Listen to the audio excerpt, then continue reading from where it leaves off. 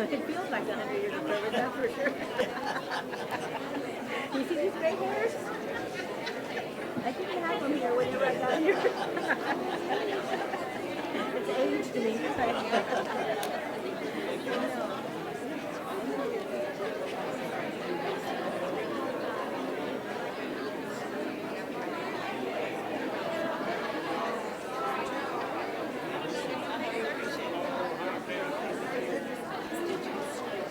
No, I've got it.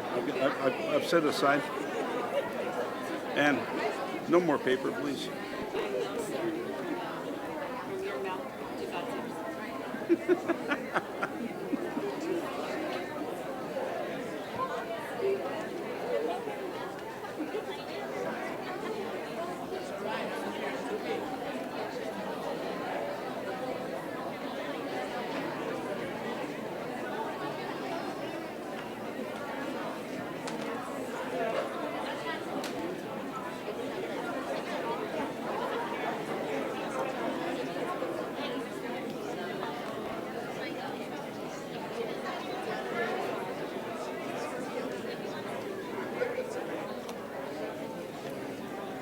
So this is the script.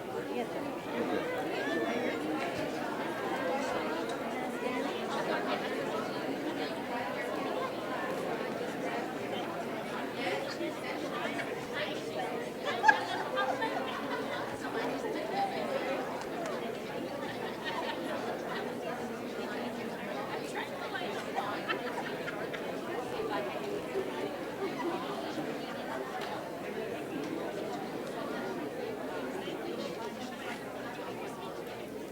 Now, where does this is item? Ours is not a consent. Ours is an action. Right, right.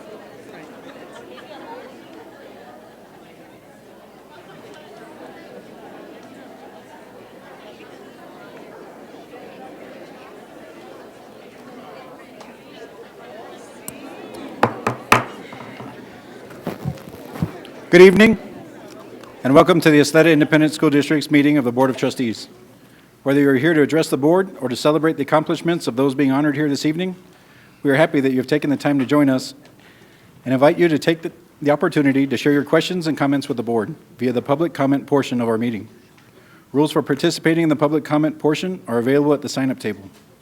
We would like to remind everyone that this is a board meeting, often attended by students, and ask that we all conduct ourselves in a manner that best represents the values and traditions of the Ysleta Independent School District.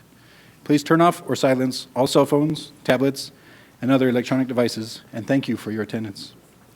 The June 23rd board meeting is called to order at 6:02 p.m.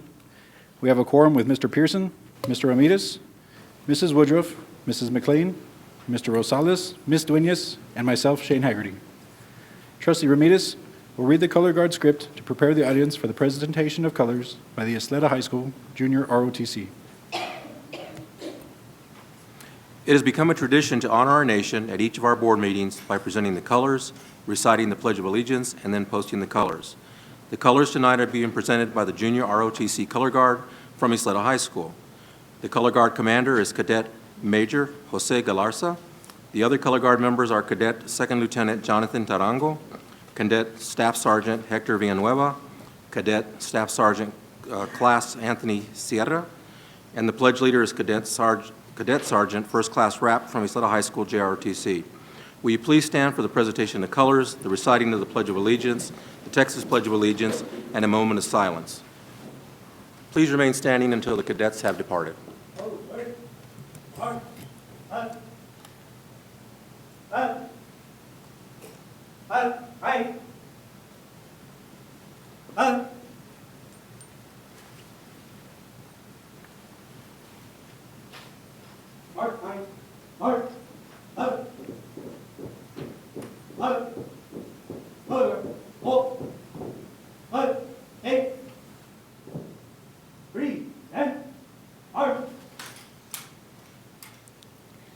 Ladies and gentlemen, please join me in the Pledge of Allegiance. I pledge allegiance to the flag of the United States of America and to the republic for which it stands, one nation, under God, indivisible, with liberty and justice for all. And now join me in the pledge to the Texas flag. Honor the Texas flag. I pledge allegiance to the Texas, one state, under God, one indivisible.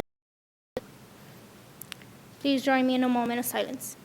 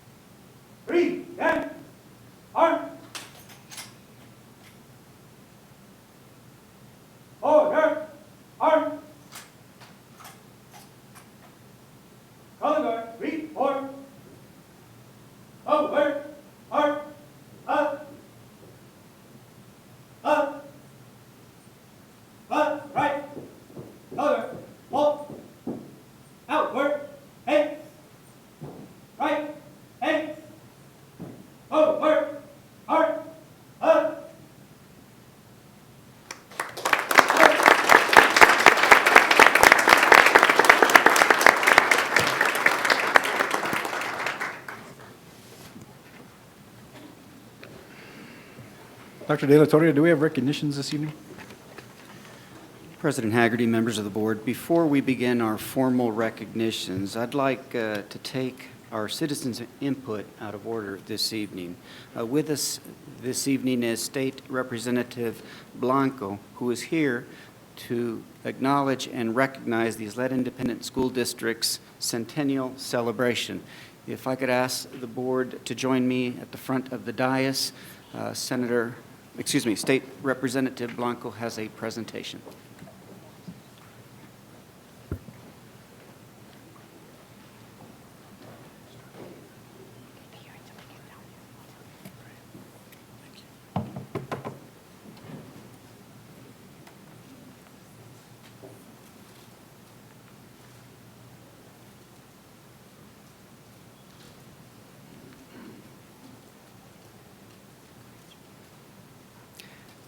Thank you, Dr. De La Torre, President and trustees. It's a great honor to be here today. As we come back from the legislative session in Austin, where we were working hard as a delegation to fight for our resources for our schools, I've had a resolution produced from the Texas House of Representatives in commemoration of the 100 years of the YISD founding. And I'm going to read a little bit of the information that is in the resolution. Whereas the origins of the district can be traced back to 1915, when voters approved a $17,000 bond measure, $17,000, to build a school on the corner of Alameda Avenue and Harris Street. 2 years later, Ysleta Elementary School opened its doors to elementary and secondary students from the village of Ysleta. And whereas in 1923, the San Jose, Texaco, and Ysleta school districts combined to form the Ysleta Common School District, and a $30,000 bond measure was passed to fund the construction of a second school. The district was renamed the Ysleta Independent School District in 1937. And at this time, it served a student population of 2,000 at 5 campuses, including Ysleta High School. And whereas today, the third largest school district in the city of El Paso, Ysleta ISD encompasses 7 high schools, 11 middle schools, 37 elementary schools, 3 pre-kindergarten centers, and 6 special campuses, which together provide a supportive and innovative learning environment to more than 42,500 students. Along with its growth in enrollment, the district has seen considerable progress in student achievement, and 10 of its campuses have received the designation as National Blue Ribbon Schools by the U.S. Department of Education. And whereas although the community has experienced a panorama of change over the past century, Ysleta ISD has remained steadfast in its commitment to high-quality public education. And this milestone is a fitting occasion to recognize the district's proud history and legacy of excellence. Now, therefore, be it resolved that the House of Representatives of the 84th Texas Legislature hereby commemorate the centennial of the Ysleta Independent School District and extend to its students, its faculty, its staff, and its leadership the sincere best wishes for continued success, and be it further resolved that an official copy of this resolution be prepared for the district as an expression of high regard by the Texas House of Representatives. Signed, Chief Clerk of the House, Mr. Haney, Speaker of the House, Joseph Strauss, and State Representative for District 76, myself, Cesar Blanco. And I'd like to also say that I am a proud product of the Ysleta Independent School District. I'm a graduate of Eastwood High School, and yeah.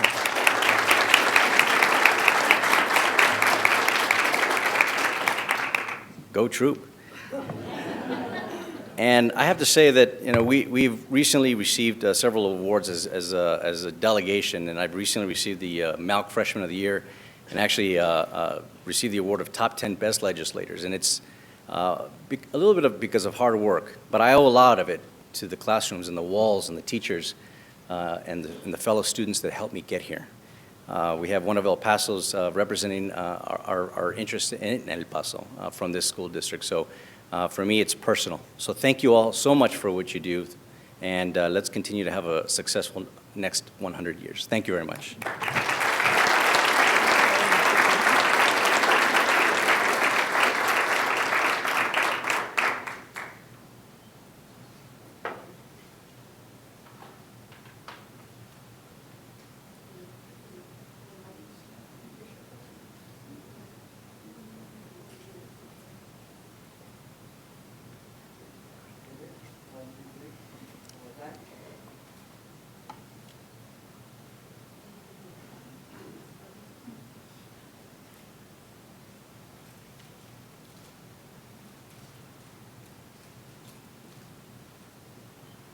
Thank you very much, Representative Blanco.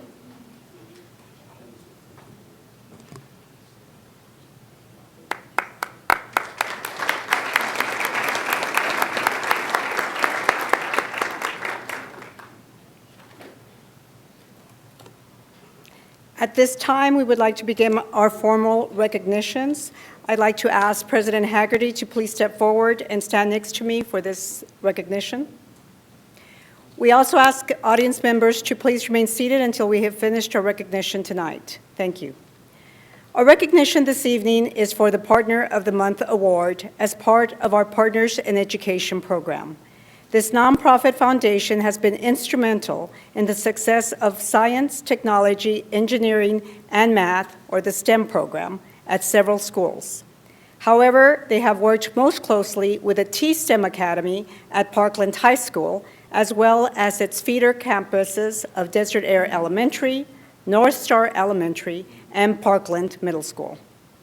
At the feeder schools, this partner collaborated with Links Incorporated for the Go Green projects, which called for trees to be donated and planted at those campuses.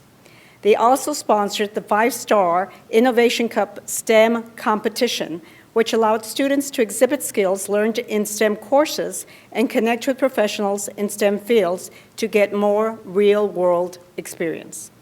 This foundation also secured $100,000 worth of VEX robotic kits for our middle and high school students, donated $500 to Parkland Middle School STEM students for next year's research, and provided college scholarships to the class of 2015.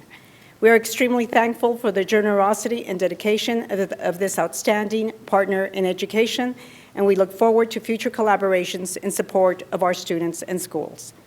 The Partner in Education of the Month Award for June goes to the El Paso STEM Foundation. Here to represent the El Paso STEM Foundation is Board President, Mr. Shane Haggerty, Vice President, Ms. Lisa Montelongo, Board Member, Mr. David Edmonds. They are accompanied by Parkland High School Assistant Principal, Mr. Walter Keys.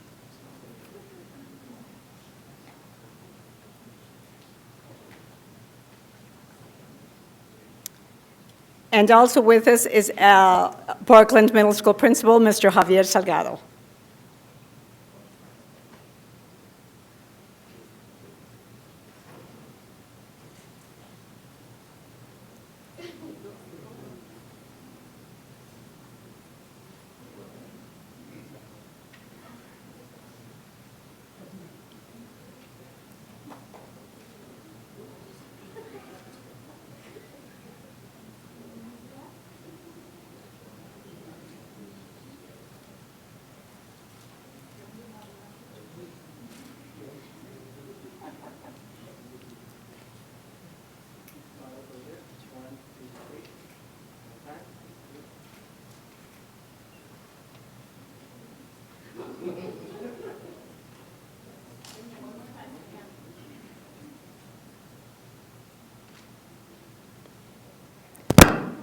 Let's hear one more time for the El Paso STEM Foundation.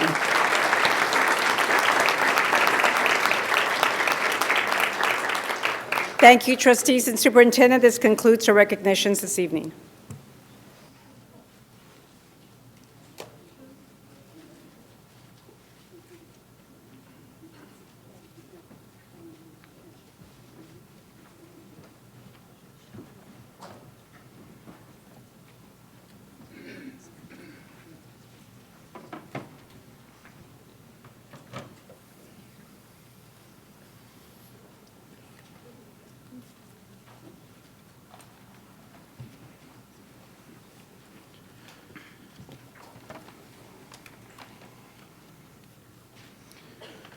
Secretary Dueñas, do we have requests for citizens' input? Yes, we do. First person is Jose Villalobos.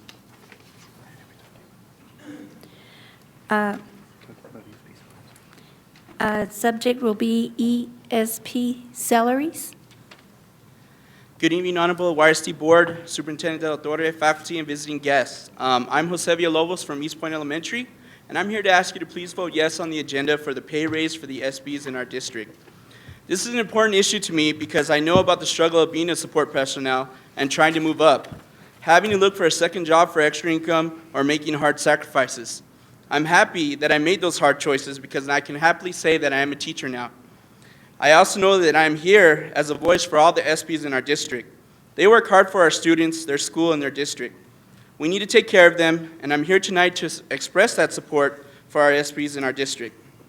In our YSD mission statement, we strive for students to become successful citizens in their community. Now it is time for us to become successful and help our community, our ESBs. Support the YTA's salary proposal of 3.5 for our hourly employees. Please vote yes on the agenda to give our ESBs a pay raise. Thank you for your time. Second speaker, Leonor Terrazas, salaries.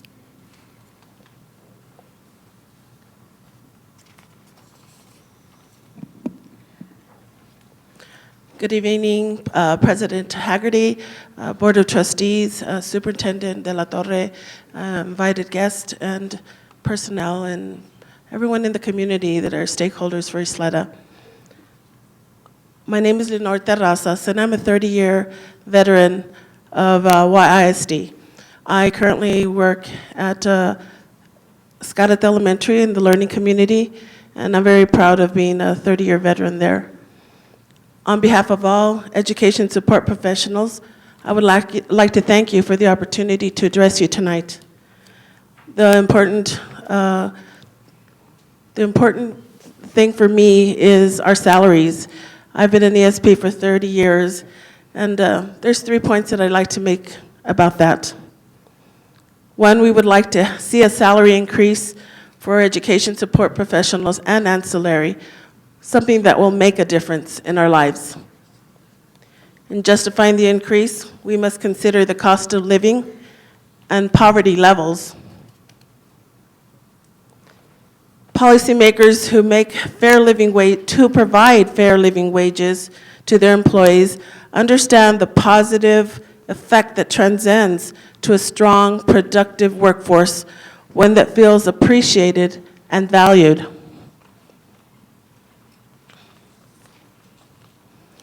Under justification, I must tell you a brief but important story, my own.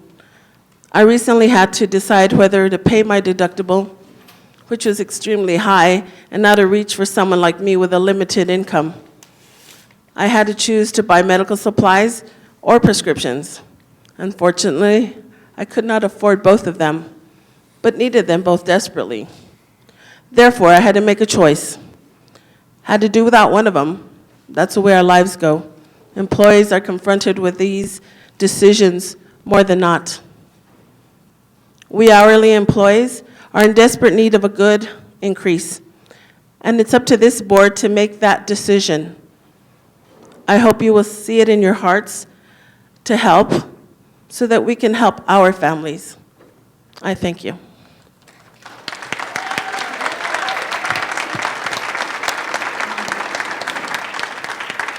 Third speaker, Willie Mays. Good evening, President Shane Haggerty. I'm glad to see you get the job, and also with the other 7 board members of the trustees and board members and Dr. DeLatorre. My name is Robert W. Mays, nickname Willie. I'm president of Thomas Manor Neighborhood Association. I've been in the Thomas Manor neighborhood about 50 years. Give it a couple more months. And it's home of the Riverside High School Rangers, on Midway, on Minosa, Riverside Junior High, home of the Rebels, on Jersey Street, home of the Thomas Manor Hornets. We need to check out where all the money is gone and see that right people get it.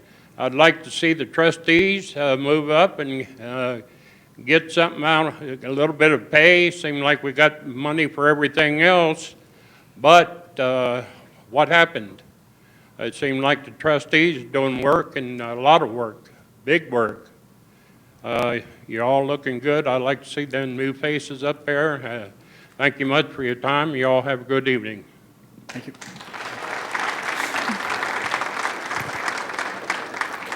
Next speaker, Sandra Salazar, professional.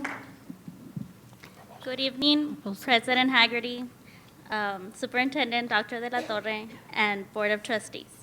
I'm Sandra Salazar, TSTA staff. I'm speaking on behalf of Arlinda Valencia, YTA president, who is out of town. Tonight you have an opportunity to make history. Tonight you can make a decision that will impact employees in the district for the betterment of their lives and future. YTA's proposal is asking this board to give the administrators a 1%, teachers, nurses, and librarians a 2%, and our full-time hourly employees a 3.5% increase in their salaries. 2 years ago, the employees were hit with a monumental increase in their health care, and many have yet to recover. Our hourly employees were hit the hardest, and we want to give them a shot in arm in order for them to recover, not completely, but to let them breathe a little easier.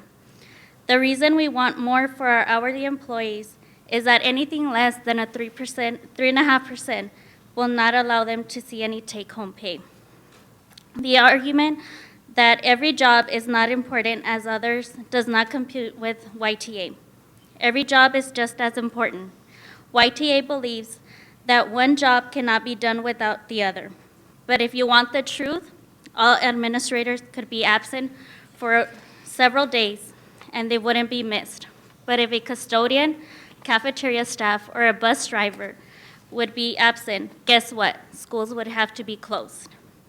I only make this comparison because some of the board members have made it very clear that there is a difference, and I disagree with them wholeheartedly. Yes, we need administrators, but don't pit our employees against each other. YTA stayed within the reasonable budget, and it won't break the bank. And please, don't use scare tactics to let everyone think that increasing the salary will affect their health care. In other words, let's play fair. YTA made it very clear that no one is better than anyone else.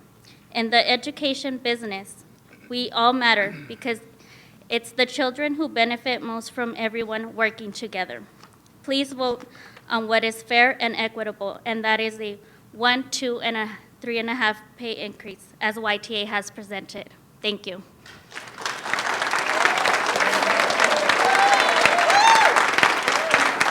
Next speaker, Lisa Montelongo, consent item 11, and thanks.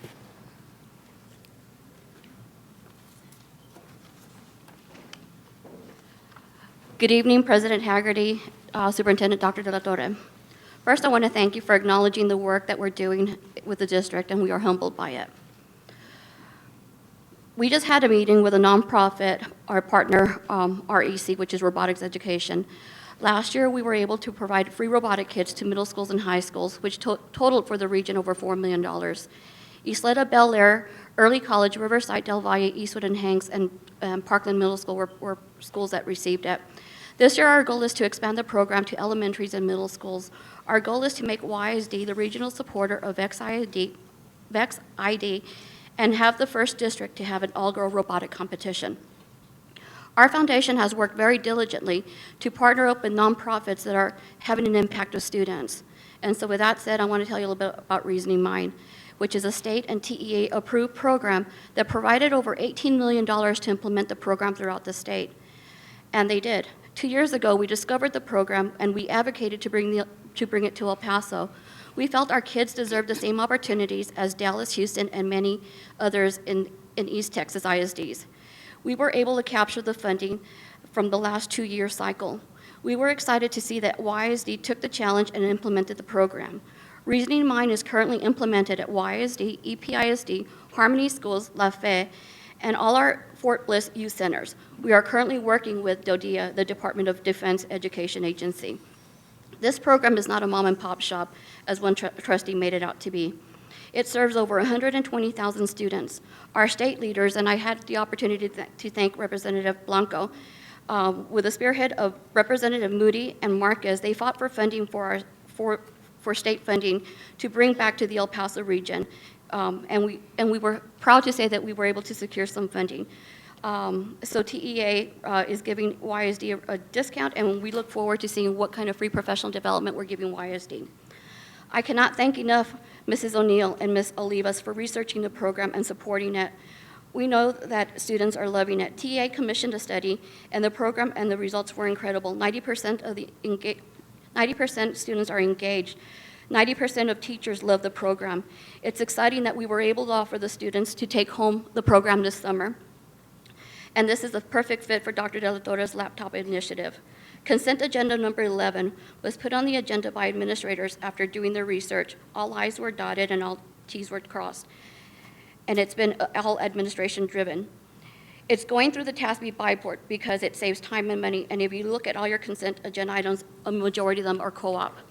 We are asking for this item to be approved tonight because we have to set up professional development for teachers, and we need to ensure that all student rosters are in the system in order to start the first day of school. Our goal is to continue to expand and one day be able to offer the program to all students. We want students to truly understand math, love math, become independent thinkers and learners, learn how to use Cornell notes and understand the theory. We want teachers to be empowered and be able to do one-on-one teachings.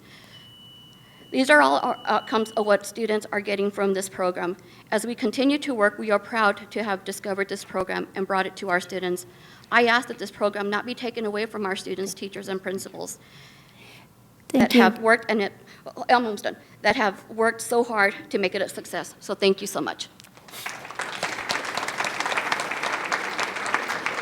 Next speaker is Victor G. Perales, Teachers Races.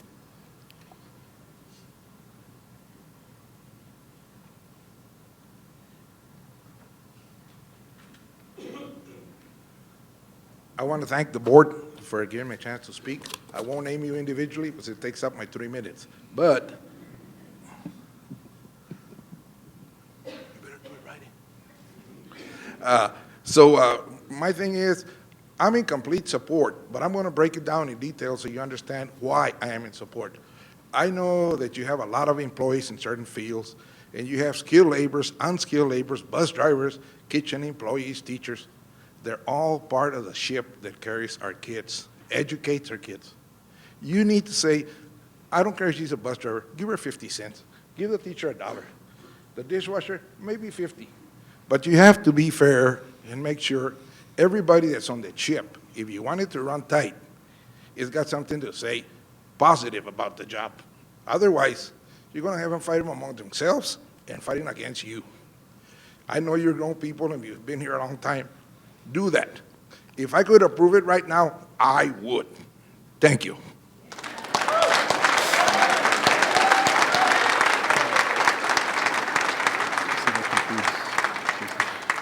That concludes our citizens' input. Thank you, Secretary Duenas. During the June 22nd Agenda Review Workshop, consent item number 4 and 18 have been pulled off this agenda by the administration and will be added to another agenda. Consent item number 11 was pulled by President Haggerty for a special motion. Policy action item number 2B has been pulled off this agenda by President Haggerty. Policy action items 6, B, and H have been pulled off this agenda by the administration. Are there any other items you would like to discuss or any further discussion on the order of this agenda? President Haggerty, Yes, Mrs. Woodruff? I'd like to move action item number 3 to number 1. Is there a second? Second. Thank you. Dr. De La Torre, does the administration have a recommendation? President Haggerty, members of the board, the administration does not object to the reorganization of the agenda. All those in favor? Aye. Aye. Any opposed? Any abstentions? Motion passes 7-0. May I have a motion on the revised order of the agenda? Was there anything else anybody wanted to pull? Yes, sir, Mr. Rosales? Are we talking about the action, item 3? No, sir. No, we're just motioning to set the agenda.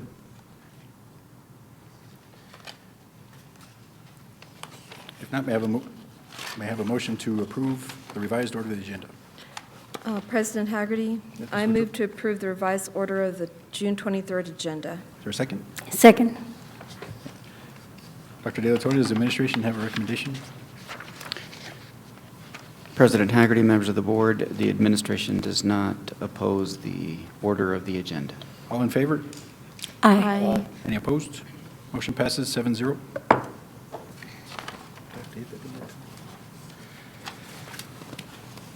Approve the minutes for the regular board meeting on May 13th, workshops and special meetings on May 7th, 11th, 18th, and 27th. Is there any discussion? If there's no discussion, may I have a motion on the minutes as presented?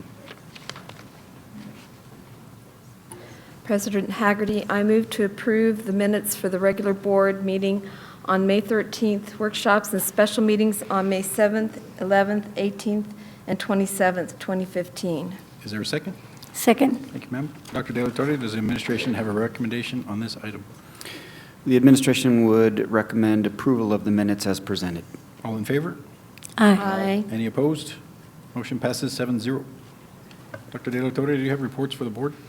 President Haggerty, members of the board, esteemed guests, in recognition of the rather robust but extremely important agenda this evening, I'd like to waive the superintendent's comments and get right to presentation number 3 by trustees Woodruff and Duenas, if that's okay.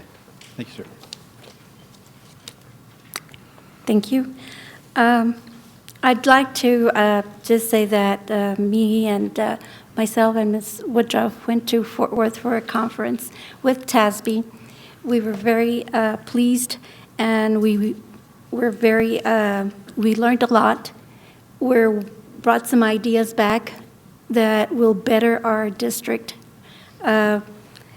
this coming year. We're hoping that we can make a difference for the district.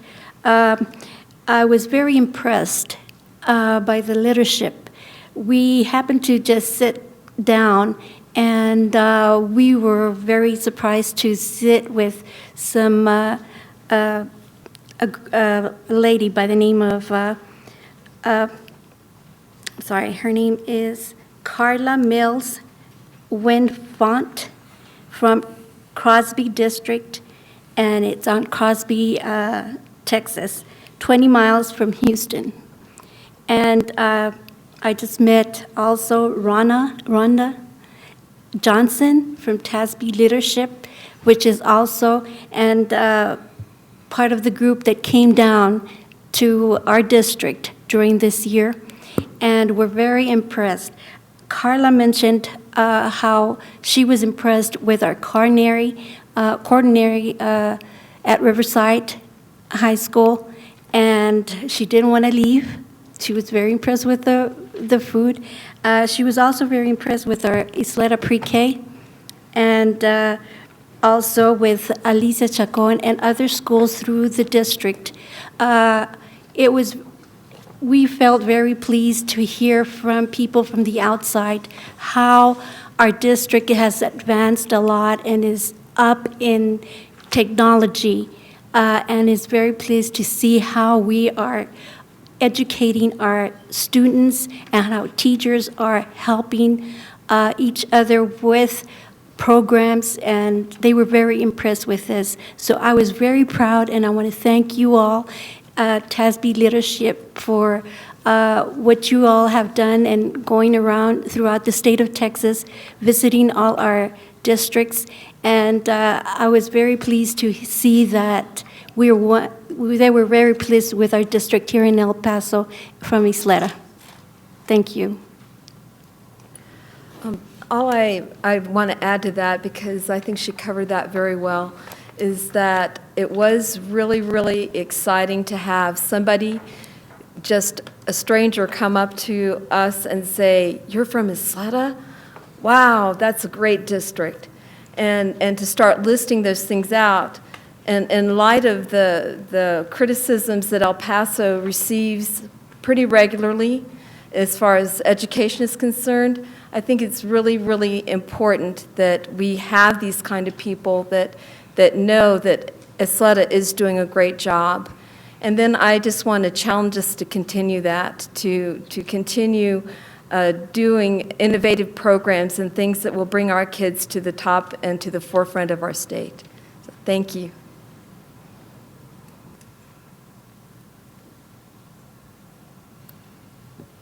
Thank you.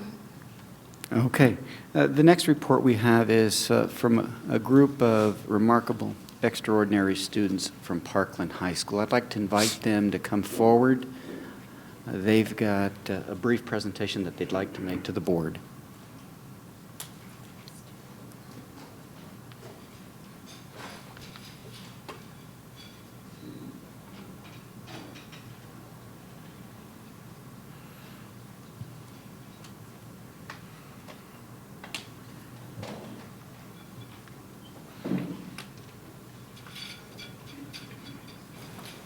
One second, please.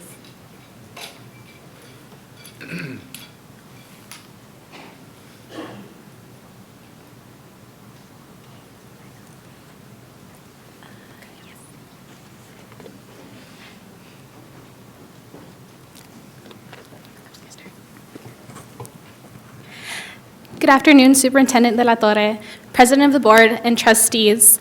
We thank you for the honor and opportunity to come in front of you and speak about the wonderful opportunities that we've had through Parkland DECA this year. My name is Callie Mitchell, and I will start off by telling you a little bit about DECA. DECA stands for Distributive Education Clubs of America. It is an international marketing and business organization that aims at preparing students for the future through its co-curricular integration with business and marketing classes at Parkland High School and other schools within the district. A dear friend of ours was a victim of teen dating violence, and because of this incident, we choose to raise awareness in order to prevent this from happening again. Tragically, this is a topic that is rarely discussed, yet so common in high schools. If these relationships are not addressed, they can lead to abusive marriages and affect the victims' families.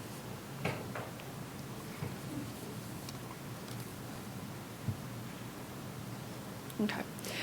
We placed top 10 at a national competition and beat out over 200 national teams. And in order to do that, it took a lot of dedication, because when we go to this competition, which was in Orlando, Florida, we entered and we didn't expect to have so many people there. We had gone to district and state, and we have one of the most competitive state competitions. But once you get to an international competition, the rules of the game completely changed. And it was very hard for us to adapt to these game changers, but we were able to do so with the help of our advisors. Our project initially started off through a partnership with the Center Against Family Violence and a couple of awareness events held at Parkland High School and within our community. Through our efforts, we were able to win first place at our state competition, beating out over 40 teams in the state of Texas to be number one of the 10 that got to advance to international competition. In order to win at internationals, we went ahead and partnered with TASA, the Texas Association Against Sexual Violence, and the Texas Coalition Against Family Violence, allowing us to have support not only in the region, but on a statewide level as well. Alongside that, we also developed a program that could easily be sent out to area high schools in order to begin and further our campaign on each campus, something that we hope to see installed in the future. We are fortunate enough to be the first team from Parkland High School and the first from the Ysleta Independent School District to place in the top 10 at international competition.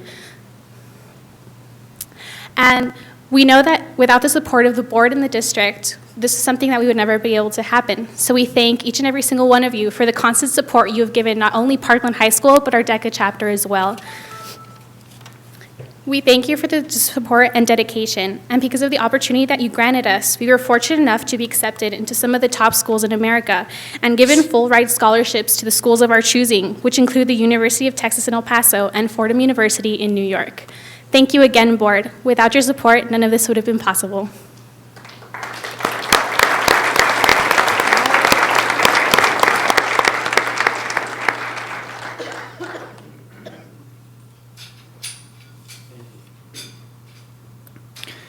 Thank you. Consistent with a comment that Trustee Woodruff made just a few minutes ago, this district is in fact committed to, dedicated to remaining on the cutting edge and being innovative, deliberate, strategic, and thoughtful relative to the experience that our students have in our classrooms and in our schools. The next presentation that I'd like to bring before the board this evening is from Ms. Lynn McBee from the Young Women's Leadership Network that originated in New York, who is going to give us an overview of an exciting project that this district has embarked upon, and that is the introduction of the city's first single-gender college preparatory school for young women. Ms. McBee. Thank you, Superintendent and Trustees. It's an honor to be here with you this evening. I'm very, very excited about the potential of opening an all-girls college preparatory academy here in Ysleta. Very true to your Trustee Woodruff's comment about innovative learning and really having a space nationally on the landscape in terms of what you're doing here. So I'm thrilled to be here. I wanted to start by highlighting on our first slide the different schools across the state of Texas that we currently have. We currently have 7 schools in our network. And as the superintendent stated, we were founded about 11 years ago, and our first school was the Irma Rangel Young Women's Leadership Academy in Dallas. Most of you probably might know about it. It has received national as well as statewide accolades for all its wonderful work. But as you can see here, we're spread across the state, and these are our 7 schools and their logo. So our mission is to support single-gender college, preparatory public education in Texas and beyond, giving young women the academic tools and leadership skills they need to be success in college, but not just college, but beyond college and in life. Each young woman's preparatory network school student receives preparation for college-level academics, personal college advisement to access her best fit to college, and then confidence-building experiences encouraging her to pursue the career of her choosing and path. Here are our different schools across the state. As you can see, we've got one down in Austin, our original in Dallas, Fort Worth, Grand Prairie, Houston, Lubbock, and San Antonio. We have a void out here in the west, and so I'm very excited to be here presenting this opportunity to you tonight. We do partner with the school districts across the state. We establish the public all-girls schools. They have a foundation of STEM and a curriculum focus on our 3 pillars that we were founded on: college readiness, responsible leadership, and health and wellness. Our approach, all campuses offer extensive pre-AP and AP courses. We have a minimum of 6 AP courses that we require the schools to offer. All campuses have a STEM focus and offer STEM-related extracurricular experiences. And all campuses primarily serve students from underprivileged populations. 70% of the girls in our network are economically disadvantaged. About 85% are first generation to attend college, 65% are Hispanic, and 19% are African American. Our approach is that within our partnership, we provide the network school with $1 million in seed funding for enhancement programs. We work with each campus and school district to establish a local advisory council and hire appropriate staff to raise enhancement funds in perpetuity. Funded programs all relate to college readiness, leadership, wellness, life skills, and STEM. So the $1 million infusion, we have up to $250,000 that can be accessed each year, and then beyond that, we work with the advisory council and continue to support and make sure that the funds needed and that the curriculum and that the culture that we build maintains forever. Appropriate use for enhancement funds include college-bound programs. In 6th grade, we start taking the girls and their families on college trips because we are very college preparatory, and until you really get the families, especially when you're dealing with 85% first generation, it's really a very academic discussion. So we get them to the campuses, we get them and their families, and we start working on what it's like to actually attend college so that it is just the expectation. It's not this academic discussion around doing it. We pay a college-bound advisor's salary. The college-bound advisor is the person that works and is a shepherd with the family and is a shepherd with the young girl, and really make sure that we find the best fit, and our girls achieve 100% scholarship. So they all go to the best fit college at no cost. The summer-bound and after-school programs, we do a lot of STEM camps and programs, leadership camps and activities, because again, we were founded on leadership, college readiness, and health and wellness with a focus on STEM. Professional development for all of the different principals that might need it, the different teachers that might need it. We have a partnership with Rice right now. We're sending I think all of our 9th grade math and science teachers down to Rice for that. Student educational field trips to NASA, travel. Our approach, our newest network school is an open enrollment school of choice option. It's our first school like this. I believe the school that we are proposing for out here would be our traditional model, which is our other 6 schools in the network. It's our magnet school selective choice. You have a minimum criteria for academic and behavior performance are established. So it's a sixth grade rubric that we use for entrance. A new school is formed after establishing a school district partnership. And then our schools are usually 400 to 600 young women, 75 to 100 in each grade. So our schools have been in existence. Like I said, our Dallas school had its 10th year anniversary this year. You can see across the state, we have 7 schools in our network, 5 had graduates this year. We can start just at the high level. We had 247 young girls across the state that graduated. They achieved $27.8 million in scholarships. They will attend 73 different schools in the state of Texas, 23 outside. But you can see that it basically is an average of about $113,000 per girl, and 68% first generation and 32%, which actually these numbers have gone down because it was, we've had our schools as they get more developed. The really exciting thing about this work is that it's not just a life changer for the girl, it's a life changer for her family. We've had parents that have gone back to school to get college degrees, have gone to learn to speak English. We've had all kinds of great things that come out of the girl really being empowered to go off to college. This is just a sampling of where our girls will be attending this next year. I will say that we have our second Gates Scholar that we, in our network this year that's coming out of San Antonio. Our results. According to the 2010 census, only 9% of students from this low economic household earn a bachelor's degree within 6 years.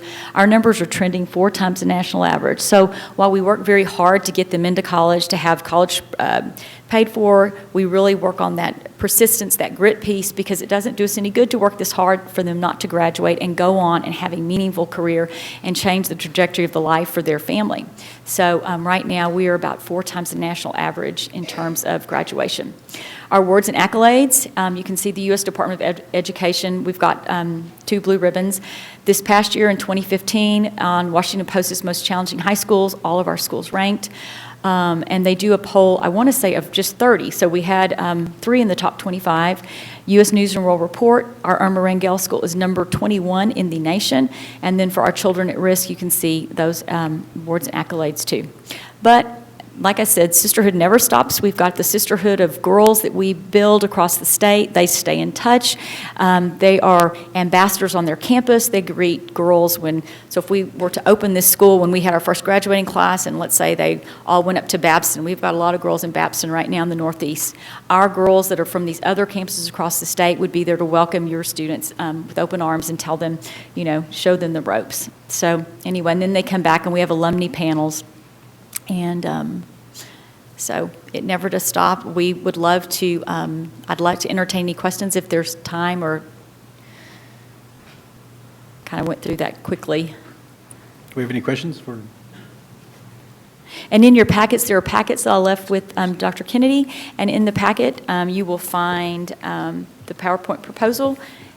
You will also find our nice little brochure here, and then you'll also find some different statistics, some stories about single gender education, and some stories that have specifically been done on our schools, our Young Women's Preparatory Network, placed in top 30 of America's most challenging schools. I would encourage you to read that one. And anyway, and my card is in your packet. If anyone, I'd be happy to outside of this meeting at any time, have a conversation. Thank you. We do have a question, Mr. Pearson, had a... Oh, okay, Yeah, sure. I'm just noticing the pictures that most of the girls were wearing uniforms. They are. Is that a recommendation? It's mandatory. Excellent. Yes, it's mandatory. Yes. And if that's not the right answer, I'm sorry, but it is. And actually, we've got school uniforms, and then we've got dress uniforms, because how you dress and how you present yourself is how you feel about yourself every day. And so when our girls go out in public, and they do go out in public, and they speak and they represent not just the school, but the network in the school district, they've got dress uniforms too. So we've got the every day, and then we've got a dress uniform. So I'd like to say I haven't been to to El Paso in a long time, and my cousin grew up out here, and she went to Loretta Girls Academy. And I didn't know, since I didn't grow up here, much about Loretta. All I know is that she got a great education. It was a private school. They paid for it. And so I could liken it to having your girls have access to something like that with no cost associated. So I hope that that's politically okay, but that's what we'd like to work on trying to establish. So, yes. Yes. You have to punch the red button. I know. No. You can possibly hear me. Sure. As far as the selection process from the pool of girls, what has been your experience with regard to, how many you do, get in to apply, and Sure. what is the number that don't get selected? Right. So like I said, we have the 7 schools, and 6 of them use a rubric for entrance. The other is an open model. But of the 6 that use the rubric, we try to have 100 in every grade. That's what we try to do. So depending on what that rubric is, and it's things like we want an interview with the parent and the child, because we do a lot. We place a lot of our own resources into this girl, and so we want to make sure that her parents are bought in. And so we've got that interview piece. We look at scores, we look at attendance, we look at disciplinary, and I don't know what your numbers would be like that would be applying. Some schools have to have a lottery. All of our schools right now have waiting lists. Mm-hmm. And so in the very beginning, they usually don't have a waiting list because it's new, and people want to know. Although I will tell you, our Grand Prairie School already has a waiting list, and it's one of our newer schools. And I think, people, everybody's got access to the internet, so everybody can look online and look at what our past performance is. And so we're not a fly-by-night. We've been doing it. We've been at this for over 10 years now. And so I don't know what your numbers would look like coming in from the 5th grade and where you're going to draw from. I don't know. That's probably, I don't know if I've answered your question. It would just depend. I didn't know what your history was with regard Yeah, to our history, a lottery a lot of the times. lottery. Yeah. Okay. Well, that sounds like a good idea. Yeah. Let me ask you, with regard to the rubric, would the school district have any input with regard to those, whatever the rubric ended up being? It's laid out in the memorandum of understanding that we would go through, so y'all would be privy to that. But it's basically kind of what I've outlined here. It's no disciplinary action, a writing sample test scores, no attendance issues, and then really buy-in from the family. Because if we're going to invest in taking the girls on and their families on, getting them ready for college, we want to make sure that, and there is some attrition, and usually that attrition comes between 8th and 9th grade, and that's because girls want a more traditional high school. They either they're going to go be the track star, or they want to be with, boys, or they want just more of more of the traditional model. And so, but our schools between 8th and 9th grade are more, our older schools are about 10% is all that we're losing. So it's, yeah, I mean, it's pretty hard. Pom-poms and maybe being a track star or full ride to college and a career and great, it's And the age, right? Exactly, yeah. Okay, thank you. Yeah. Thank you. Sure. That kind of brought up memory. So whatever grade it starts in, that's it. You said attrition, and I mean, you're going to train We them for actually that, do so you take don't- up until 10th grade. Oh, so okay. Yeah, and you will have some. And yeah, I hate to use the word backfill, but there's backfilling that, we've got to come up with a better word than backfill, but we do, yes, so that we, in Houston this year, they had their first graduating class, and they graduated 44 young women, over $5 million in scholarships, going to schools all over, and they started with about 75. And so, yeah. It's always, they're the trailblazers, they're the pioneers, but now there's a waiting list. So it's, it doesn't take long for the community and the parents and everyone to hear about, and then you do get into the waiting list situation, but, yeah. Any other questions? I look forward to continue the discussion, and I appreciate your time tonight. Thank you. Thank you very much. At this time, I'd like to invite our friends from VLK Architects, who have been working with the Ysleta Independent School District since about April in anticipation of having the resources to address some of the challenges relative to our schools and facilities. They've been meeting with faculty, staff, and other stakeholders for about the last 3 months, typically 2 days a week, every week, and they've made outstanding progress, and they're getting close to being able to provide this board with a report. But this evening, I've invited them to give you an update on the work that they've accomplished so far and to provide us with some ideas for our consideration. Thank you, Dr. Delatorre, and thank you, Board of Trustees, for giving us an opportunity tonight to come and show you what we've been working on the past couple of months. With me, I have Delane Bouillon. She's our education planner. She's been facilitating a lot of the ed specification work that she's going to talk about during our presentation. I also have Principal Villalobos. As you well know, she's going to do a part of our presentation. She's been heavily involved in the group that's been working with us to develop the ed specifications. I also have John Klein, who's probably still working on technical design guidelines while he's sitting back there. He's our program director. He's been facilitating the technical design guidelines side, as well as maintaining the schedule for both components overall and rallying the troops with Mr. O'Neill. It's been quite a process. With someone else that's been crucial to this process is our Principal of Creative, Kenneth Hutchins. He's been working with Delane on the ed specifications. He's not been able to be here tonight. He was here earlier this week on an ed specification meeting, but he had to get back to handle some family matters. I also have with us Ronna Johnson. Ronna Johnson does a massive amount of public relations for us, and as you know, Ms. Dueñez and Ms. Woodruff, you met her at the SLI conference in Fort Worth, so you know a little bit about what she does, but she's a tremendous public relations strategist that works with us. And so I'll get into it. We're going to talk about these things tonight, what and why and how we've been doing what we're doing, the schedule that we took on to accomplish those things, the 21st century learning concepts that have been the foundation for a lot of the things that we facilitated your staff developing with us, and then show you some final samples of what your technical design guidelines and your ed specifications are looking like at this point. We're approaching completion and where we're going from this point on.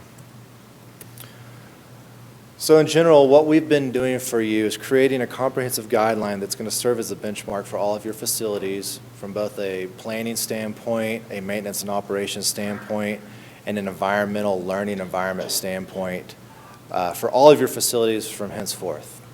That's the overarching goal of the technical design guidelines and the ed specifications. We are not doing this in a bubble. We're not bringing you what we think is the solution. We're coming in as facilitators to help your administrators and your staff develop these. So with that in mind, we've maintained your district's vision statement, your academic mission statement, and your guiding principles for everything that we've developed in those two documents. Those have been the foundation that has corralled us in everything we do and all the decisions that are made that are implemented into these documents. So what are the technical design guidelines? Ultimately, they are the recipe that specifies all of the work that goes into your facilities, whether it be a new facility or renovations to an existing facility. It is the recipe that tells you exactly what and how things need to perform that go into your schools, and I'm going to get into that in detail in a little bit. The ed specifications are similar, but they do that for the functions of the space that your students learn in. They establish the parameters that accomplish your curriculum and program goals, and of course we've been working with administration and staff to develop those, and it allows for a true economical value-based design. Am I done? Is that my alarm?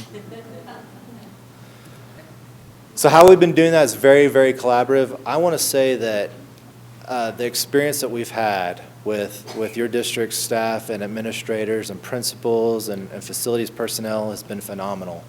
The last time we did a technical design guideline and ed specification that's this comprehensive, it took us 9 months.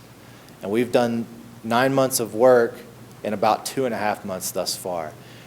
And the reason is because we've been really aggressive, but we're only as good as the information that we receive from the district. They have been phenomenal working with this. They've been all in. They've provided us all the information we need, answered all our questions in a very timely manner.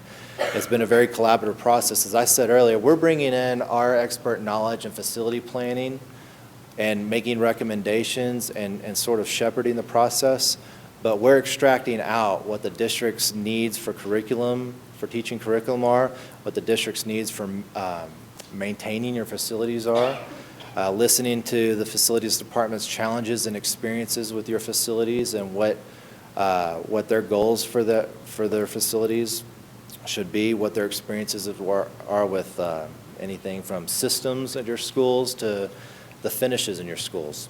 And we take all of that information and we interlace it together to develop your ed specs and your guidelines.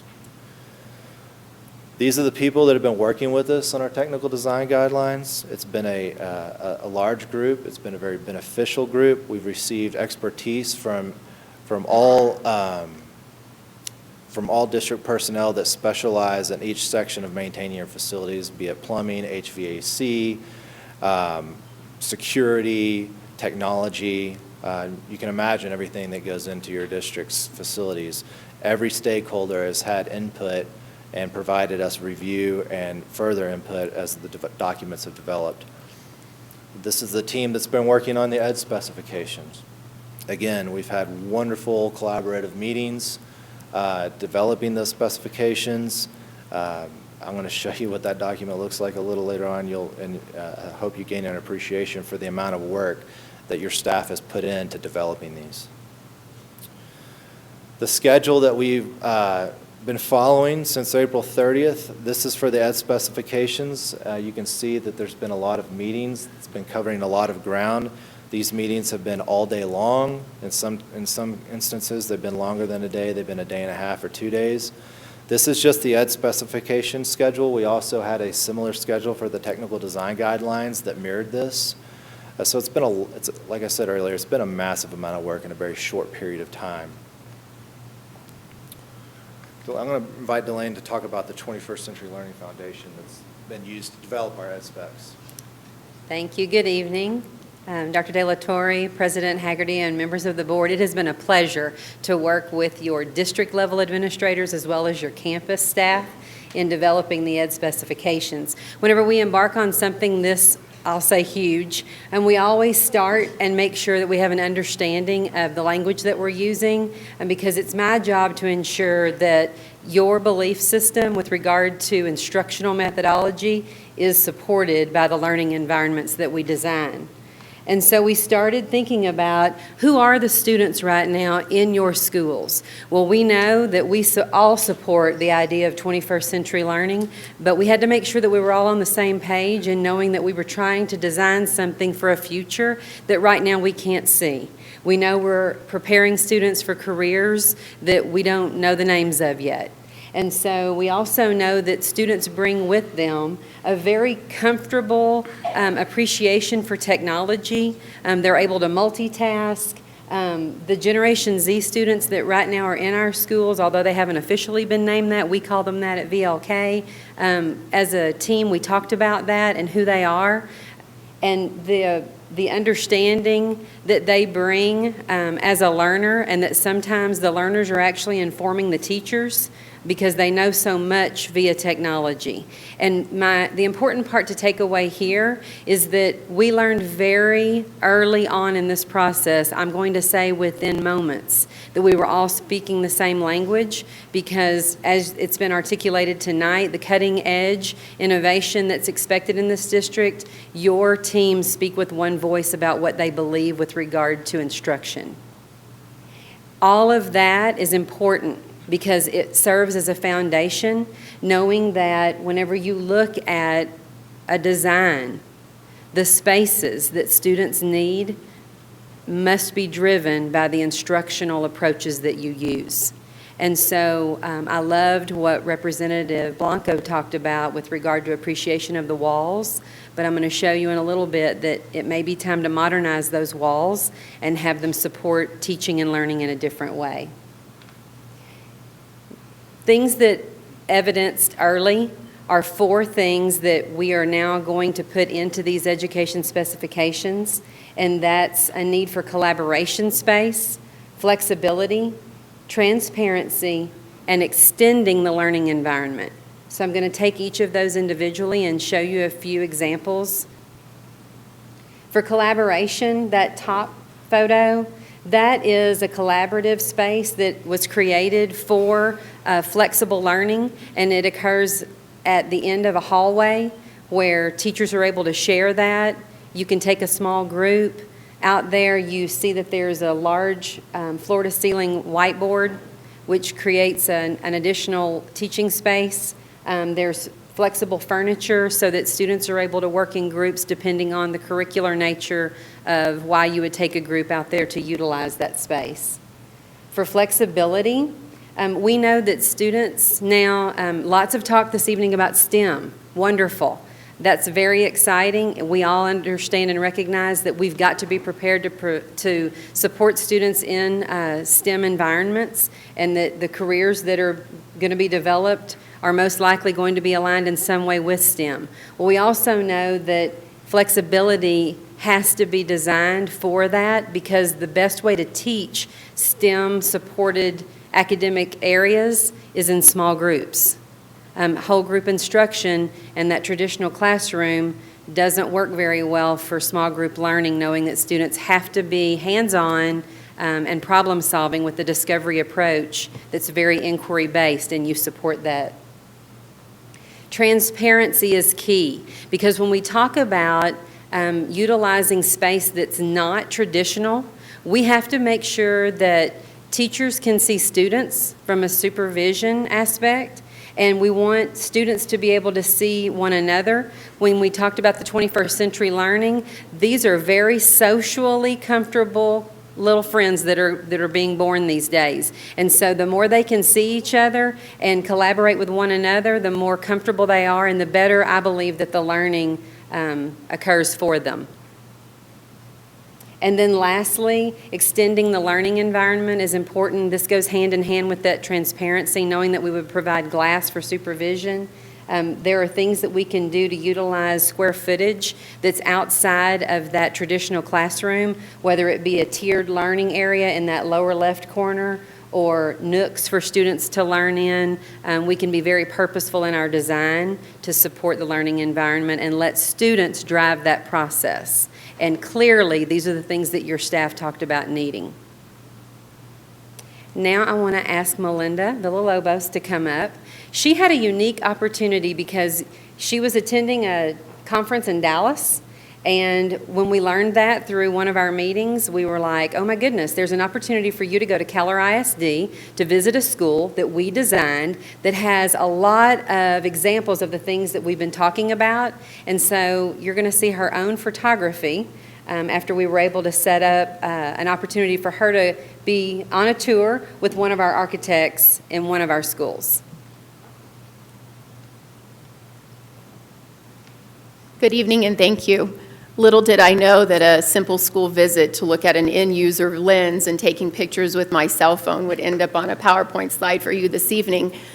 But this opportunity came really uniquely, and it was incredible because as an end user of a campus and also being an end user of a relatively new campus and knowing what our process looked like in developing our campus that we're at and the transition and working with teachers how to use space in the environment that we have at Eastwood Middle School, I was fortunate enough to be able to visit this elementary school in Keller ISD, and just from the entry piece to the safety vestibules, but then looking at classrooms and looking at what does collaboration space really look like in a 21st century learning environment. We can talk about it all day long, but I think seeing it from the lens of an educator, as a parent, as a principal, as a teacher, what would that look like? And then from the lens of a student. And so the beauty of the kids that I was able to see interact at this school and really utilize the space was quite organic and unique because this is the type of school they only know about. And so a traditional looking school with 4 walls, and that will be part of this discussion this evening, seems quite simple in the scope of the work that we're doing today, but knowing what we're preparing students for, which is college and career readiness. And as Delane mentioned, talking about careers that we don't even know are going to be existing, but we know we have to be keeping up with the standards, keeping up with the rest of the state and the United States to make sure that our students are competitive out in the world and out in the workforce.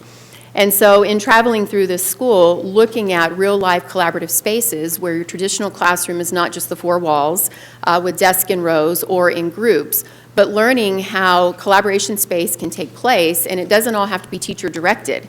Looking at students actually doing the thinking, and that may not be sitting in a chair and at a desk.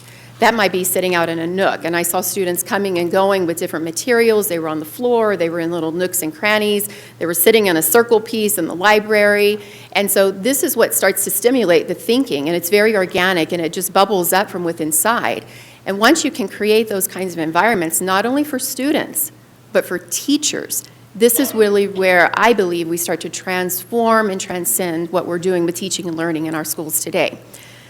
So as I was visiting the school, I kept saying to myself, why not our kids? What would our kids look like in this environment, in El Paso, in the Northeast, in the Lower Valley, in the Eastwood area, in the Hanks area? What would this look like for our kids? And then I started thinking about the students at Eastwood Middle School, thinking, most people drop their jaw when they walk into our school. Our kids would drop their jaw walking into this kind of school.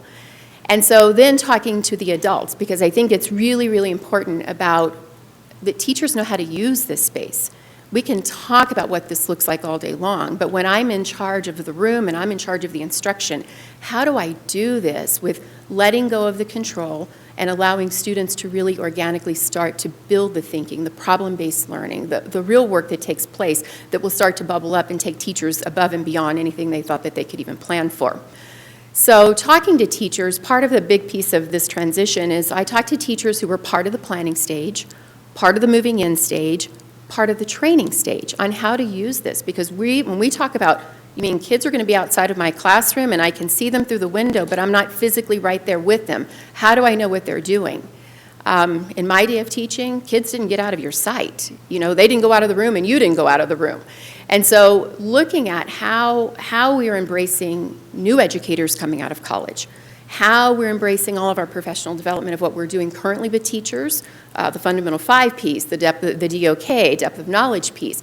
We're stretching and pulling people in places and expecting that to still happen in a very traditional look, whether it be from furniture to 4 walls to even in some cases non-traditional looking classrooms, but we're still educating kids. And I think I can speak firsthand about that because we educated students for 2 years in 5 different campuses in all portables. And so knowing what resources you have and when you have it, really how you maximize and what you do with that. And so this was beautiful. I spoke to some teachers who had moved in after this training phase had taken place, after administration has changed, and some of that didn't fit for them because they were still in the mindset of thinking about traditional school. And so I remember talking to one teacher in particular saying, how do you utilize the space? Because this looks very, very different. And how do you utilize the space outside? Have you had training with this? Do you know how to design your lessons that allow the flexibility of students to come and go? Or to open up a wall, now we're combining 2 classrooms and we're having collaboration space where kids are working on math and science and building things. And we are facilitators as the educator. And she said, I don't have any formal training on what to do in this particular space, so it's hard for me. And I started thinking, wow, just in my mind, thinking ahead, looking at even our hiring practices. When we start hiring people, talking about we're looking for people who can really fit into these really unique spaces that are going to take our kids farther and beyond anything we would have ever imagined. In my day of teaching or even currently right now in some of our great facilities that we have. And so the process, I think the collaboration process has been really, really unique with regards to working with other administrators, working with VOK, working with somebody who gets it. And what I call get it means you understand education and you really know what's going on. And this is something we didn't have in the past. We didn't work with a company that understood all of this. So we were making all of these kinds of decisions blindly in a sense. And we did a pretty good job, believe it or not. So the piece with this was, I think, being able to walk it. And the reason for the pictures was to be able to come back and meet with our colleagues and say, this is what I saw, this is what I heard. So beyond the dream, this is what it looks like at the very end when students are using it and teachers are using it. And then again, going back to, why can't we do this for our kids?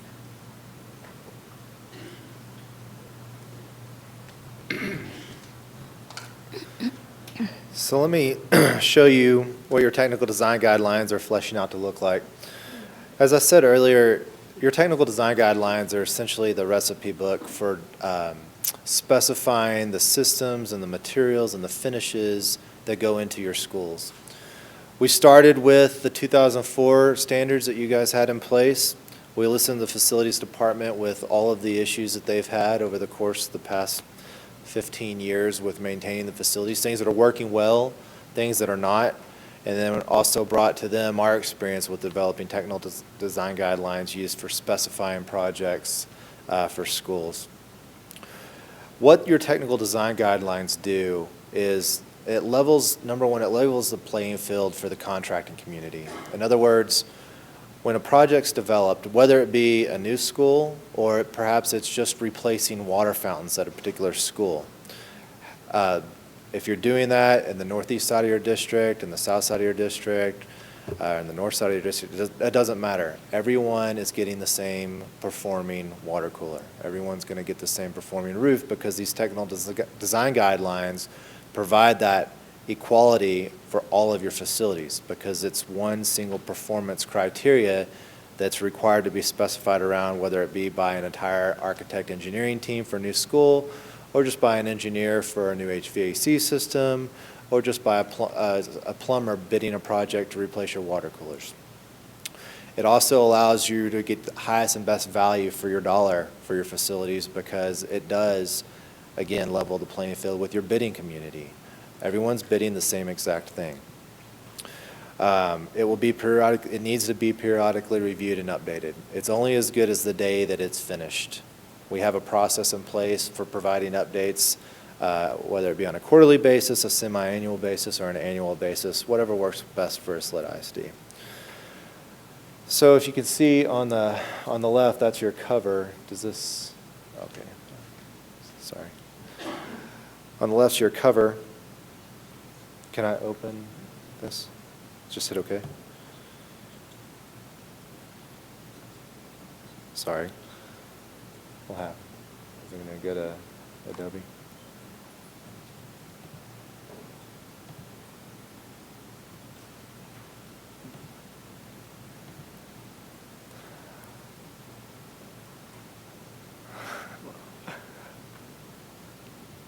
Sorry, I was wanting to show you an example of what the technical design guideline, a couple of sections from your technical design guideline. But if you're familiar with what a specification book looks like, it's a chapter-based formula for every scope of work that goes in your project: earthwork, concrete, steel, masonry, mechanical, plumbing, electrical system, fire alarm systems. So we go through each one of those chapters and we define what the performance criteria is for those particular systems.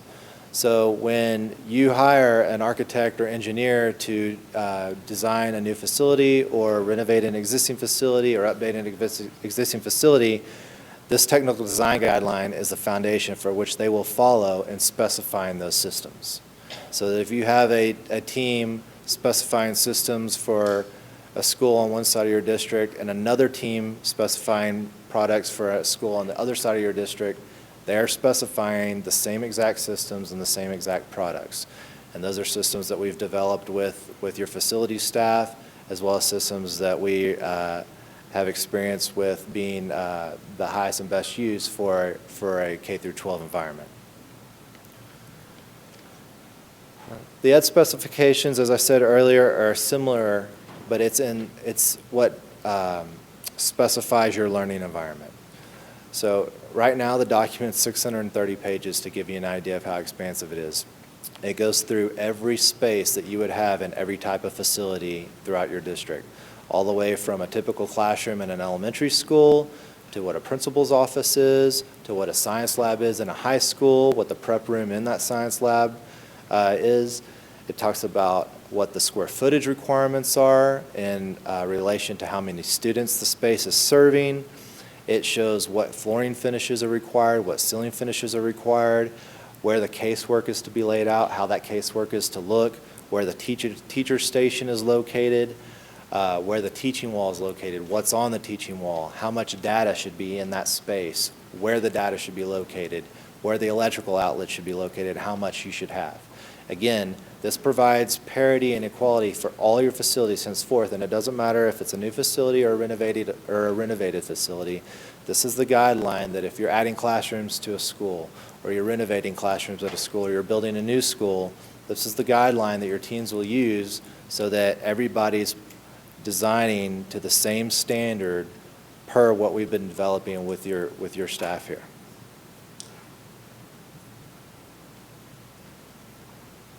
And so through some of the work, through the education specifications, some themes emerge that are going to be possibly new for you to consider. This is at the request of your staff that is ready to move in classrooms to something that we call a 5-corner classroom.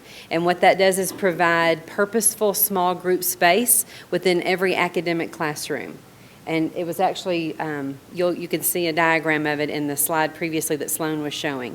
We've already talked about transparency, ready to incorporate transparency for that supervision and the extension of the learning environment, as well as supporting technology and interactive displays, which is something you're moving toward. You very much support innovative technology, and we've heard that we need to have ample storage throughout every space. For specialized classrooms, we looked at science, special education, and career and technical education, as well as some libraries. But for the specialized classrooms for science, I want you to continue to acknowledge the El Paso STEM Foundation and receive their donations. And so that's very clear in the STEM focus that that we want to help provide in all of your science classrooms, because they would have a lab focus so that things like STEM can be accomplished. For special education, we know that a larger space that can accommodate lifts and changing spaces, restrooms, washers and dryers. We want to make sure that all of that is there so that whenever you need to have those programs in your campus, they can be supported with meeting all of the students' needs. For career and technical education, that area is so exciting to me because coursework is still going to evolve. Under House Bill 5, there's no telling where we may end up, knowing what the endorsements are now and the courses that will continue to be created. And so there is an understanding that regardless of the career pathway or the endorsement area, we need to be intentional for the design around those career clusters, so that when students are involved in marketing, like as was demonstrated this evening, they have a marketing space. Fine arts was also discussed, and we considered that another specialized space. We know that large is also going to be important here. Ample storage. There was also a nice conversation about celebrating the greatness that happens in Ysleta ISD, and so providing trophy cases for the many trophies that are won in your fine arts areas is something that we would incorporate in those classroom spaces. And then auditorium spaces for 600, so that you could have an opportunity to involve community for celebrations, as well as make sure that student performances have ample seating. And then lastly, the library. Some of the themes that emerged there was that, I love this, your librarians talked about being driven by a philosophy of connections, not collections. And so no longer is it really about the stacks and the bookshelves, but it's really about serving as a hub for the community as well as staff and students. And so designing the library space to be centrally located so that everyone can access it is very important.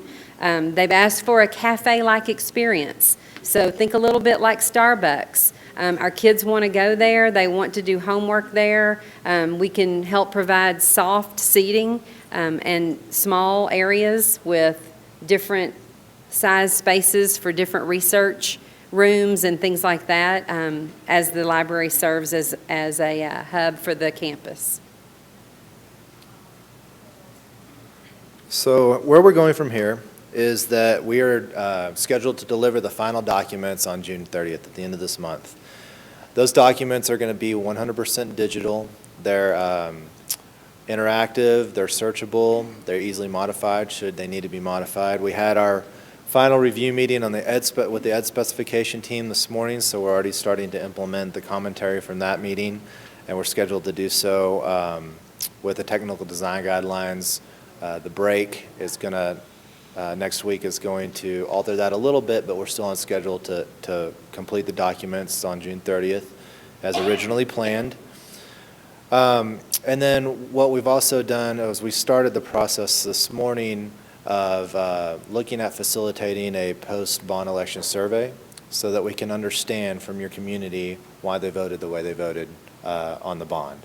And with that, we'll be able to look at the bond packages that were part of the bond, all the work that the Jacobs report prescribed, as well as what we've developed with the technical design guidelines and ed specifications, and perhaps present some new ideas of how to address your facilities. Should you move forward with a bond, one of the processes that we've utilized when we kick off projects and that we plan to do for you, should you have the opportunity to do bond projects. Before I get into that, let me back up. I apologize. Regardless if you do a bond or not, these products, these guidelines, and the ed specifications and the technical design guidelines are going to be used as soon as we turn them over. They can be used with fund balance projects. For example, there was a lot of work in the Jacobs report, such as replacing electric water coolers, replacing electrical panels, replacing carpet, replacing painting, that you may have to do with M&O money.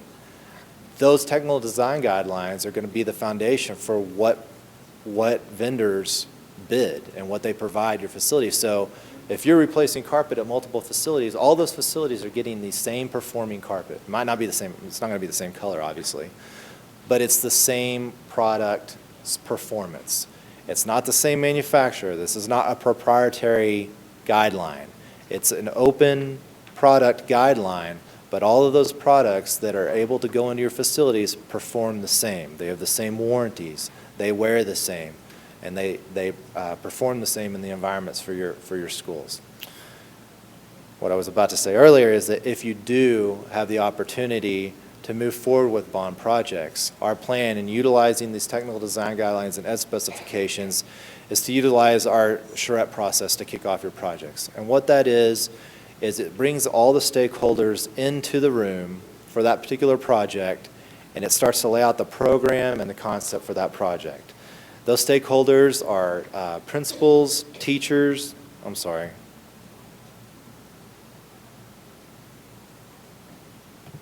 hopefully this one will work.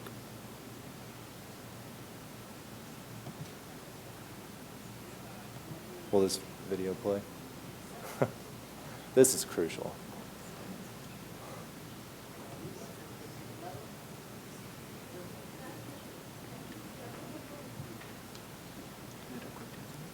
No, it's an embedded video in the PowerPoint presentation.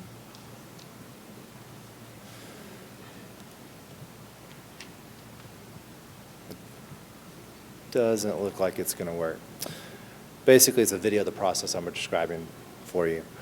What it is a charrette process that brings in all the stakeholders into the room, and I'll be happy to send this video to you after the fact, that allows everybody, the teachers, the principals, the administrators, facilities, maintenance staff, to become part of the process in developing the program and the concept for the design. We shepherd them through that process. So as you hire different architect and engineering teams for your different projects, they're all doing the same process so that they're able to implement best practices for 21st century learning environments into the design of your facilities, as well as we're making sure that the technical design guidelines and ed specifications are being followed through that process. Our most successful processes even have students involved, where we get student input that are the true stakeholders in the facilities. So we would plan on facilitating that process for your future projects should we have the opportunity. And with that, I'm finished, so I'll entertain any questions that you might have. Yes, sir, Mr. Rosales. Good evening. Hi. Am I on? Can you hear me? Yes, sir. Okay.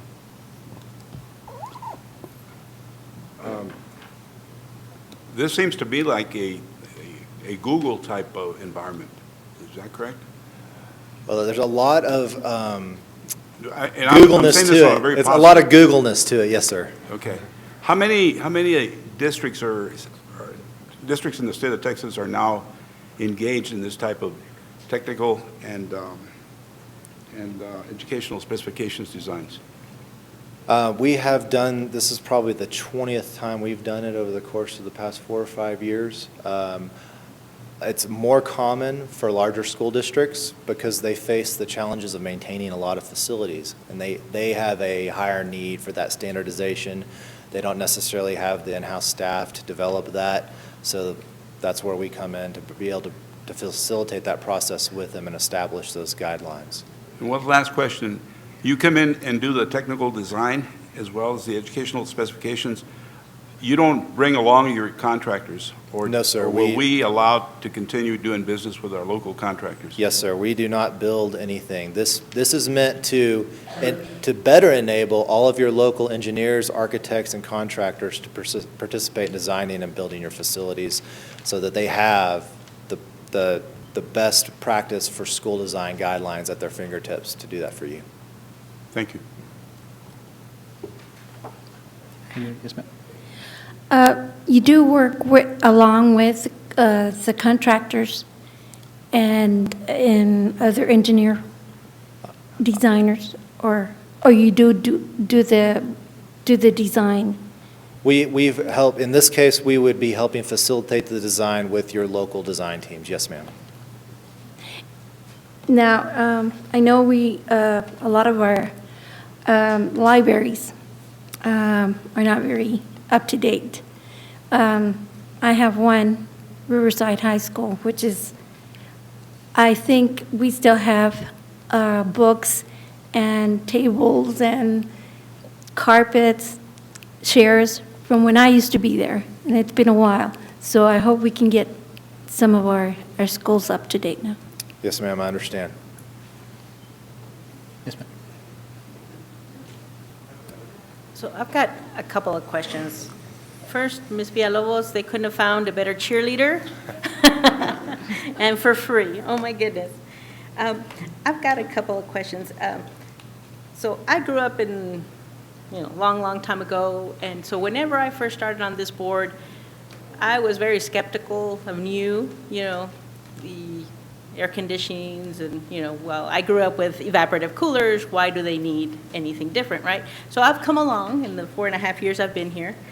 And so I want to know, as far as the longevity of your design. So by the time that you finish here, hopefully within 5 years, will be 2020, will be, towards the middle of the century. So how is it that these buildings will be able to adapt to the new technology, to the new way of doing things that at this point we can't even foresee, right? Sure. What is going to be available, what's in the planning stage. I was just being shown earlier by these wonderful student and instructor, the new technology that's at our high schools, which is 3D virtual, and it's amazing. So can you answer that question? Absolutely. It's a good question. I'm glad you asked it because I should have probably addressed it. I was going through.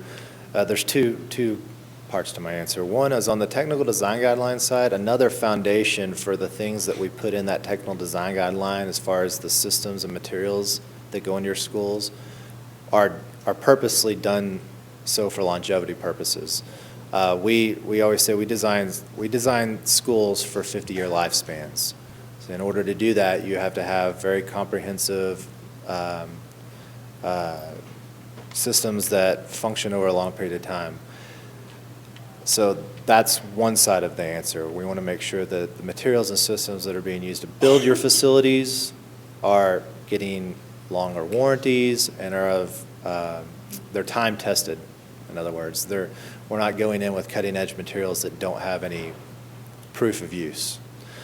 On the learning environment side, to be honest, I can't tell you. I have no idea what you're going to be teaching in 10 years. So the way we accommodate that is let's make sure we have the best infrastructure in place to accommodate advances in technology. And that has everything to do with data infrastructure as well as power to make sure that those things are expandable and scalable as things evolve. And then the flexibility of the spaces. You saw some of the examples with the flexibility of spaces that Delane was going through. So that as your class sizes may change, the student configuration might change, the teaching styles might change, the environment in which they're able to do those things can be flexible enough to change with them. And having said that, you still have hard walls. You're never going to get away from that. But the way that those are configured and the malleability of how we lay them out in the shell of the school is the best we can in order to accommodate that evolution over the next couple of decades. Any further questions? Yes.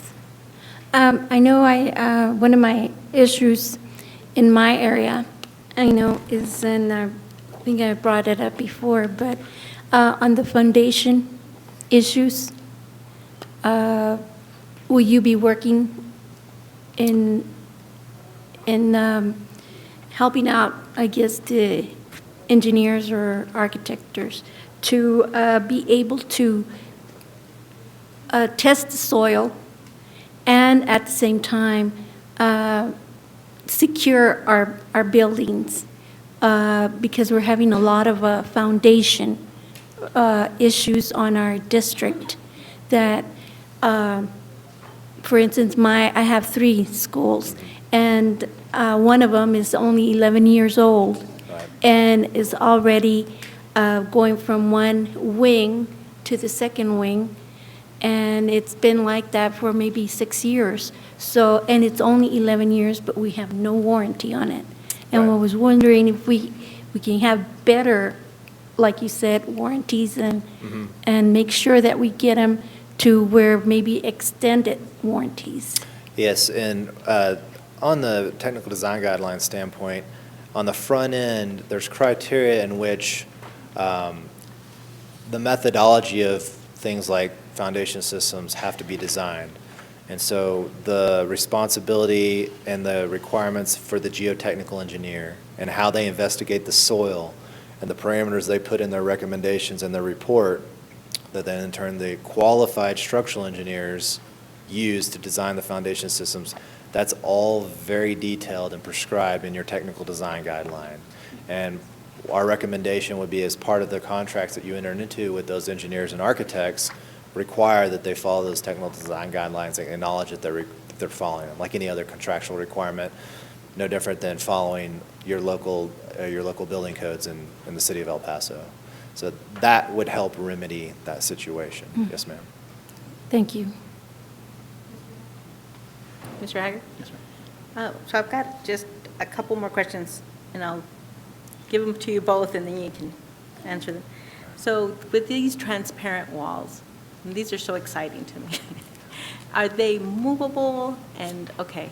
And so then, and I know Ms. Villalobos touched on it, and I know your PR person did, and I forget your name, I'm sorry, but you did touch on professional development and the necessity for that ongoing, right? Because we're taking teachers and students that are used to a certain environment and we're putting them now in a whole different environment.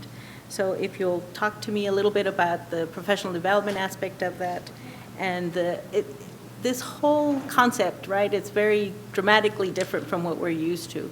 It sounds a lot to me like the Montessori type environment where the children do a lot of the work on their own and then they work in small groups. Is part of that Montessori philosophy part of this? I can tell you that we would be indicating the beliefs behind the philosophical beliefs, instructionally speaking, and no one has used the word Montessori, but I am the educator on the team, and very much I believe that the way Ysleta ISD approaches inquiry-based learning, you really do allow for independent learning in many aspects of curriculum. And so although it's not called Montessori necessarily here, it very much, I think, is driven by the need for students to work in small groups as well as sometimes independently. And we know whole group instruction, there's always still a purpose for that whenever you're launching a new idea. But with the evolution of where instruction's going, I know that small groups and those tasks that you're talking about through a Montessori approach, I think are still very much going to be needed. As far as the walls and the connection to professional learning, Melinda said, Dylan, will you take that? So let me tell you one of the things that I would like to do. As this process evolves, I've had spaces designed that I inherited as a principal that I didn't know how to use.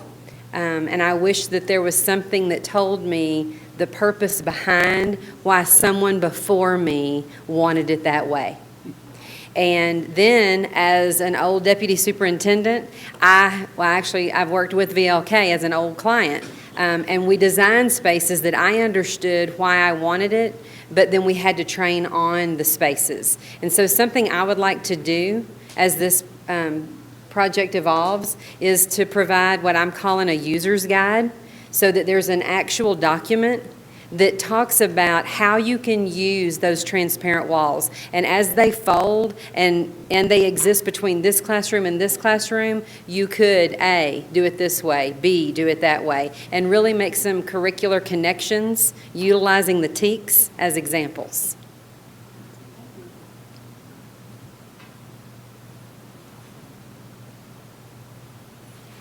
Any further questions? Thank you. Thank you so much. I apologize for the technical difficulties. Thank you. Thank you very much. I appreciate it. I'll get the video to Mr. O'Neill so he can distribute it to you, because I think it's really worth seeing. Thank you so much. Thank you. Thank you. In the interest of time, if I can invite Mr. Gerald Whitman and Mr. McGraw. Gentlemen, the floor is yours. This is a report on the Employee Health Benefits Plan Services. Good evening, President Haggerty, members of the board, Dr. La Torre. I'm Jerry Whitman, Coordinator of Employee Benefits, and I'm joined this evening with Randy McGraw, our district's insurance consultant. We are here to present the results of solicitation number 215044 RFP Health Benefits Plan Services and to name the recommended vendor to be awarded the contract based on the rankings of the Evaluation Committee. As a brief overview, the process began early this year with advertisements taking place on March 19th and March 23rd, with bid closing on May 12th. An evaluation team was created and met during the week of June 1st to review and evaluate proposals submitted. On June 10th, the committee reconvened to receive presentations from representatives of the top 3 third-party administrators. After presentations, best and final offers were evaluated and the third-party administrators were re-ranked for recommendation of the award. At this time, I wish to introduce to you Mr. Randy McGraw, who will present a more in-depth analysis of the process. Mr. McGraw.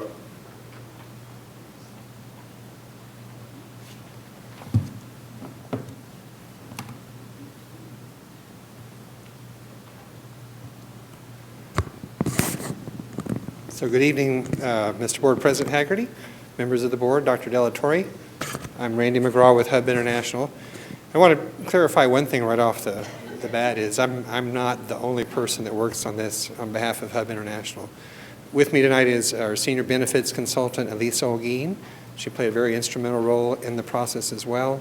And then we have team members back in our office too that do a lot of compiling of information in our data analytics department and our support department. So I don't want to mislead you to think that I'm the only one that worked on this. There's a lot of work. And then there was a lot of work invested on behalf of the district as well, from the purchasing department, the risk management, and the evaluation team. And so without further ado, I'll go ahead and kind of walk you through the presentation.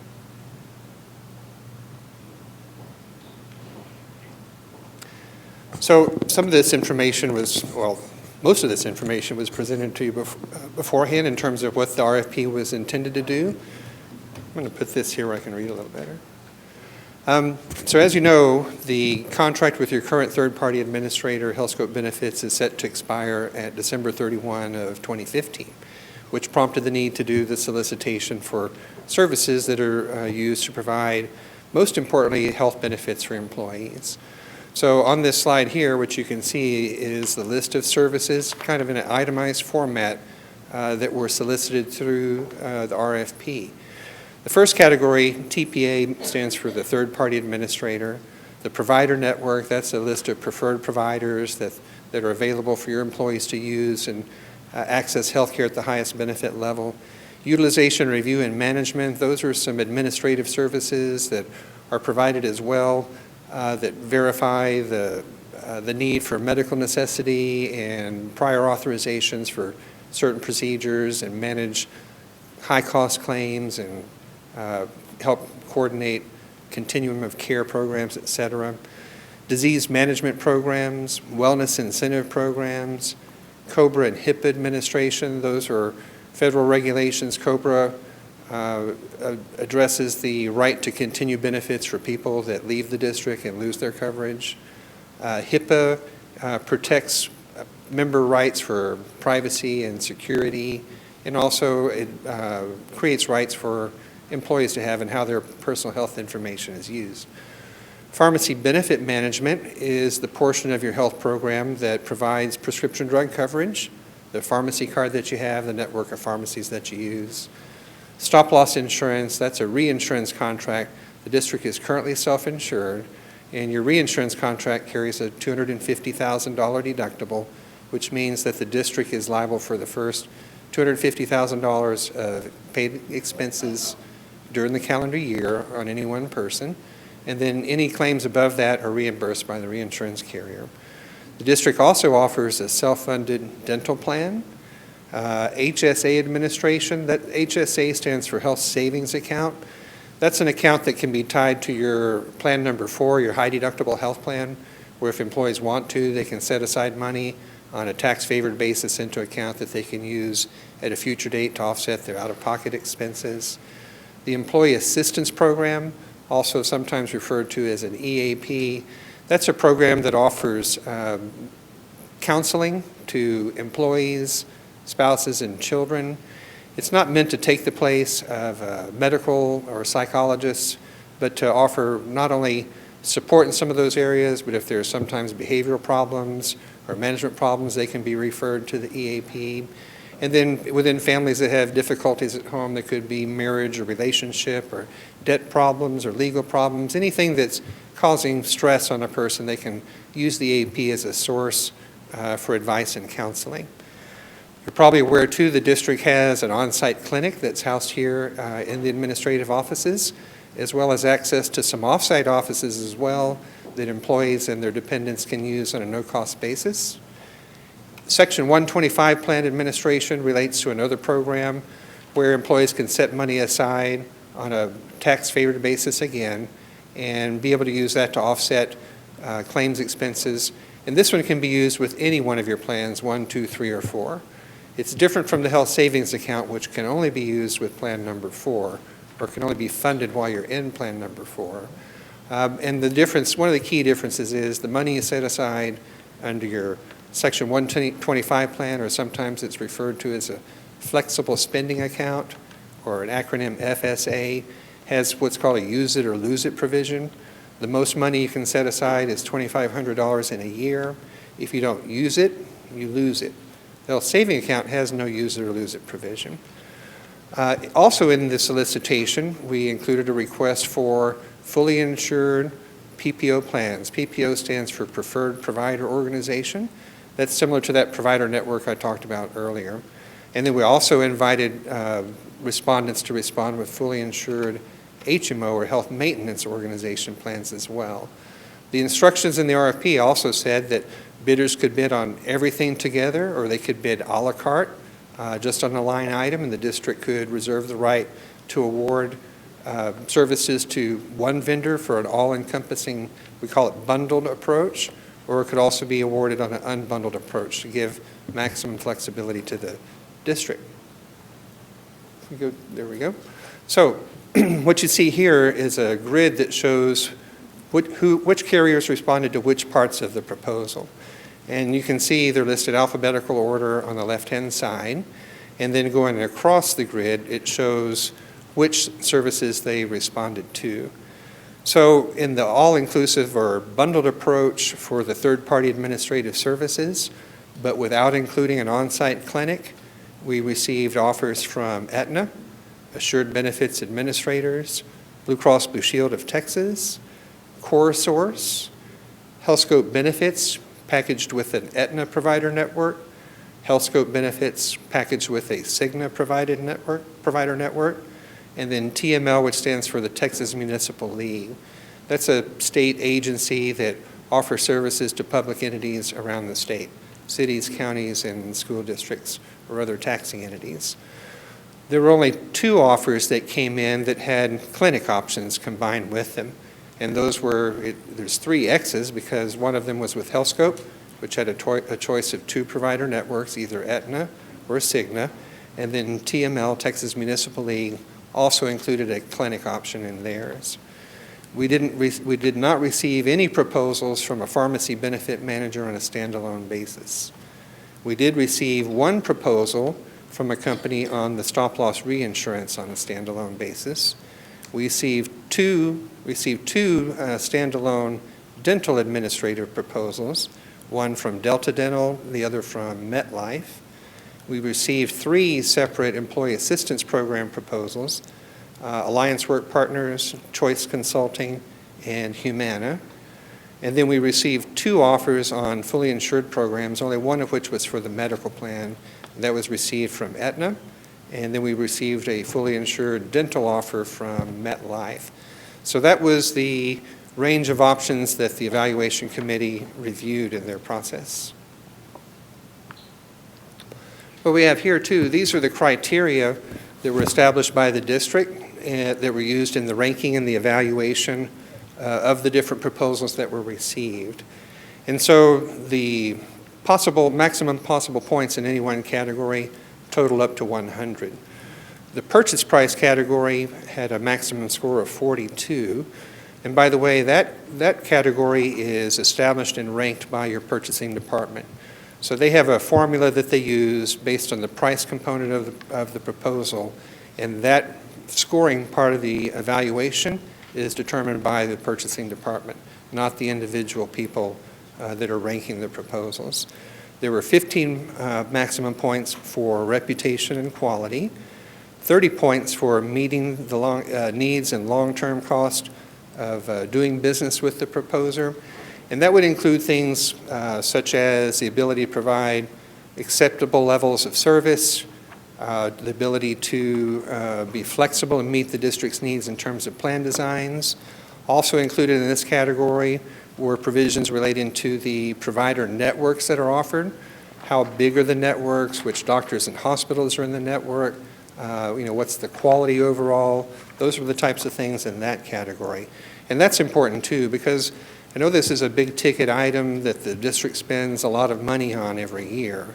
But it's also very important to the people that use the plan that they can get the service they need when they need it with the doctors and hospitals that can deliver good quality care for them. These criteria, by the way, are determined by the state, so you should be somewhat familiar with these. They should appear in all of your RFP solicitations. There were 3 maximum possible points based on any past relationship with the district. You didn't assign any points for historically underutilized businesses, and there were no points allowed for principal place of business. And then 10, any other factors that the committee individuals might have felt were important. Another thing to note too is that no one from HUB scored or the evaluation of the committee. Our job was to help you in the design of the RFP, the summarization of the information, to discuss that with your review committee, to answer any questions that they have, but we did not rank or score any of the evaluators ourselves. In fact, I haven't even seen any of the scorecards that were done. So I know Mr. Whitman gave a brief overview of the evaluation process. I'll go just a little bit more in depth. Basically, your evaluation team did spend 2.5 full days before they came up with their short list. And those were days here in administration.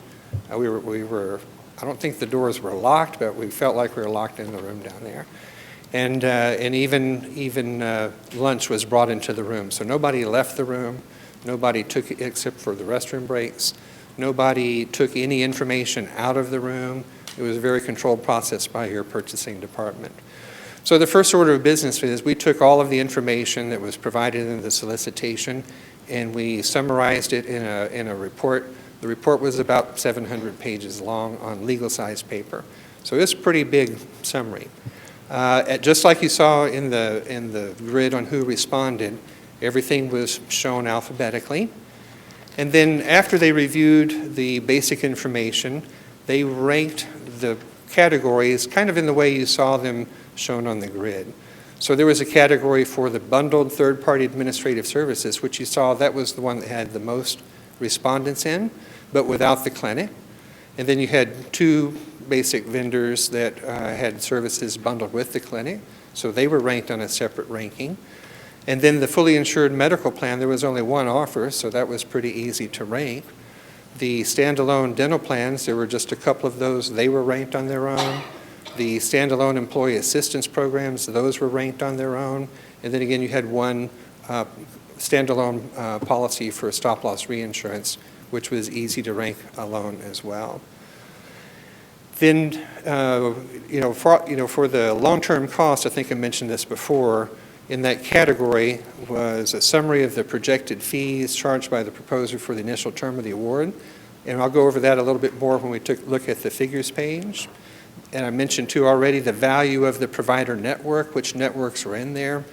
Part of the process, or a very key part of the process, were the proposers on the health plan kindly responded with very detailed line item claims repricing data.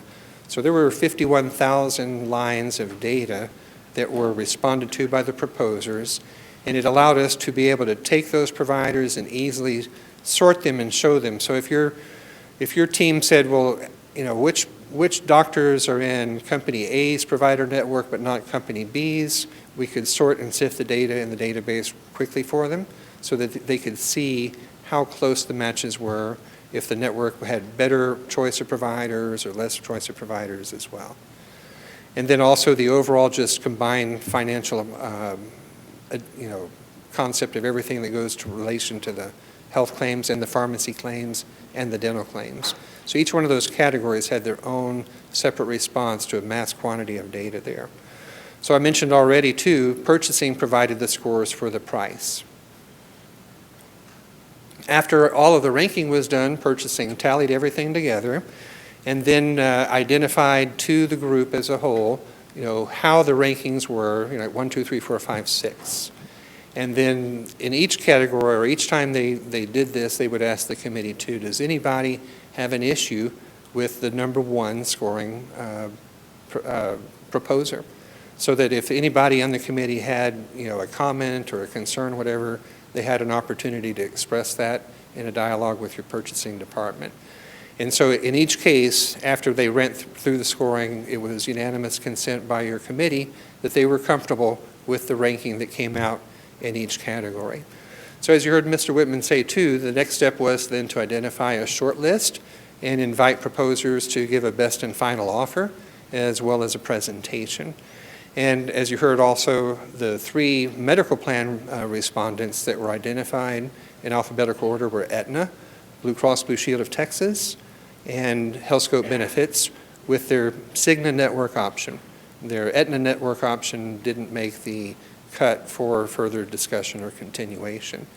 MetLife was identified as a contender for dental on a standalone basis, but the committee didn't feel the need to have a presentation from them. And so the 3 third-party administrators were invited to come in and give their presentations and to also present their best and final offers. After they came and they gave their presentations, and your committee did a great job of asking good questions, then they went back and they re-ranked their original scoring, and then based on any improvement in the financial aspect of their offer, the purchasing department re-scored the price component and then added all the totals together, and again went through the process of asking the committee in each case, are you comfortable with the results?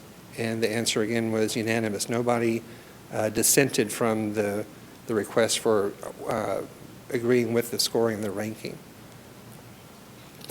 So I know one thing that was of great importance to the board from some of our prior meetings in the year was the question of should we continue to be self-insured and manage our own plan, or would we be better served by seeking fully insured proposals? And so there was only one fully insured proposal that was offered, and it came from Aetna. And Aetna basically said we can duplicate the benefits that you offer in terms of deductibles and copays and out-of-pocket. And on the grid that you have right here is the adopted funding rates that Ysleta is currently using for its health plan, and the proposed fully insured rates that were offered by Aetna. Now, if all you do is look at the fully insured rates, your first conclusion might be to say that Aetna's rates are pretty high. So, for example, in plan number 1, and this is the total rate, total funding. So on the self-insured side, that represents the district's contribution as well as the payroll deduction portion.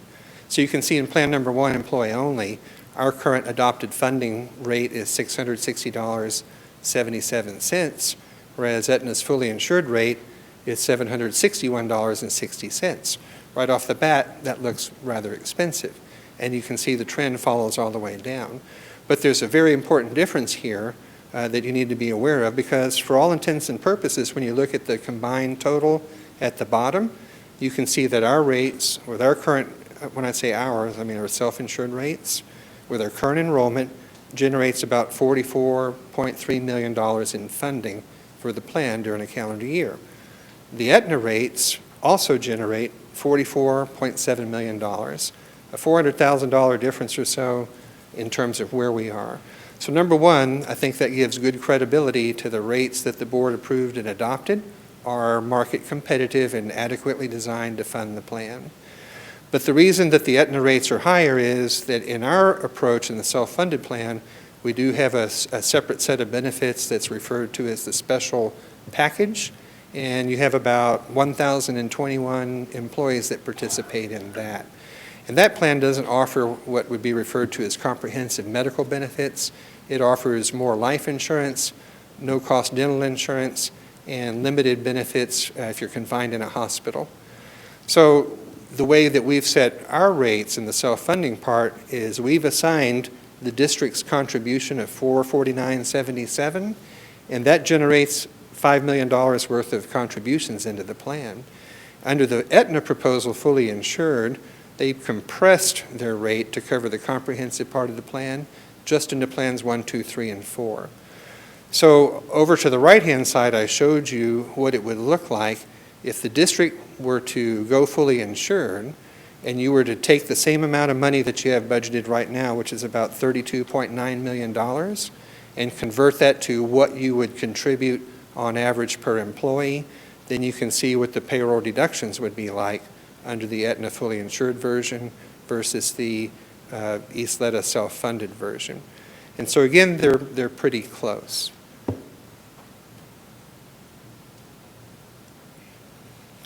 So now the fun part. This would be the summary of the proposals that were included in the best and final offer, Aetna, Blue Cross, and Blue Shield. And there's a lot of numbers on the grid.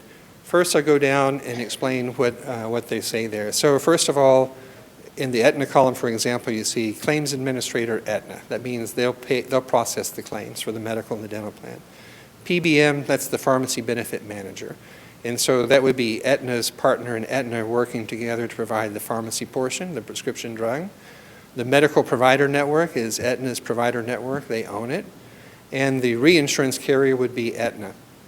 Their own company would reinsure the claims.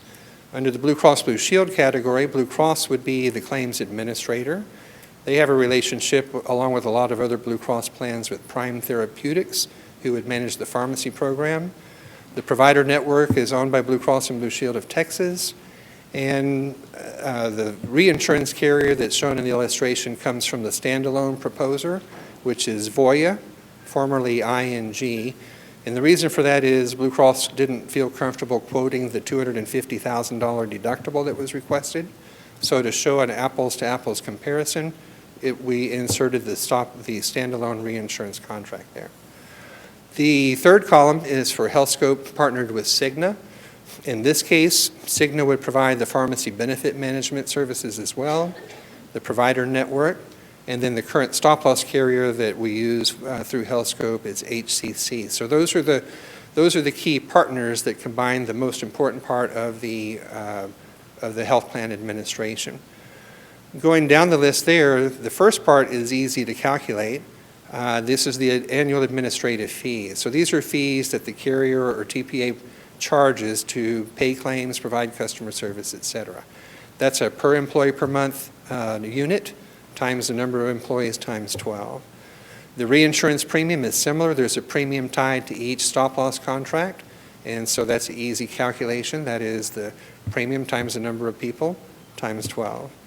There's also a fee for administering the dental plan. We separated it just so you could see it on a broken out basis. Same thing, fee per employee per month times number of employees times 12. And then the administration of the flexible spending account. And in that category, it's not all employees. You only have around maybe 900 employees that participate in that plan. But again, it's those number of employees times the fee times 12. And then the EAP, that's the Employee Assistance Program. So Aetna and Blue Cross had their own EAP programs, and HealthScope is using Choice Consultant, the current provider, who also gave a standalone proposal there. And that's based on a per employee per month fee times the number of employees times 12. And that would be what we would refer to as the fixed costs. The next part was used, this is where we used the data provided through the repricing exercise. And so the first thing is we took a 4-month block of time of your actual claims data, and that's what was released to the different providers or proposers. They in turn came through and said, if somebody sent us these bills, here's what we would allow. In other words, what their discount is on average. And so from that data set, we could figure out what the allowed charge would be. So in this first portion, that's why you see annual allowed medical claims, annual allowed pharmacy claims, annual allowed dental claims. So this was just to treat everybody on the same basis, take the 4-month figures that they generated, times 3 to figure out what 12 would be. It's not 12 months of your actual data, it's a 4-month snapshot times 3, but the same math was used for each one of the proposers. And then that comes up with what we have, an annualized or allowed cost row, kind of in the bottom third of the grid. The bottom portion too, because allowed means one thing and what the plan actually costs is something else. So once you have determined what the allowable charge is, then your benefit plan takes over. And from the allowable charge, the claims administrator subtracts your deductible, your office visit copay, your prescription drug copay, whatever benefit percentage you're in for the plan that you're in. And so on average, your medical side of your equation works out to be about 85% of the allowed charges turn into paid charges. So just to give you an illustration of what that would look like if you were to convert it to a paid charge, we just reduced the allowed charge by 15%, so you could see what would be closer to the expected charge. Now, there's a very important caveat on especially the medical part, because you know that several years ago we had a difficult time coming out of 2013 where the district experienced some pretty high cost medical claims. And then you made some important plan provision changes, and we made some payroll deduction changes, and we implemented those in 2014, and they've stayed basically the same in terms of deductions and benefits for 2015. And everything's looking good to stay constant in terms of deductions, district contributions, et cetera, for 2016. So all of the corrective actions that you took are taking place. Part of that is due to some of the changes in terms of benefits and payroll deductions that cause people to make choices. But then also a large part of it is driven by your claims and where people go. So each one of these provider networks has a different deal than the other with each one of your major players, like the Tenet Hospital System or the HCA Hospital System or systems outside of El Paso or University Medical Center or El Paso Children's Hospital. So as your population moves around and has different risk or seeks one hospital over the other, these numbers are all going to change. The fixed costs are easy to calculate. In the proposal, they gave us offers and they guaranteed their rates with any changes over the initial term of 3 years. The claims cost is going to change and fluctuate back and forth. On the TPA bundled services with the clinic offer, there was really only one viable contender, and that would have been HealthScope, or is HealthScope, with the Cigna Provider Network. TML, and the figures that you see here are all the same for HealthScope that were on the prior page. The only exception is there's an additional line here for the cost of operating the clinic, $293,000, $294,000 in a year. The other vendor that proposed the on-site clinic in that line item category for the clinic proposed a fee of $1.6 million. So there was no rational reason to consider them as a contender or even to put them on the page there. So I kind of already mentioned as well, right now we've got total funding for the medical, the dental, et cetera, budgeted, et cetera, for the next year, close to $46 million total coming in. And if you go back and look at even this page number 8, and you look down here on this paid cost line, you can see every proposal that's there in the finalist category falls below your already adopted strategy for moving forward. So regardless of which one that you pick, there is no need to anticipate that costs would go up or benefits would need to change. And I already gave you my clause 2 on the fact that the claims amount could vary based on how the utilization falls from one category to the other. So an important thing there too is that we used the data in the RFP for the basis of that evaluation. And your committee did not get a chance to look at any of the other actual results that you've experienced over the years or look at any other outside information. And so I know that when you take a 4-month slice of time and start to multiply that into to a full year or times 3, that it can vary depending on what you captured in that one slice of time. So some of the proposers may have a discount factor that was embedded in there that might be a little bit higher on average, although in my view I didn't see that. Some of them may have had some that is a little bit lower than what you would expect, and there were some in there that I saw that. But in order to make sure that the process was fair and equal to all of the proposers, we followed the same rule, used the same math for every offer. And again, regardless of which one you pick, there would be no recommendation for changes in benefits or payroll deductions unless you wanted to make some. So the recommendation from the committee, and it was unanimous and they all agreed to in the end, was to recommend the bundled TPA proposal from HealthScope with their on-site clinic, including the pharmacy benefit management services from Cigna, the employee assistance program from Choice Consulting. They would continue to provide your flexible spending account administration and continue the reinsurance contract with the current carrier HCC. And that concludes the presentation. Be happy to answer any questions for you. I had a quick question on slide number 8. For the annual estimated paid dental claims, vendor 2 and vendor 3 have the same exact number down to the penny. Is that a coincidence or is that a typo? You're talking about the dental? Annual estimated paid dental claims. Yes. Well, so that was Blue Cross Blue Shield. You currently have what's referred to as an indemnity dental plan, which reimburses claims based on what's called the percentile ranking of the reasonable and customary charge. So your current plan does not have a PPO provider network, and Blue Cross didn't give results for that, so we applied, if they're going to pay claims at the same percentile as your current plan, then it would be the same result. So it's not an accident. Yes, sir. First of all, thank you very much for serving as a consultant, what appears to be a facilitator in this process. And I thought I heard you say you did not participate in the evaluation of these plans. No, we were present, and Elisa was there, but and our job was really just to help them as they read through the 700-page summary. If they had a question and they wanted to look at it in the proposal, we have electronic copies, we have hard copies as well, and help them find the answer. And as you can see, you got a small dose of the industry's acronyms in their thick proposals. You get the full dose.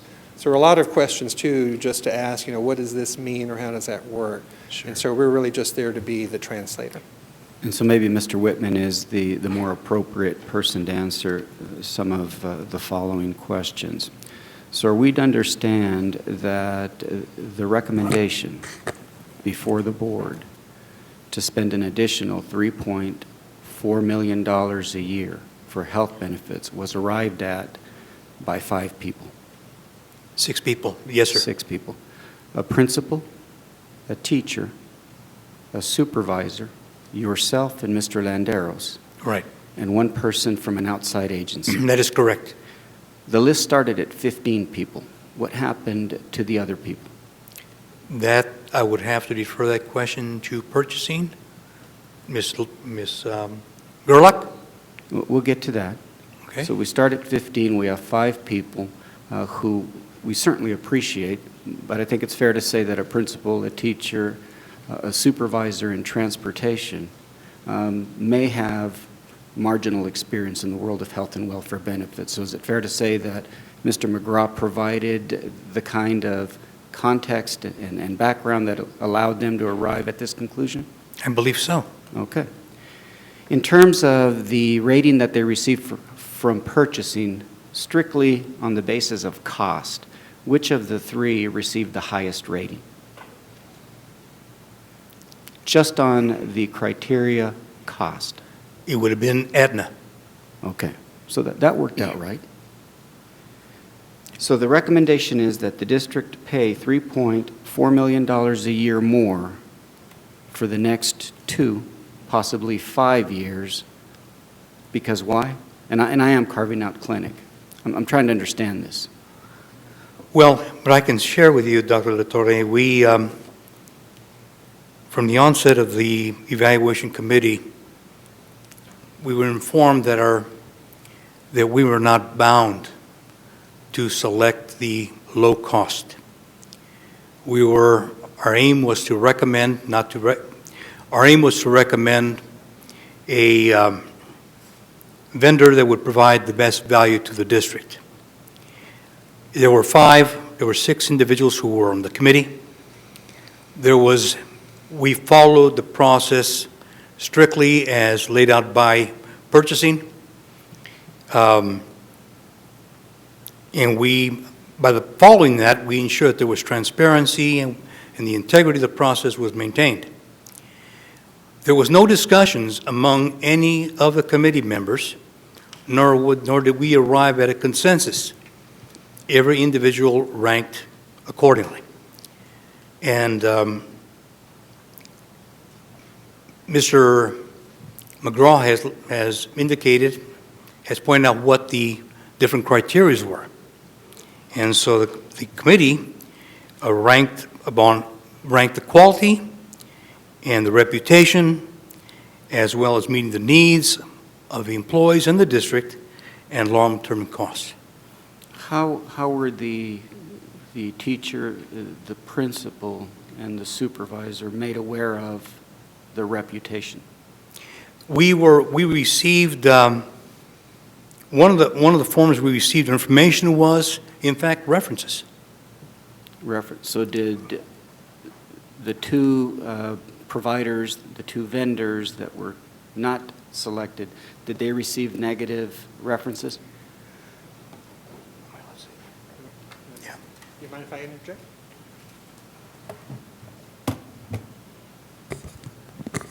And I'll answer that question. I'd be happy to go back and address part of the cost part for you too. So this is this isn't a process that you've used the last time we worked with you in RFP, but your purchasing department verified the references from every proposer, even the ones that weren't selected on the short list. So prior to, or in addition to their proposal response where they identified who their references were, before the evaluation team came in, the district solicited the actual questionnaire from the references that the committee was able to review. And that information is not typically something that we would share with the Board of Trustees, because I think it would bring clarity to why this district over a 5-year period would be willing to spend over $15 million more with one group than with another group. Well, because I suspect at some point this board is going to ask me for my recommendation, and I'm struggling. Sure. So if I could, I put the chart for page 8 back up there. And so I'll go back over again the top part, which is the fixed cost component. Yes. That's the part that's easy to calculate. So there's a $1.5 million muscle menos difference between. On the fixed cost portion, as it stands right now, it's about $1.5 million difference. Very good. And so let me point to the line that says the annual stop-loss cost. Mm-hmm. So there you can see Aetna's bid was $2 million, and Blue Cross Blue Shield's bid was 3.1, or Voya's bid was 3.1, and you can see that HCC's bid was 3.1. So there's $1 million swing in that one line item right there in the fixed cost. Now that portion is renewable every year. And so that is, each year as we get the renewal in for the reinsurance, we bring it to the board and we let you know what's going on. And you can reserve the right in any year in the future of resoliciting that category. So to me, that looks like a very aggressive bid. That one is subject to change after 1 year. And who knows what the losses might be. But nobody else had a bid that low. And so if you were to say after 1 year, the underwriting assumptions wear off, and whatever happens is the same for everybody, that differential will probably go away at some point in the future, unless Aetna makes a business decision, if they're losing money, to continue to lose money on the stop-loss portion. So then that brings it down to, in terms of the total amount, where some other big differences are. And the other big difference, too, really falls under the pharmacy claims category. And so in the detail, and your committee looked at all of the detail behind the scenes as well, but Aetna made a very, very strong proposal in its pharmacy component. And so there's two parts of that. There's how they negotiate price from pharmacies for branded generic drugs. And another part of that equation, too, is rebates that are received from pharmaceutical manufacturers and passed back to the district. And quite frankly, everybody's detail in that category in terms of negotiated price from the pharmacies was pretty close. But buried in that line, too, is the net impact of the rebates. And Aetna's guarantee over a 3-year time period on the rebates is about over $1 million better than anybody else. And that's pretty much what's reflected in the line item down there. So that's, from a price perspective, that's what's really driving the big difference. I would think that one of those, that $1 million one, will probably float in the future and approach parity or approach the mean. The guarantees from Aetna on the pharmacy program are firm. They guarantee them over a 3-year time period. So assuming that it floats, now we're looking at savings of $2.5 million a year instead of $3.5 million a year. Correct. So then the other thing too, though, and this is just from our knowledge too, because you have HealthScope, you're using the Cigna network right now. The 4-month data set that was taken, or actually it was a 3-month data set. The 3-month data set on the medical claims that was taken actually generated a lower assumed discount than you've been acknowledging all year long. So again, even though I could see that, and I could say to the group, well, I know their response said this, but we can look at all this other data outside the RFP and see that that looks low compared to what you've achieved. That's why I said what was used in here was what came through in the RFP. So as the provider network moves around and changes, everybody's medical claims number will float up and down. And I can't, all I can say is what we did so that you could defend your RFP process as it being completely fair is only use the information that came in the proposal to come up with that sheet right there. I have a question regarding you mentioned the pharmacy claims being $1 million lower. Last year's pharmacy claims were $8.06 million. Correct. So Aetna's showing a 9.2, they're showing a 1.2. That's the allowed amount there. So that's before co-pays are taken out of the equation. And co-pays and the rebates. Okay. So the rebates is where they gained a lot of ground. So they're still anticipating another $1 million,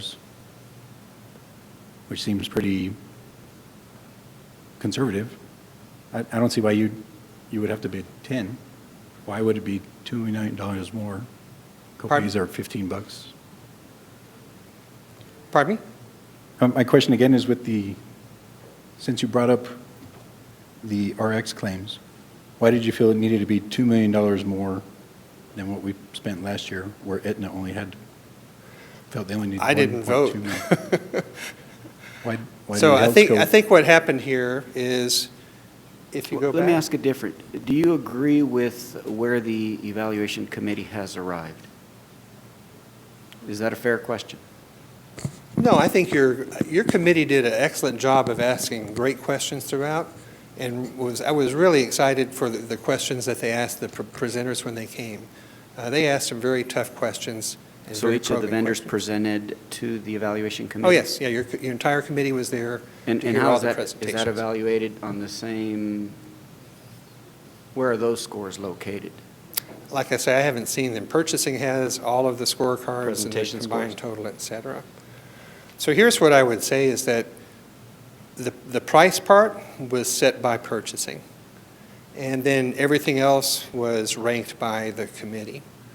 So I think from a scoring perspective, based on the data that was there, even though Aetna had the highest score on price, somewhere in between those 6 different individuals, there was something in a different category where they gave lower marks to Aetna or Blue Cross, because Blue Cross is scored lower in price on that table too than HealthScope.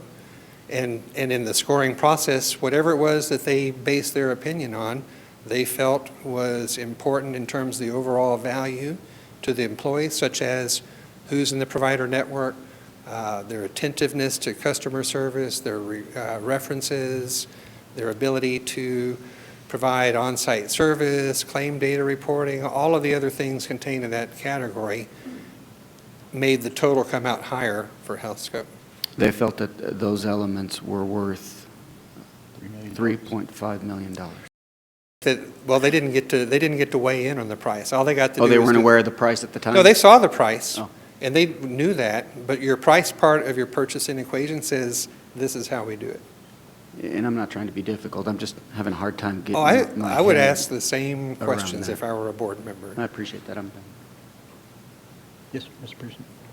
Yeah, I'm, same kind of thing, is like, even if on the annual stop-loss cost, where you say it's 2 million and it can go up after a year, but when you look at 3 million, I think, anybody, the general public, can go through this whole thing, and I thank all the people who spent all this time. I mean, I can't imagine looking through all that and scoring this, but the general public's going to do one thing, look at the bottom line, and it's, $3 million difference right there, and that's when you look at, we've asked our people, we've created another column and asked them to try to force them into higher deductibles and all that kind of stuff. Well, we got to look at saving that possibility, because you said costs may not go up. We don't know what's going to happen with our employees in the fall if we have a lot of runs on everything. So I think anything, and there's a number of things on the agenda tonight that's about money. And I know we're not voting on this, but $3 million is a lot of money. You're voting, I hope you're taking action later, right? Yeah. Yeah. So I would just, just another thing too, so you understand, and the committee had questions, but purchasing was clear, that it's not their call to make, is that if you select a proposer other than HealthScope, you don't have somebody providing you the on-site clinic services. But So again, then as a district- the on-site clinic services was $300,000? That's the proposal from HealthScope, yeah. The only other bid came in at 1.6. So that's worth $3.4 million? Pardon me? That's worth $3.4 million because we got a $300,000 clinic? Well, so all I'm saying is that if you don't follow the recommendation that they gave you, then you would need to do something about your clinic. Either do another solicitation for a clinic, determine whether you want to continue to offer a clinic, but there's no other finalist or proposer that has a clinic bundled in there. Understood, thank you. The other thing too is that, again, the data on that chart for the price is based only on the report they have. The discount assumption that was used for HealthScope is lower than what you've been using. Thank you. If you Ms. McLean, you got a use the question? right number in there, then it would probably be a lot closer. Yes, sir. Thank you. Mr. McGraw, I don't know what happened to this thing, but we're having technical difficulties. But anyways, so Dr. De La Torre asked the question regarding your recommendation, and I don't know that I caught your answer. I know you're an advisor and you're here to, advise the board and advise risk management. So I guess in a more clear way, what would your recommendation be given the information that was presented? Well, first of all, we weren't asked to, so I'm just winging it here. Can I go back to page 8?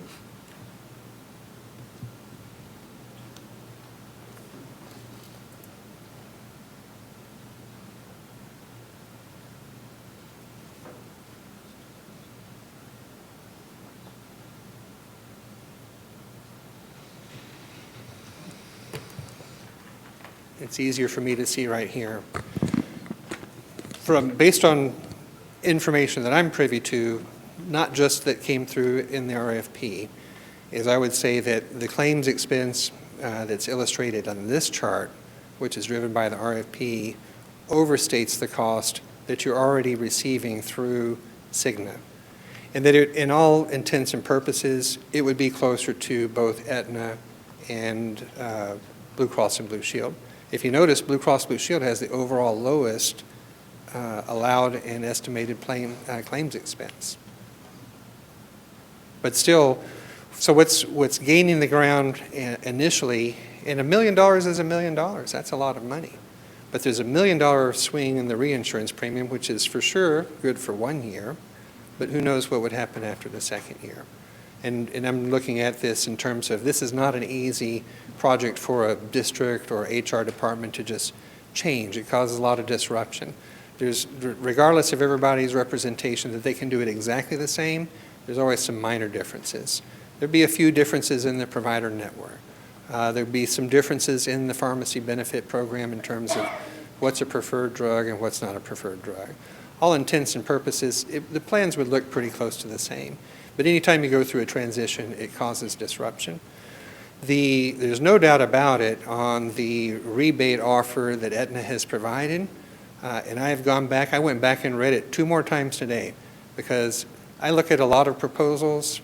We just concluded a similar RFP for the city of Corpus Christi last week, and they didn't pick the lowest cost vendor, but they picked what they thought was the best vendor. But I've not seen a rebate offer as strong as the one that Aetna put forth. So it basically just says that they're looking to try to attract your business. So I think that in all honesty, it's not really going to be a $3 million difference at the end of the year. It might be, let's see, in the first year it might be closer to 2, in the second year it might be closer to 1.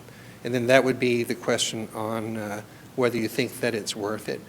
In terms of flexibility and ability to meet the district's needs, I think that's probably, this is just conjecture, but that's probably what your committee divined from the proposal process itself.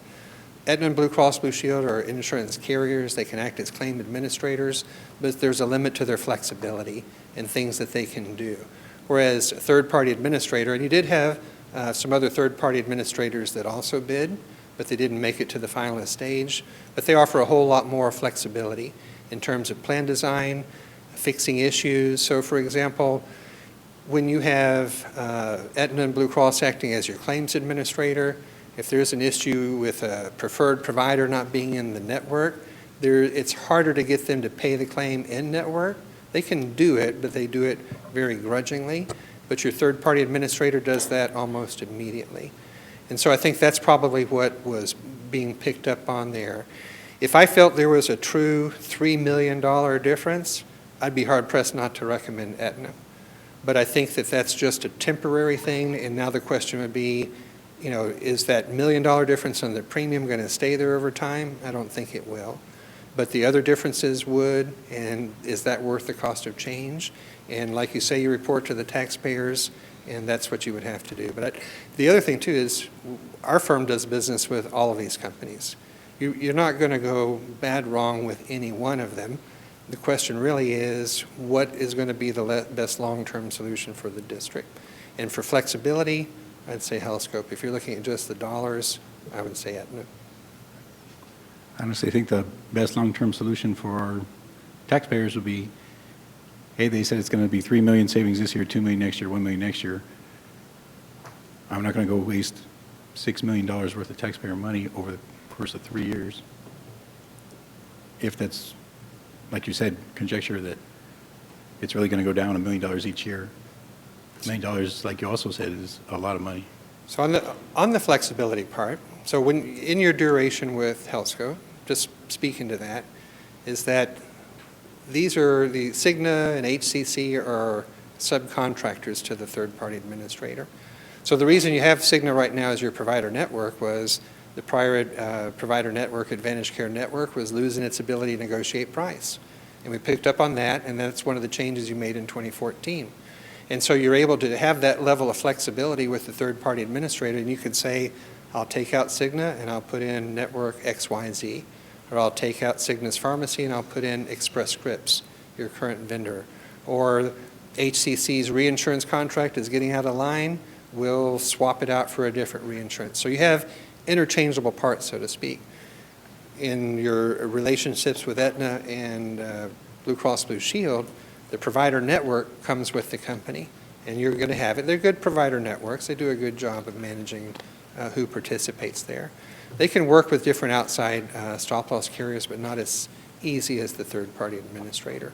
So there's definitely more flexibility on the third-party administrator in the long run. Our commitment at minimum would be a 2-year commitment.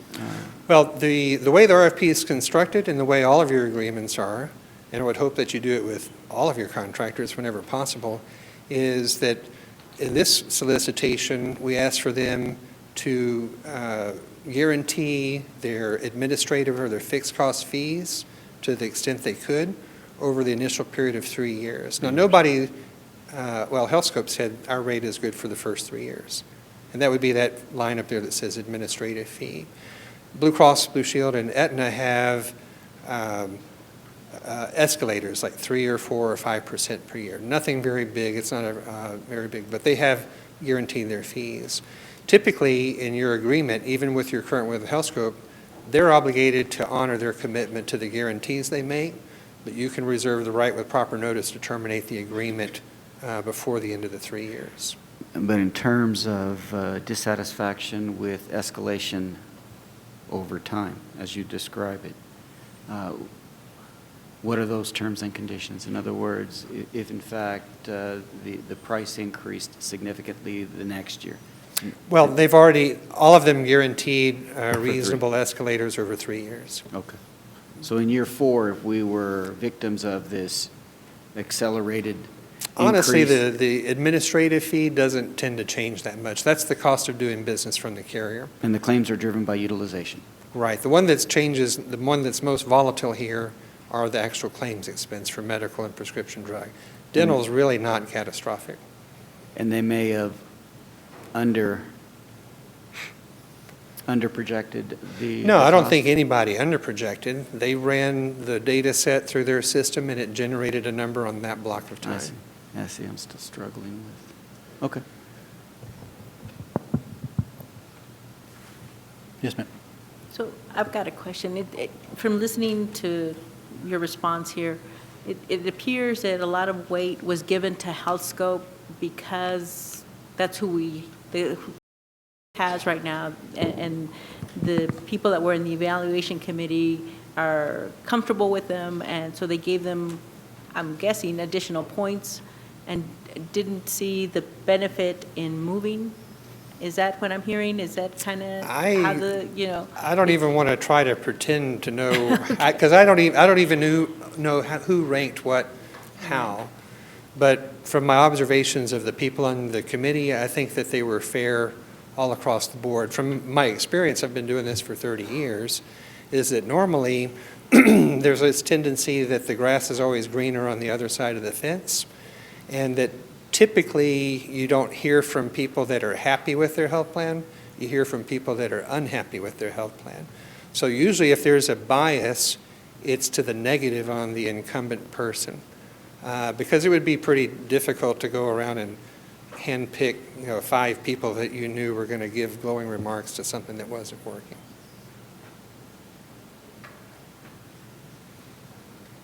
Any other questions? I just have one other comment that while we're looking at approving the budget, we're looking at employee benefits, we're looking at summer school programs, facility maintenance.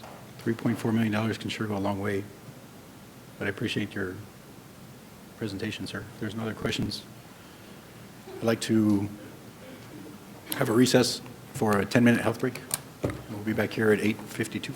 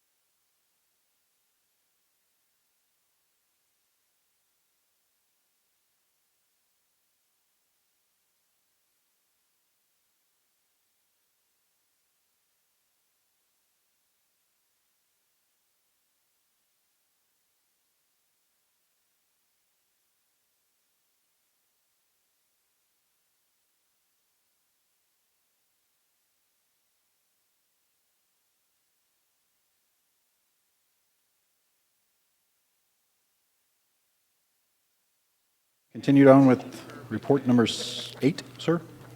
The district technology plan. With us this evening is Ms. Micha Villarreal and Gloria Chavez, who are going to introduce the board to the new district technology plan. The floor is yours, ladies. Good evening, President Haggerty, members of the board, Dr. De La Torre. Again, my name is Gloria Chavez, Chief Technology Officer, and with me I have Micha Villarreal. She's the Director of Instructional or Innovative Learning, I'm sorry. And then we have a special guest that will be here shortly. So tonight on your agenda, you have an item for your possible consideration the 3-year district technology plan. The 3-year district technology plan is required a new plan every 3 years by Texas Education Code. This year was a really good opportunity for us to craft this plan because one of the requirements for building the plan is to create a committee, a district technology committee. The foundation for this committee was built from the Equity and Enhancement Subcommittee for Technology during the bond process.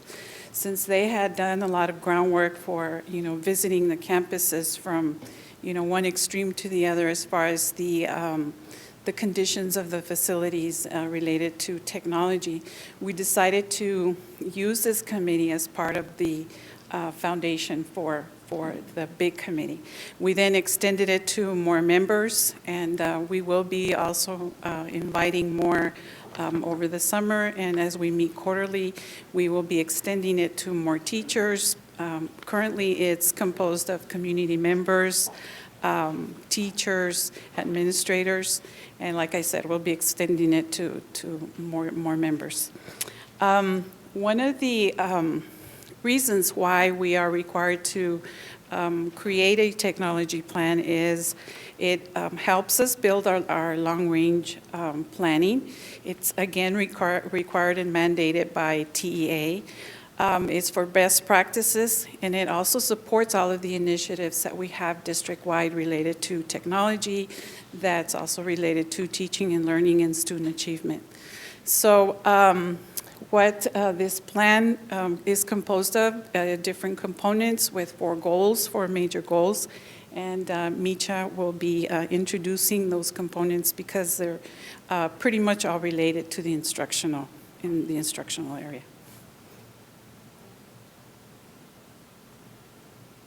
Good evening.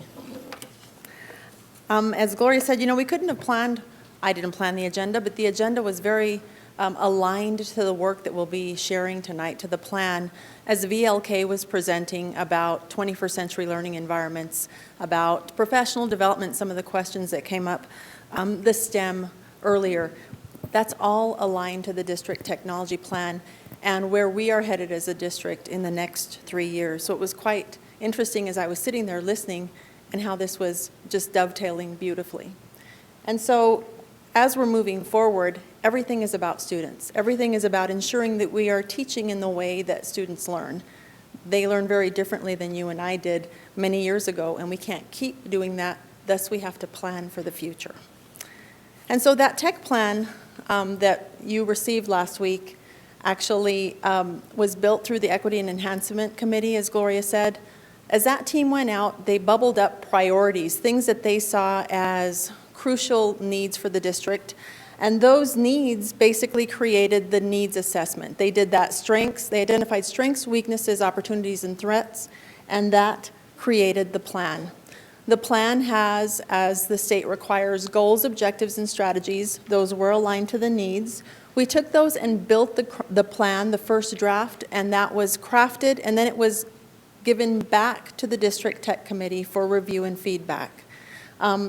That plan also went to principals across the district and district leadership for information, for review, and for feedback to make sure that we were meeting the needs of our students ultimately.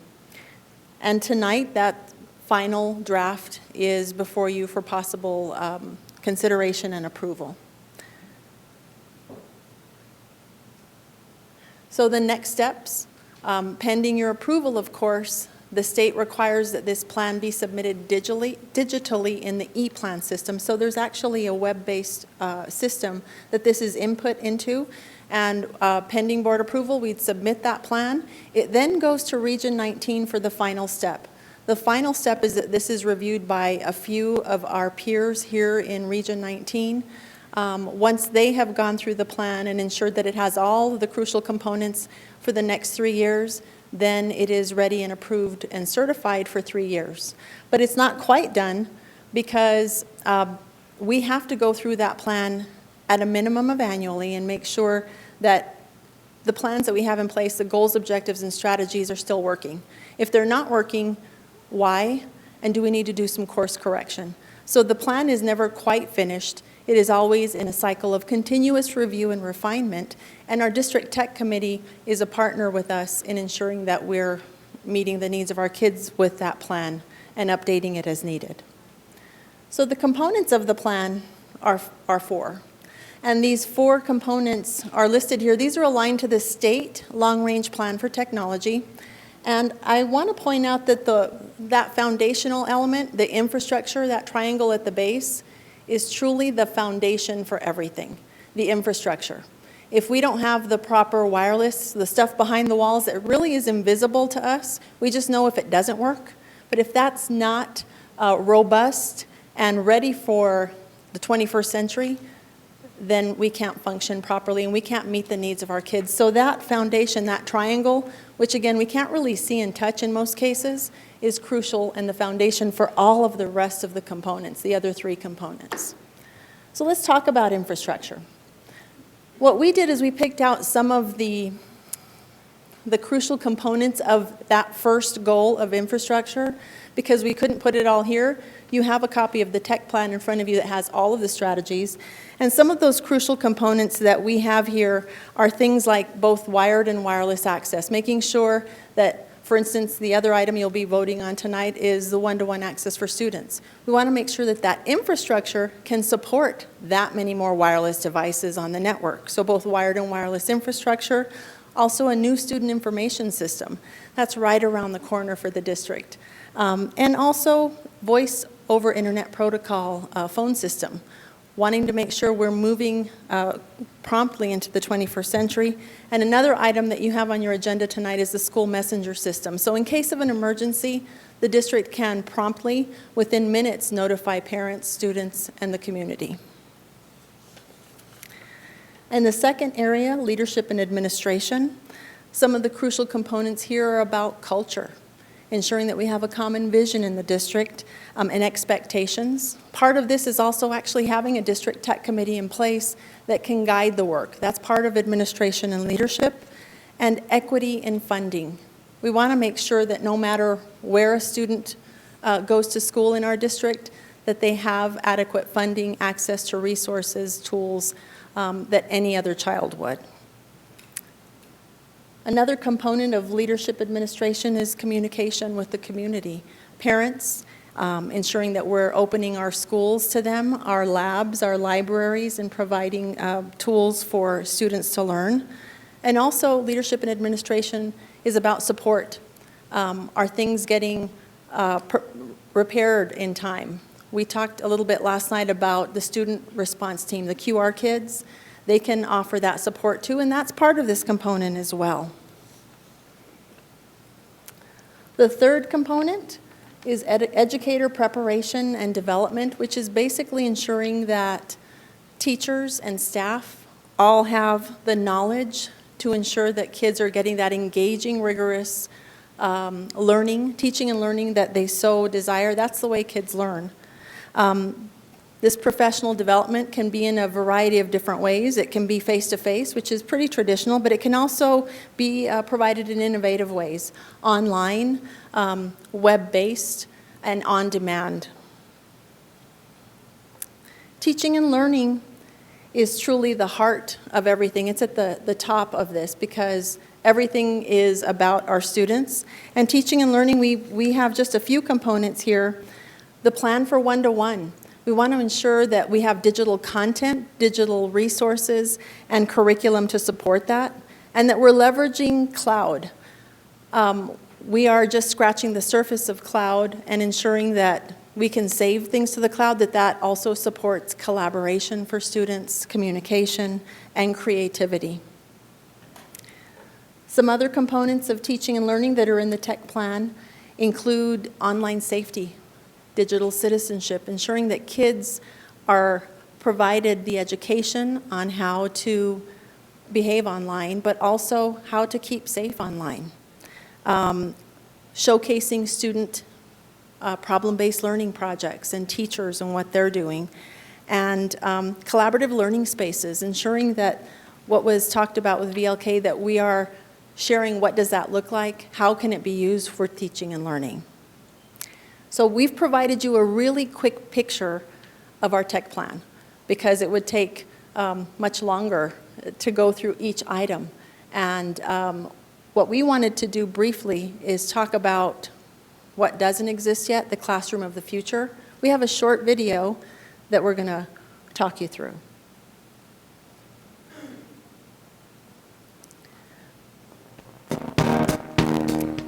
This is a high school classroom, a science classroom, and as the kids arrive, this is right around the corner. They're putting tablets on the table, and virtual reality, the teacher is showing the moon.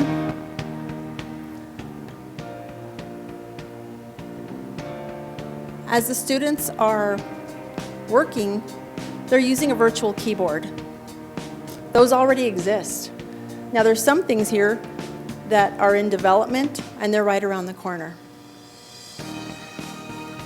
These students are leveraging the mobile device in their pocket to access digital content and connections to curriculum. It doesn't exist in that manner on those little devices, but it already exists in the cloud. And they're collaborating. Our students are already collaborating online, creating projects, creating novel applications to the core. We're going to stop that and tell you the last thing is, really we're preparing the foundation for our kids in Ysleta with the tech plan for the next 3 years, but really for the next 5 and beyond. Z-Space is an example of some of the things that are already happening in Ysleta. And I believe most of you, if not, I think most of you were able to visit with our special guest, Gilbert Gonzalez. He's from Riverside High School. And he was this wonderful young man. He's a teacher there. Someone said he looked like a student, but he's actually a teacher. But Gilbert was here with a student that unfortunately had to leave a little earlier, April Ganska, who is a 2015 graduate of Riverside High School. And they were giving a little tour of Z-Space, which is virtual reality in action. There is one of these units at every high school in Ysleta, and they're being used in biology and microbiology. Modules that allow you to do things such as dissect a cadaver, look at the human heart, pull it apart, look at the names of those. And so this really just extends learning in the way that our kids truly do learn.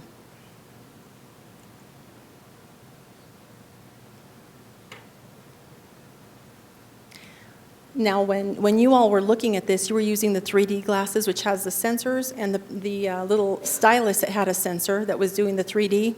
Gilbert has switched this over to, I believe it's a 2D mode, and that means that this can be used in a whole class surrounding. So you can use it with a small group, you can use it individually, but you can also switch it to 2D mode to do direct teach with a larger group, so not everyone has to wear those 3D glasses. Pretty powerful. Another example that we've connected this to, there was a reference to interactive displays earlier by VLK, and this is an interactive display which we're using just as a display this evening, but this has multi-touch. So in a classroom, this display that we're using just to project to, kids can go up, they can navigate, they can go online, they can create. And that really is just another way to extend learning. Pretty spectacular, isn't it? Yes. Thank you, Gilbert. We thank you for your time. Are there any questions? Yes, it's just, is this just at Riverside, or is it all through the career and district? Yes, ma'am. Career and Technical Ed purchased one of the Z-Space CARTS units for every high school. Good. Yes. So again, to your committee, I Yes, ma'am. want a commitment, I guess, on your part, that this committee is going to be,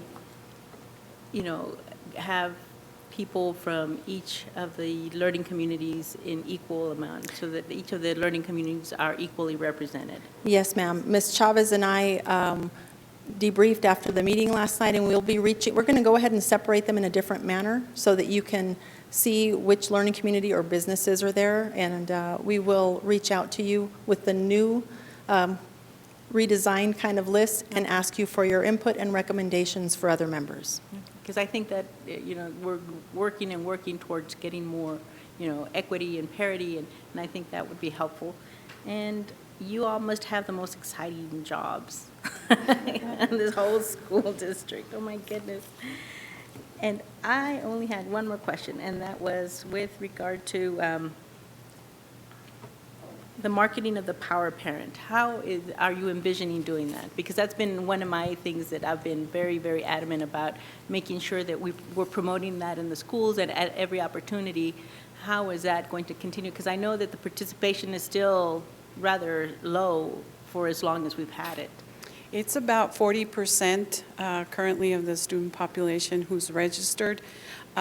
Usually the campuses, when they have parent night, when they have any kind of night, they have a parent table where they actually take the new parents to go in, and they actually physically sit there with them and have them register to Power Parent. This year what we're going to do is, since we're going to implement the online registration as a phase one, that is going to live on the Power Parent application. There's going to be a module or a tab that's in that same area, so that we could encourage more parents to log into Power Parent and see the other features and functions and information that they can get from their students, and hopefully get more people in there. May I add one thing? TIS and Innovative Learning met earlier in June, and we met with the developers, because one of the other things that we're doing, putting as much as we can into the Power Parent, we're going to have, for the one-to-one, with your blessing this evening, when we implement that at 3 grade levels next year, the online agreements that parents will have to be knowledgeable about. They'll be meeting at parent nights, they'll have informational meetings, but they'll actually have an opportunity to log into Power Parent, because to sign the agreement, it'll be in Power Parent. So pushing more and more things into that and allowing them access at school so that they can get in there.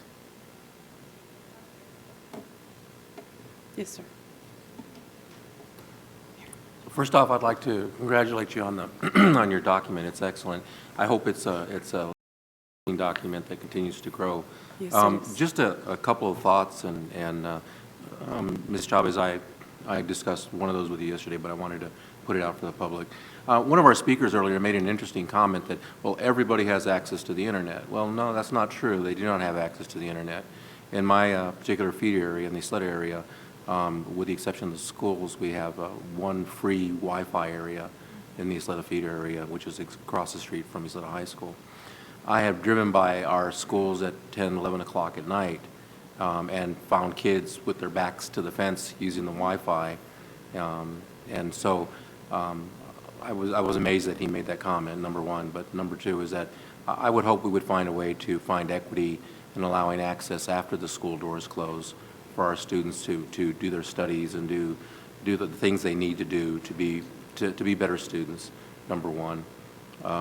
Secondly, I'm in Gilbert, when I'm not spending the evening here with all you kind, patient people, I actually teach A&P as part of my job. And let me tell you, I just did a great lecture this morning, but if I'd have had your tools, I probably could have cut the time in half and kept my students awake, talking about things. I'm absolutely jealous. Just leave that there. I'll take care of that on the way out.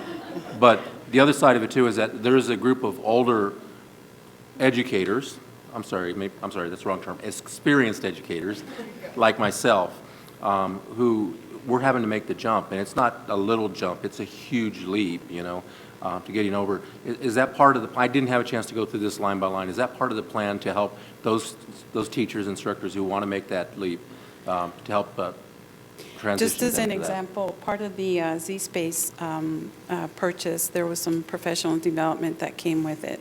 They had instructors that came from Z-Space to, I believe, a few days to teach the teachers and do the trainer model. So in the plan, there's professional development for all of our initiatives, especially the one-to-one. Yes. Mm-hmm. And the professional development, the trainer of trainer professional development that we have in the district technology plan is actually for all teachers, not just teachers who are one-to-one. So we're going to be turning that around for all campuses and all teachers. Thank you so much. Very exciting time right now. Very Thank exciting. you. Thank you very much. Again, thank you. Can you hear me? Yeah, I think. Very quick. Have we, I look at the names of the committee. Have we entertained the thought of collaborating with the business community in El Paso to be part of this committee? What I'm saying is that in academia, and not to put anybody down, it seems like in academia, everybody knows what they're doing and everybody's doing a great job. But outside the walls of academia, sometimes the business community doesn't know, what is it that they're doing. And right now, there's a friend of mine out in the audience. It's an engineer, retired type, and there's numerous people in the community that would be willing to cooperate with you to bring ideas and even themselves learn Yes. some of this new technology. Can you Great. give me some thought on that? And we welcome that if you have those contact numbers. If you notice on the committee list, we do have the Vice President of Technology for El Paso Community College. We do have, I believe, some other business members that are also on our committee. I believe we also have someone from the Antigua Empowerment Center as well. So we have reached out, but we would be open to adding more, sir.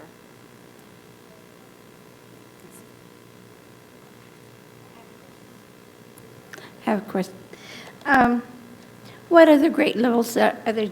Is it just high school levels? Currently, it's just for high schools, yes. I do want to mention, Mr. Gonzalez, I have heard a lot about you in the Riverside area, and I appreciate and I'm glad to meet you. Now I know that everything that I was told in technology was doing real good. Thank you very much for the Riverside area.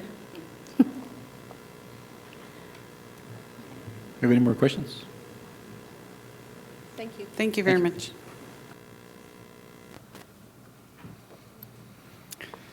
At this time, President Haggerty, members of the board, those assembled, I would ask Mr. Roland Kafka to walk us through our budget development process and timeline and provide the board with pertinent information that'll help them ultimately arrive at the adoption of a 2016 operating budget.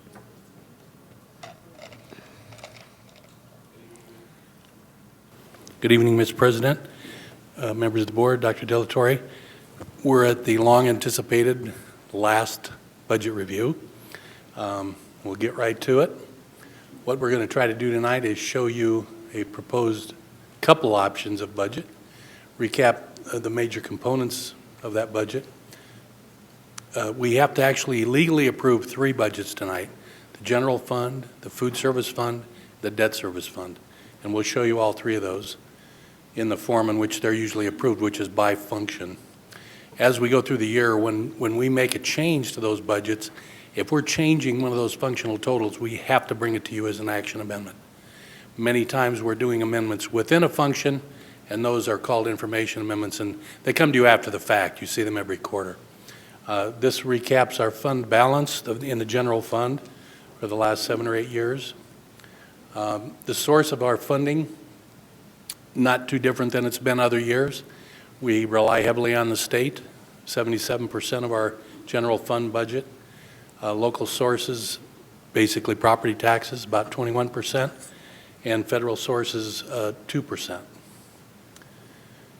To give you a little more detail, that local source group does include some other miscellaneous things, investments of our cash balances, which used to be a few $1,000,000. Unfortunately, now we're lucky if we can make $100,000 at the interest rates we can get. Athletics makes about $350,000 a year in their various fees, gate receipts. The state sources, again, the big part of our budget. The state support represents about $263 million, and actually the on behalf is another form of that state report. When we have many of our positions, we're putting aside almost 7% of the salary into the TRS retirement fund. For some of those positions, we get state credit, so they give us revenue back. It's just an accounting shuffle between numbers there. You see the same cost in the cost side. So federal sources, largely the SHARS revenue that we generate for Medicaid services.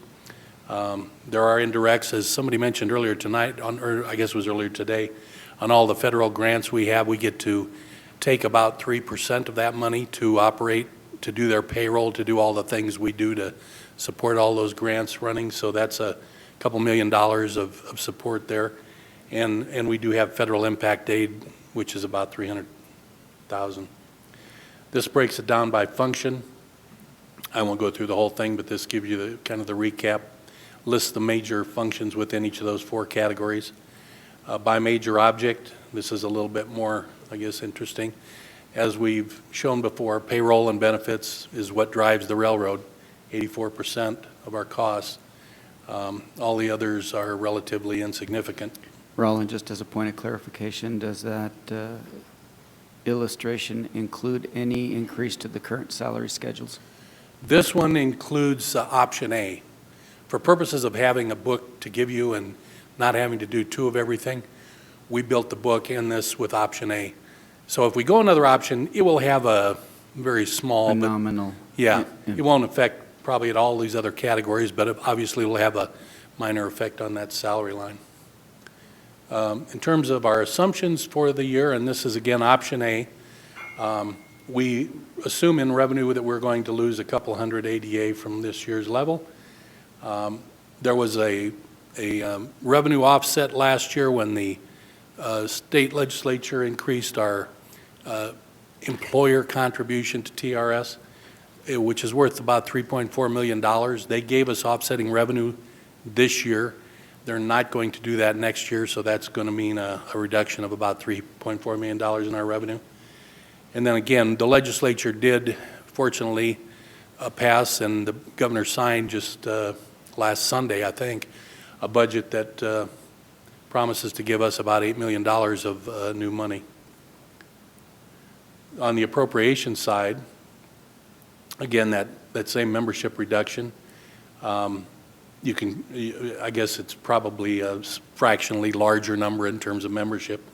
Campus staff, we've reduced over the past year-end budget cycle to adapt for our loss of some students. We've done some what we can to reduce staff and increase efficiency with the central departments. The biggest probably other factor that's included in this difference between years and appropriations is on the benefit side, and that's basically because during the year, when we did the budget last year, we put $1 million in for new increased health care support. We put in at mid-year, if you remember, another $3 million. So all those things are kind of on a half-year delay because our health care plan is on a calendar year and we're on the 6-month increment of that. So we guesstimate the impact of that set of increases on the general fund, which is, again, only funding about 85% of our people, is about $2.5 million. And then there was one other new item that we added this year because we're applying for a bigger E-rate application or funding this year that will include funding some of the Wi-Fi enhancements we need. Now, in option A, we built this increment of salaries, 3.5% increase on the paraprofessional and ancillary, I call them, or I guess the other term is non-exempt. 2% for the teachers, nurses, librarians, and 1% for the other professionals, non-teaching professionals. So the total cost of that estimated at $5.9 million. What that looks like in brief summary is based on the middle column there, and just for comparison's purpose, we show last year's original budget. So you can see there we're budgeting about $373 million in expense, but we know from long past histories, we tend to spend right around 97% of our original budget. So we're projecting that we will actually spend about $362 million, which is about $1.9 million less than our revenue, or more than our revenue, I'm sorry, or more or less, I was right the first time. So we would actually have a surplus of about $1.9 million with that option. In the legal format by function, this represents the same budget, and for comparison purposes, we put the percent of the total for the current or for the new budget in the second column, and to compare, we have last year's percentage in the third column. By major object, as we showed in one of the pie charts, again, we're talking about spending about 84% of our total budget on salaries. The others pretty small percentages. Now we'll go to option B. And all the revenue assumptions are the same in option B. Really, the appropriations are the same until we get down to right here, where we've adjusted the salary increase to 3% for the non-exempt employees, all the paras and ancillaries, and 1.5% for all the professional levels.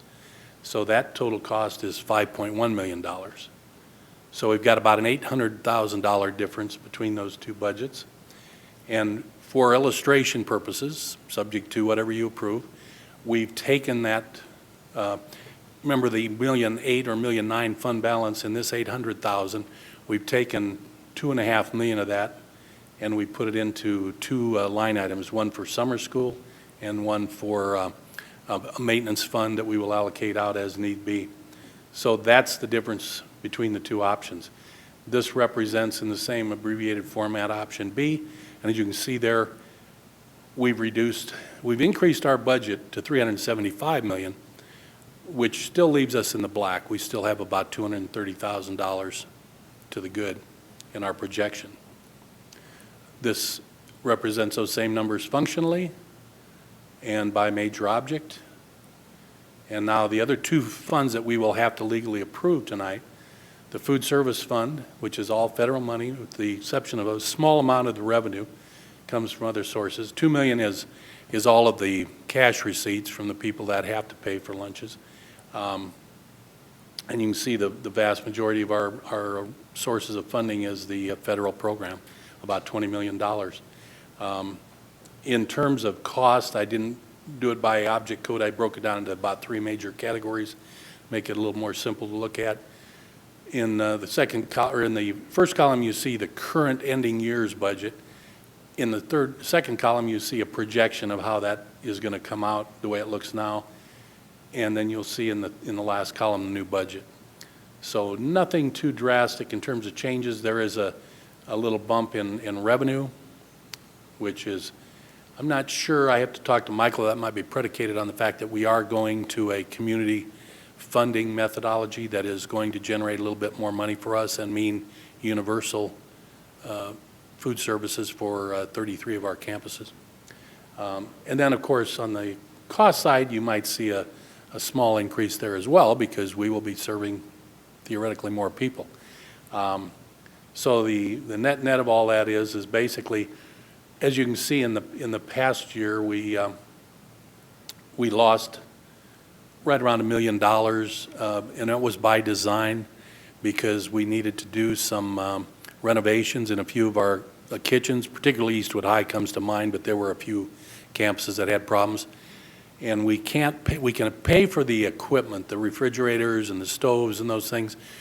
This money will not allow you to do the building renovations. But we are allowed by law to take up to $3 million in indirect out of this fund. It's a lot more than the 3% we talked about for the other grants. This one is more like 15%. We don't go that high, but we usually kind of work out a $1 million set aside each year to give them a little more operating money. But we took a little bit more this year, closer to $2 million, to help pay for those renovations that we did, because that allows us to do it out of the general fund, and everything is copacetic. The third fund that we are legally obliged to approve is the debt service. And again, this one's a little tentative because we don't get the property values for the year until July 27th. That's the official date the CAD is supposed to get them to us, and they're usually pretty good about it. They might be a day early depending on what day of the week the 27th falls on, and I don't have that ability to do those calendar things. But as you can see here, our debt is going to go down about $2 million in the new year.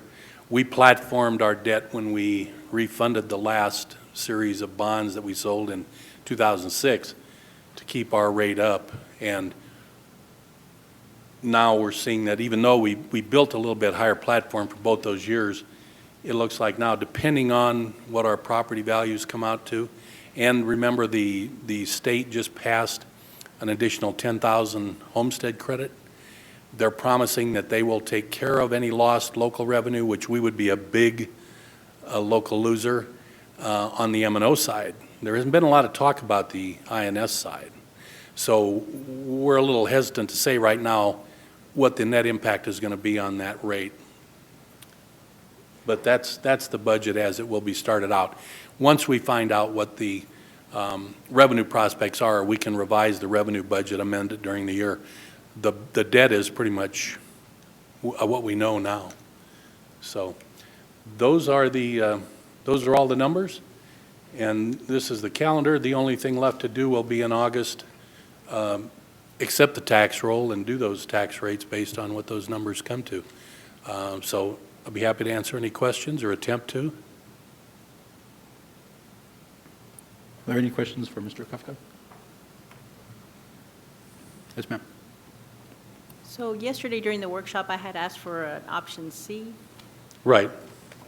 And what we did there, we didn't go back and rebuild the system numbers, but I can tell you that option would basically generate, if we assume that we would take the exempt employees down to 2%, the teachers down to 1.5%, and the professionals down to 1%, that would generate an additional $850,000.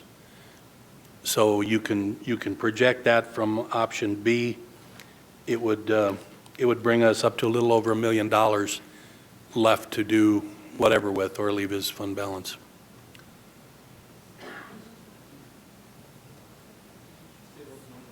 Sure. For just illustration purposes, we did 2% for the paras and ancillaries, 1.5% for the teachers, and 1% for the administrators. And that generated a savings of $850,000 from option B. So that would put right now option B's got about a $280,000 fund balance. That would bring them to a little over $1 million, which could be either placed somewhere if we wanted to place it or just worked with later.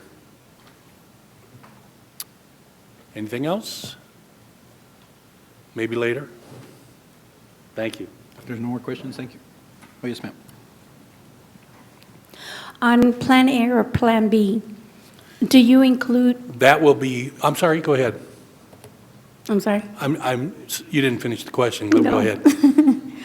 On Plan A or Plan B, it's not included the part-timers. They're included, but at the current rates. At the current rates? Right, without the raise. If we want to make an adjustment for that, we can build that in as well when we do the final I'd rather have it in writing. resolution. Mhm. Well, it will be in the motion, Oh, well, Yeah. okay. whatever we do there.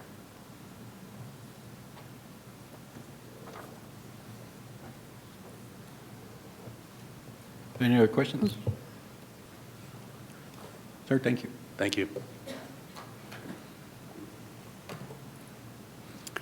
Moving along, item 10, with us this evening is Ms. Champagne, who will give us a status report from the internal audit. Good evening, President Haggerty, Dr. Deltoro, and every members. This is Champagne. You have the package last Friday with the status report of the department, the new interns, because of the fingerprint, she has the last name different than what she gave the HR, so it's going to be pushed to July. So we were hoping she would start this week, but we're not able to do that. That's the only change. And then project-wise, we started 2 more campus audit because of the administration changes. Other than that, it's pretty much the same. Any question? Are there any questions? I have one question. Yeah, I was wondering, as I was looking at some of the past audit reports. Yes. It says partially addressed, that some of the campuses, when they were doing their improvements, that they had only met them partially. Is there some kind of a plan to get them to complete those changes that they need to make? I think most of the situation is that, say, for example, we found 5 exceptions of particular category. And the campus, by 6 weeks, when they turn in the corrective action plan, they might have addressed item 1, item 2, and then the 3 other areas. Either they were still working on the planning, or they were not able to show where they could fix it. And that's why we put in partially addressed. And we're hoping when we go back in 3 and 6 months that you're asked to do the follow-up audit, we'll be able to give you a definitely answer, either addressed or not addressed. Does that help?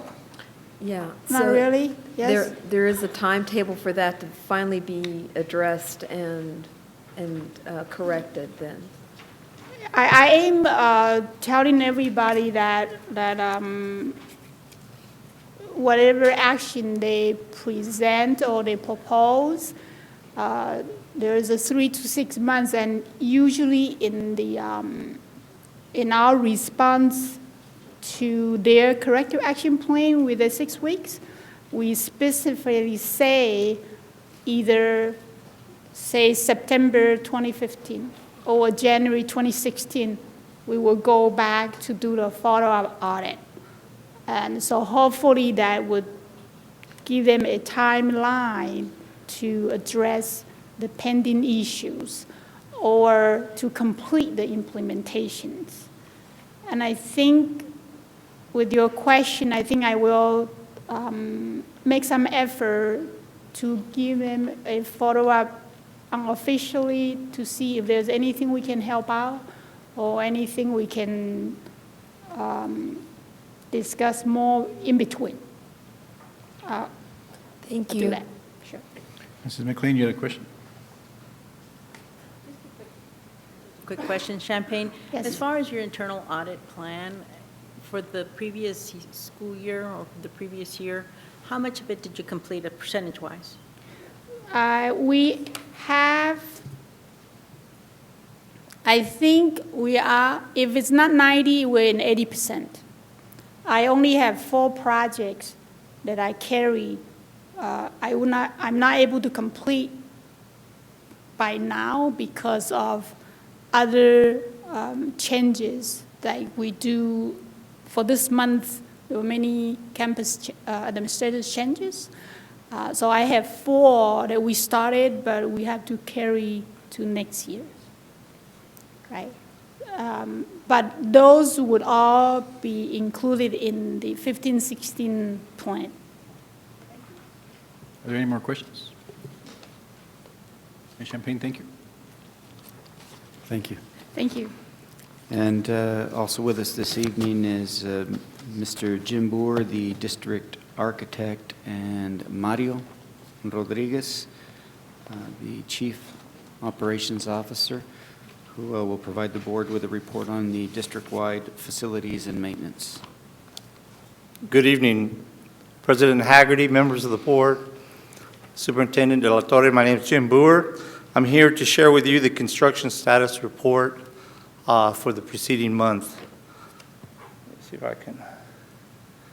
Our first project here is Eastwood High School. It is complete. It was in use, and we're hoping to have a ribbon cutting in the fall.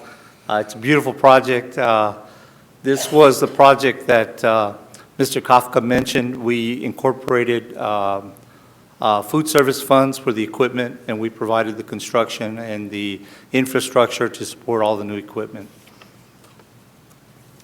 Loma Terrace Elementary School, the HVAC portion for this particular campus is complete.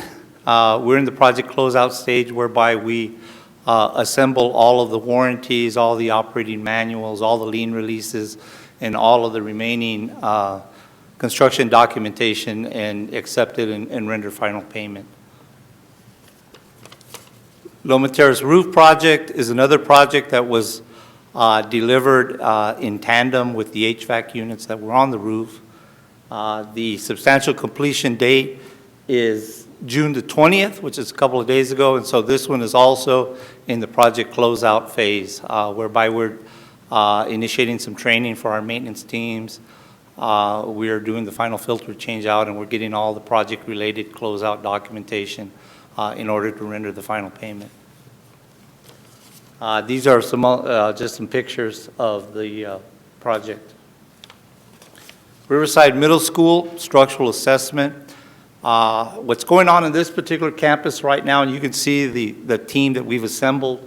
We have geotechnical scientists, we have a survey team, we have a structural engineer involved. The first aspect of this particular project, which is to address the settlement issues in the slab, is to map and to monitor the movements.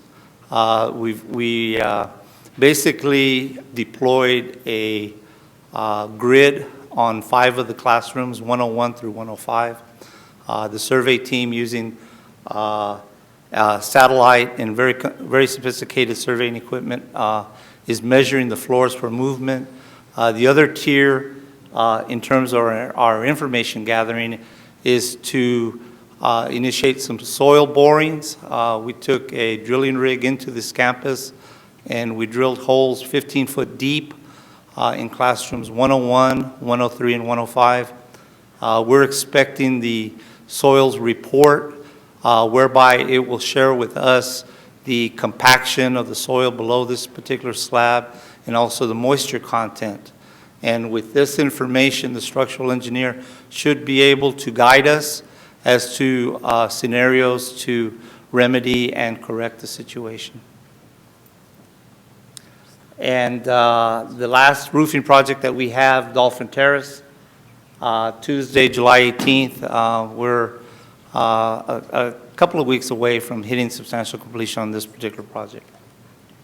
And there's some pictures showing last month's progress with this month's recent photos. And with that, I would welcome any questions regarding any of these projects. Yes. So with regard to the settlement issue at Riverside Middle, are there any other schools that have the similar problem? We have other schools that are exhibiting signs of settlement. Constance Holberg is one. Cadwalader is another. Those two particular campuses will be receiving some monitors. The structural engineer, Mr. Javier Carlin from Henry Ing Engineering, ordered some gauges, and they were not of the right type that he had prescribed. He has since called me, and we're going to be going out there tomorrow at 11 o'clock for those two particular campuses to initiate the installation of these monitors and to begin the process of trying to gauge the rate of movement in the walls. In the case of Cadwallader, there's some rotation going on in the walls. And you may recall several months ago, we did initiate some corrective work at Cadwallader. We saw cut a section of 7 classrooms in the south end adjacent to the canal, and we doweled in and re-poured some concrete to alleviate any of the movement, and it appears to be successful. The emphasis right now at Cadwallader is in the gym. Part of that movement, we feel, is being aggravated by the water. There's a bad condition at Cadwallader whereby the TxDOT cut a curb cut there for wheelchair access. And unfortunately, the school is lower than Alameda there. And we've had meetings with TxDOT out there, and their contention is that Alameda was out there before Cadwallader, even as old as that particular campus is. So we're looking at remedies to avert water there because we feel that it is aggravating some of the settlement issues with the clay and the caliche below. Right, and so we've heard, throughout these last couple of years with regard to those individual schools. Now, I know that, Camino Real, Mission Valley, South Loop Elementary, they all those 3 schools, I don't know to what extent there's issues there with the cracking in the walls, with the, that you can see from one floor to the other, Right. from one room to the other, where all of that happening too. So is there plans to look into those other schools that I guess mostly are affected down in the valley, right? Yes, the majority of the district property that seems to be exhibiting movements are in the lower valley. I think a lot of it has to do with the soils. I think also a lot of it has to do with the water table. As you may recall, about 8 or 9 years ago, the reclamation in a lot of the water districts, they started lining their canals with concrete. And it's incredible what the impact was to the water table when they did that. Now, the good news is they weren't losing canal water going through the dirt. But with a lot of the properties adjacent to that, it has altered the water table. There's a lot of properties, a lot of single-family residences along the border highway that are showing signs of movement and settlement. And a lot of the engineering teams that have looked looked at these assessments believe that it's due to the different water table. And again, unfortunately, a lot of our schools are along that same corridor. Right, so is there any plan for this upcoming year to look into those properties, and what would the cost estimate be? I think the best mode would be to measure the rate of movement, similar to what we're doing at Cadwallader, similar to what we're doing at Constance Holbert. If it's being aggravated by water, we need to look at assuring that those campuses have positive drainage, that the water is flowing away, that it's not ponding. And so again, I think there's some French drains that we could do. There would be some modeling theoretically to avert the water accumulating. Some of the movement we could prevent. I think the challenge will be to, whether we stop the movement or whether we try to put these assemblies back to where they were.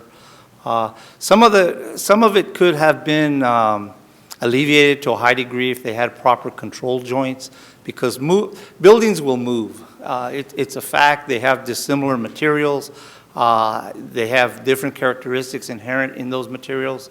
So buildings do have a tendency to move, and I think it's incumbent on the design team to design control joints, expansion joints, these type of provisions that will accept the movement without cracks, without unsightly damage to the surfaces. And I think a lot of the newer schools, we've deployed that. And again, you can manage the movement in better ways than in the older buildings that we've seen.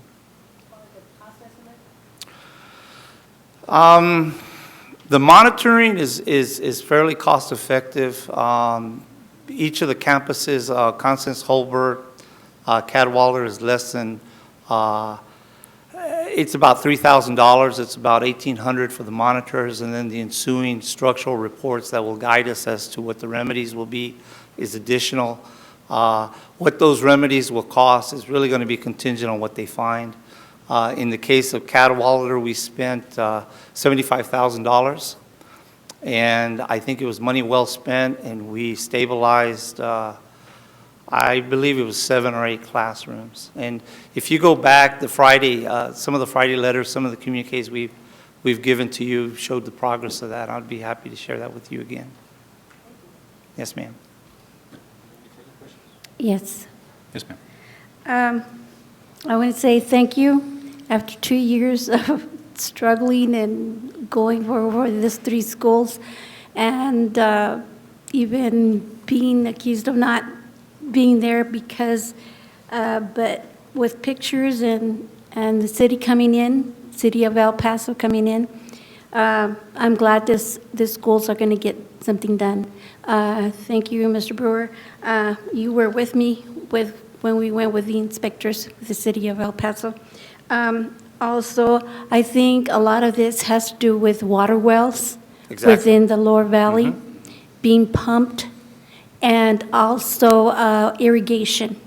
We have a lot of properties with irrigation. Now, I do have a question for you on Catwalder. Yes, ma'am. We do also have, right where the gymnasium is, that is also sinking. There's a bathroom there also that is sinking. Now, there's a sewer line that runs from that building all the way to close to Alameda, and it smells very bad. And even when the students are eating, the smell goes into the cafeteria. Can be something being done on that too, because it's been going on for years?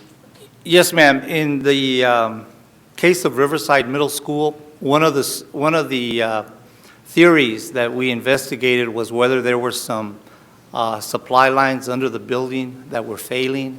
Because again, I think a lot of this has to do with water and the moisture content in the soil, either because of the water wells, as you mentioned, or the water table in general, or failing domestic water or sewer lines. The district a few years ago bought a camera that's on a snake, so we can stick it down the pipe so we can kind of check the integrity of the pipe.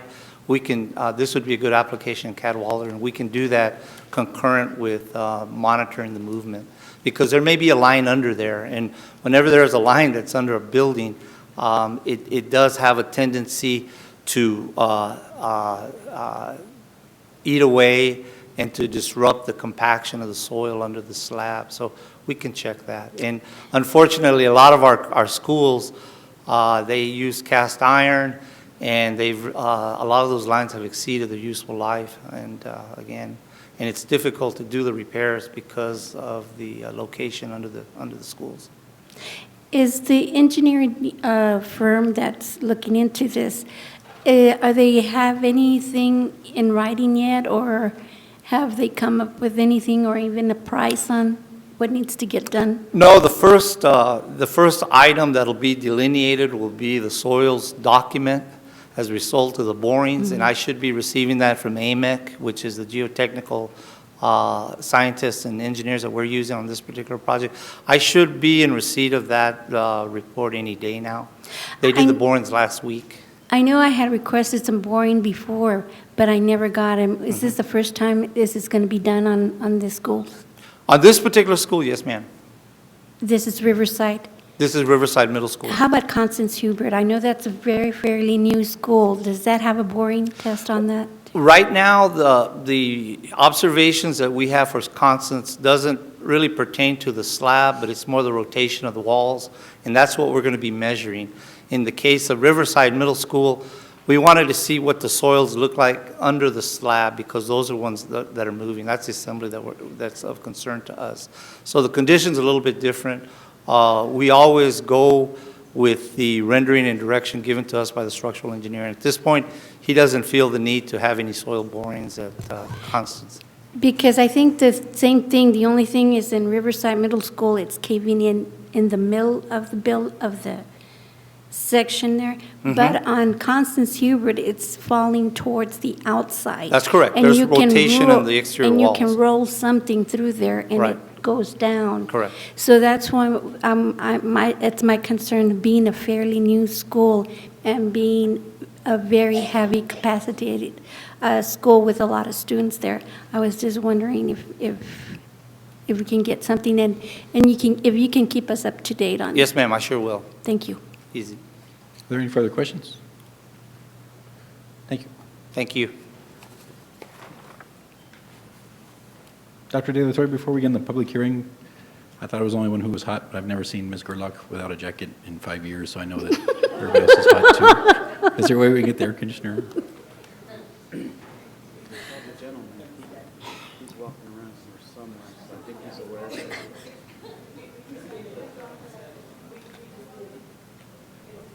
Sorry.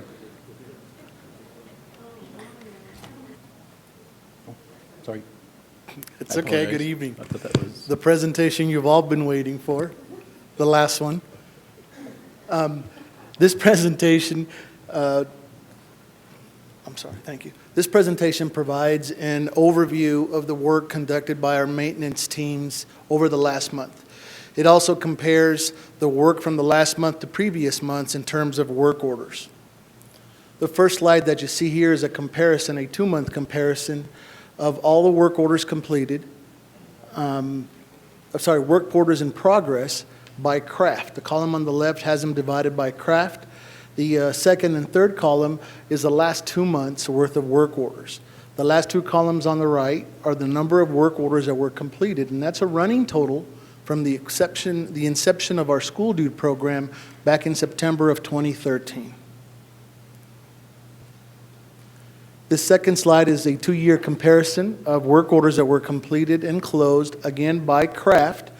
And this has a 2-year comparison, 2013-2014 to 2014-2015 through May. It also compares the 2 months of May for the year 2014 and 2015 to give you an idea from 1 month or 1 year to another. This slide basically breaks down all of the work orders for the 2013-2014 school year by craft and by month for a total of 22,244 work orders that were completed and closed during that school year. And the reason we provide this slide is to compare to this current school year. The same information, just this current school year, again with the month of June, which we're still working on, would be the last one there you'll get during the board presentation in August. This provides a history of the last 18 months in terms of the work orders that are work in progress, meaning the ones that we have open, the ones that we're working on. And as you can see, during the month of May 2015, we're down to approximately 973. And you can see that it's a downward trend over the last 18 months. This slide provides an illustration of the work orders that were completed and closed over the last 18 months. And it's an average of approximately 2,000 work orders per month that we complete and closed here in the district. The 973 work orders that are open, if you were to divide them by trade, this is what they look like, with the largest quantity coming in our HVAC department at 39%, approximately 376 of the work orders that are still work in process. Those 973 can be divided by priority levels, level 1 being the highest priority.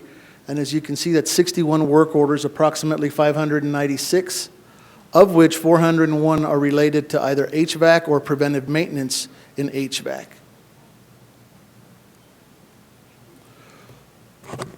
School Dude provides the ability to have key performance indicators, to monitor the work orders using different key metrics. The first one shows the number of work orders that we complete in less than a week. And during the month of April, it was 944, approximately 53%. The average work order stays open approximately 21 days. And during the month of April, every working maintenance employee completed about 17 work orders during that month. Fast forward to May, we completed 912 during or in less than a week, which is approximately 59%. The work order stayed open an average of 15 days, and work orders by employee was 16. One thing to consider on those 15 days that the work order stays open, oftentimes we have to order material and parts, and there are lead times related to the work orders. This is just pictures of some of the work that we did this past month. Our plumbing team at Mesa Vista replaced the domestic water heater in the kitchen. At Parkland Pre-K, we replaced 2 storm drain pumps, and those are in the back of the campus near the playground. That's an area that tends to pond and hold water for us. We made sure that those pumps are completely operational. Our mechanical HVAC team replaced HVAC units here in the telecom building. It's one of the buildings that's here on McCrae, next to the old Chico's Tacos, if you will. Our general trades team completed some work at Hanks High School, repairing bleacher boards in the gym. And at Riverside High School, we replaced plexiglass with clear safety laminate. This is some of the work completed by our electrical team at Eastwood High School. Everybody's mentioned the cafeteria. Well, while they were constructing it, we had to provide temporary electrical service, and we had to remove it once the completion of the construction was done. At Ysleta Middle, we replaced old light switches with key-type light switches. Our roofing team has done extensive work at Tierra del Sol and Constance Holbert, again in anticipation of the El Paso monsoon season.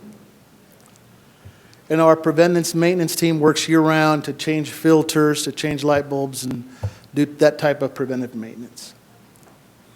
We do have a small construction team. They did some work at Loma Terrace, replacing ceiling tiles throughout the campus. And they even do small projects such as directional VCT striping in the hallways.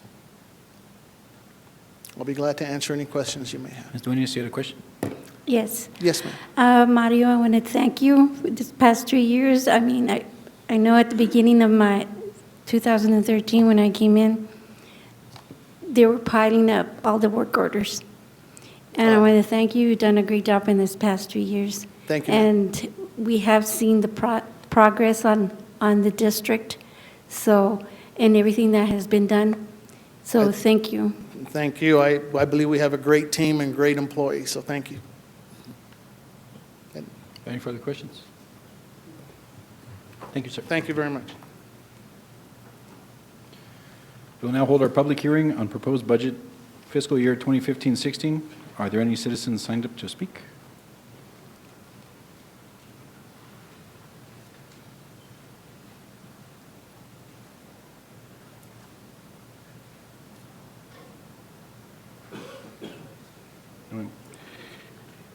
Is there anyone that would wish to address the board on this item?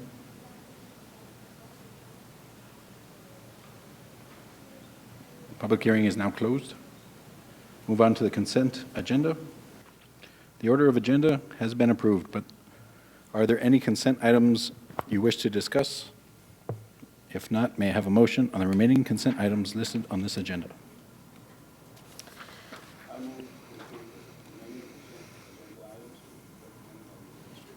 Thank you, sir. Is there a second? Second.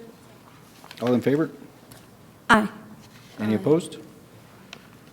Any abstentions? Motion passes 7-0.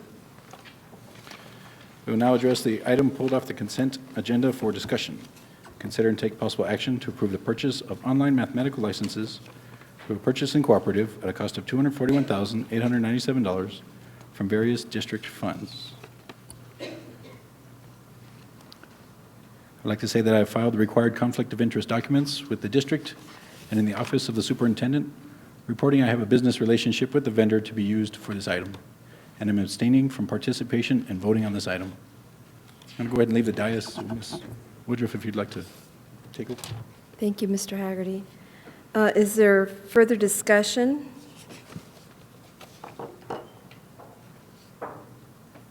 I've got some, I guess, some items here that I wanted to bring up. And apparently, you know, the request was made yesterday to ask what the legal opinion was with regard to this item. And apparently, Mr. Haggerty has provided the required information. My concern is that of an ethical nature. And last year, we were asked to attend an FBI presentation. At that presentation, the gentleman that provided the information asked if we at Ysleta provided ethics training for our board members, for our employees, and we had not. So at that point, we did encourage ethics training throughout the district, and we also, as board members, were provided ethics training. You know, with regard to this item here, it's an item that comes to us on the consent agenda, comes to us at $250,000 with a company that Mr. Haggerty is employed with. It is a no-bid contract that went through the buy board. This buy board, Mr. Haggerty is a director of. So in my mind, there is a lot of red flags. I don't, have that much information or knowledge about the product itself, and that is not my concern. My concern is, with regard to what happened in EPISD, with regard to what was just in the paper here with General Petard, and the conflict that has caused. I think, I think we need to be very vigilant and very aware of what the perception is that is going to be with regard to the public. A $250,000 contract that could potentially benefit our board president and a very close and personal friend of Mr. Haggerty. So all of these are things that bring up grave concerns in my mind. And so I would request that this item be tabled for now, and if the schools, if administration thinks that this is a product that needs to be pursued, let it go through the proper channels, a competitive bid process where it is more transparent and where we don't have all of these conflicts. So, thank you. Are there other? Can I go ahead? Go ahead. Okay. I know that the discussion we had yesterday was that for us to wait and ask Mr. Safi on this, on what he would recommend, to being that he is the district attorney and, the attorney for the district, and what would you recommend?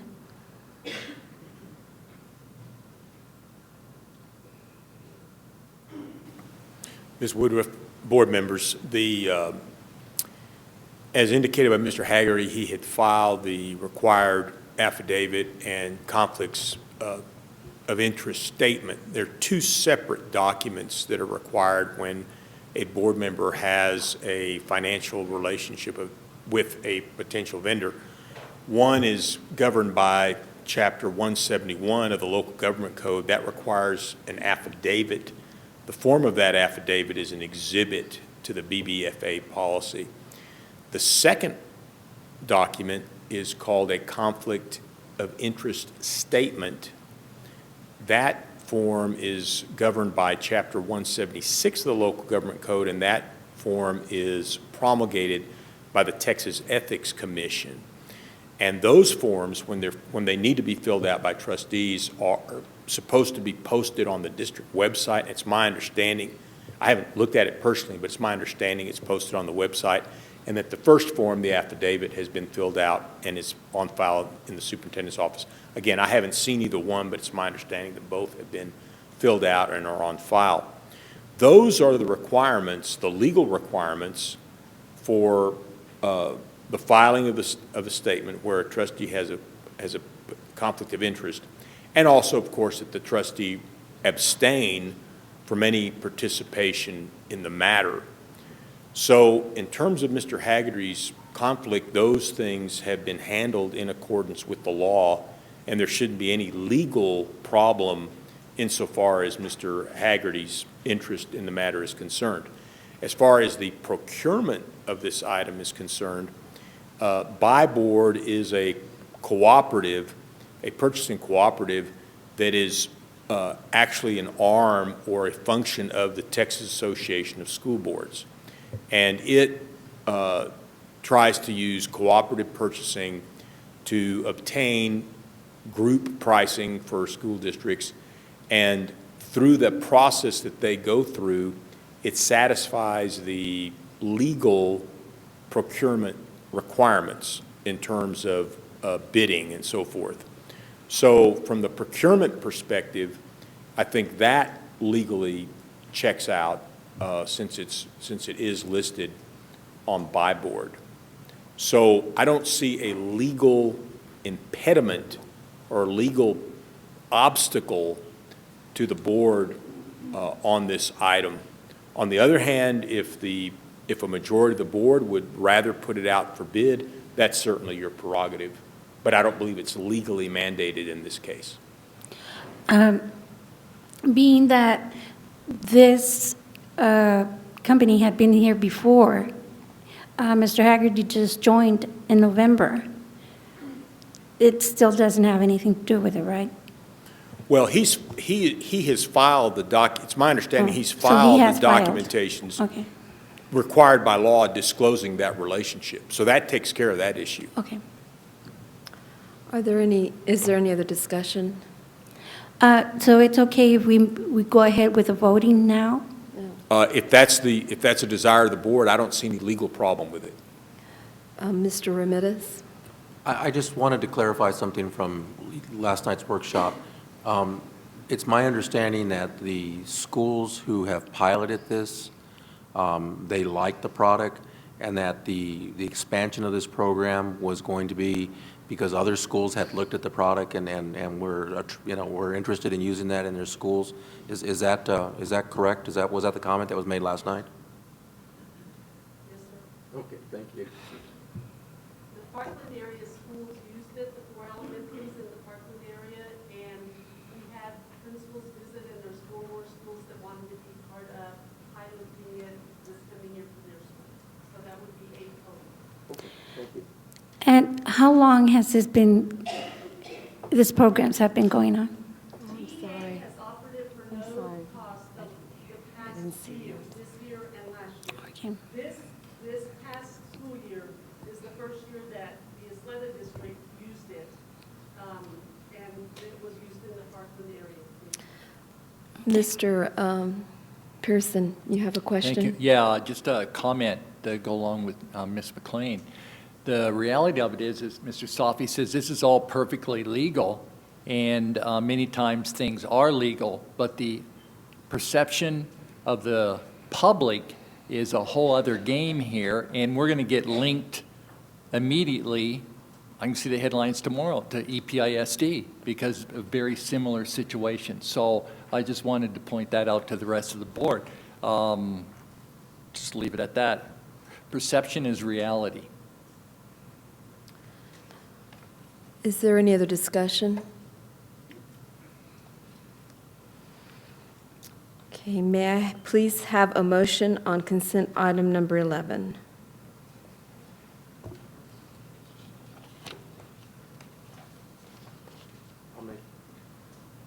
I'll make the motion to approve consent item 11. Let me write that. I move to approve the purchase of an online mathematics licenses through a purchasing cooperative at a cost of $241,897 from various district funds. Is there a second? Second. All who approve?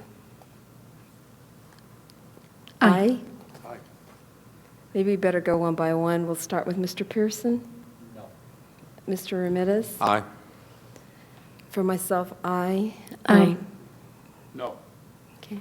No. Okay, so that's 3-3. It's deadlocked. The motion fails.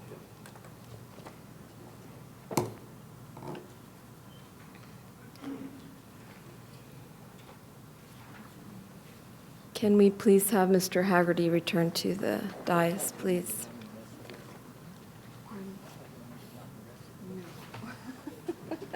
Totally unprepared for that.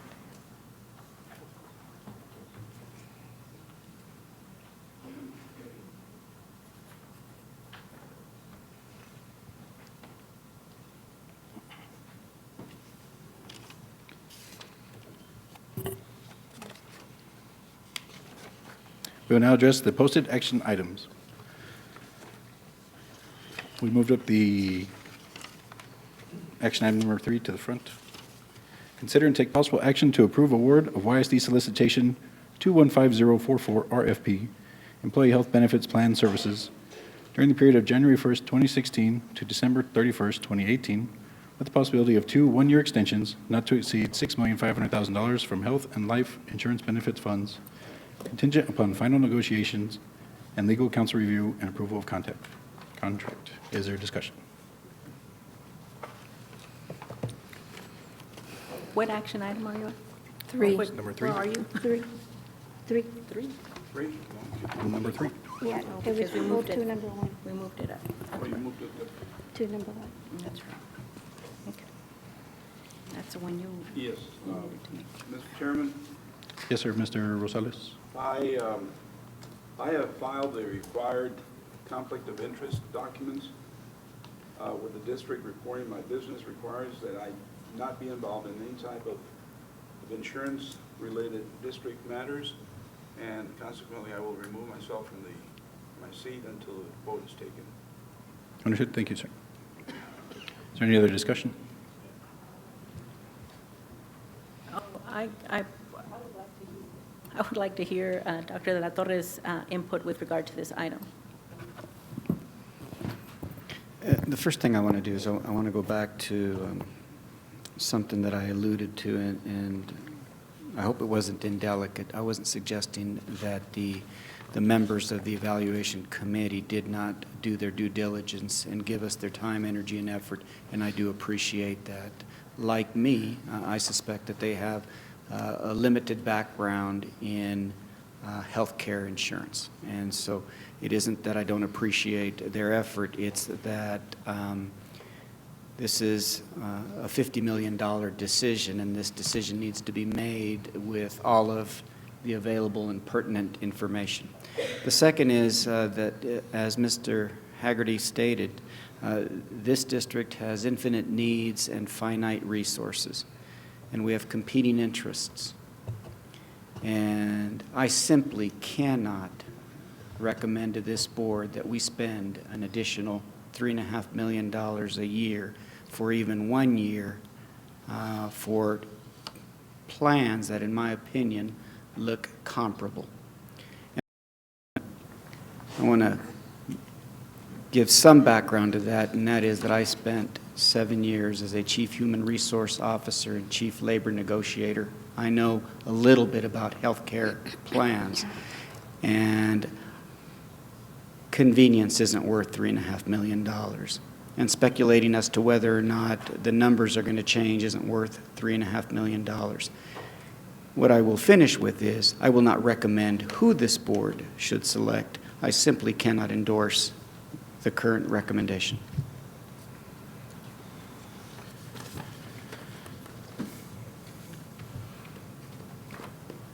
I have a hard time with the way the recommendation came about, and being that there were 7 vendors that offered, I think it was 7.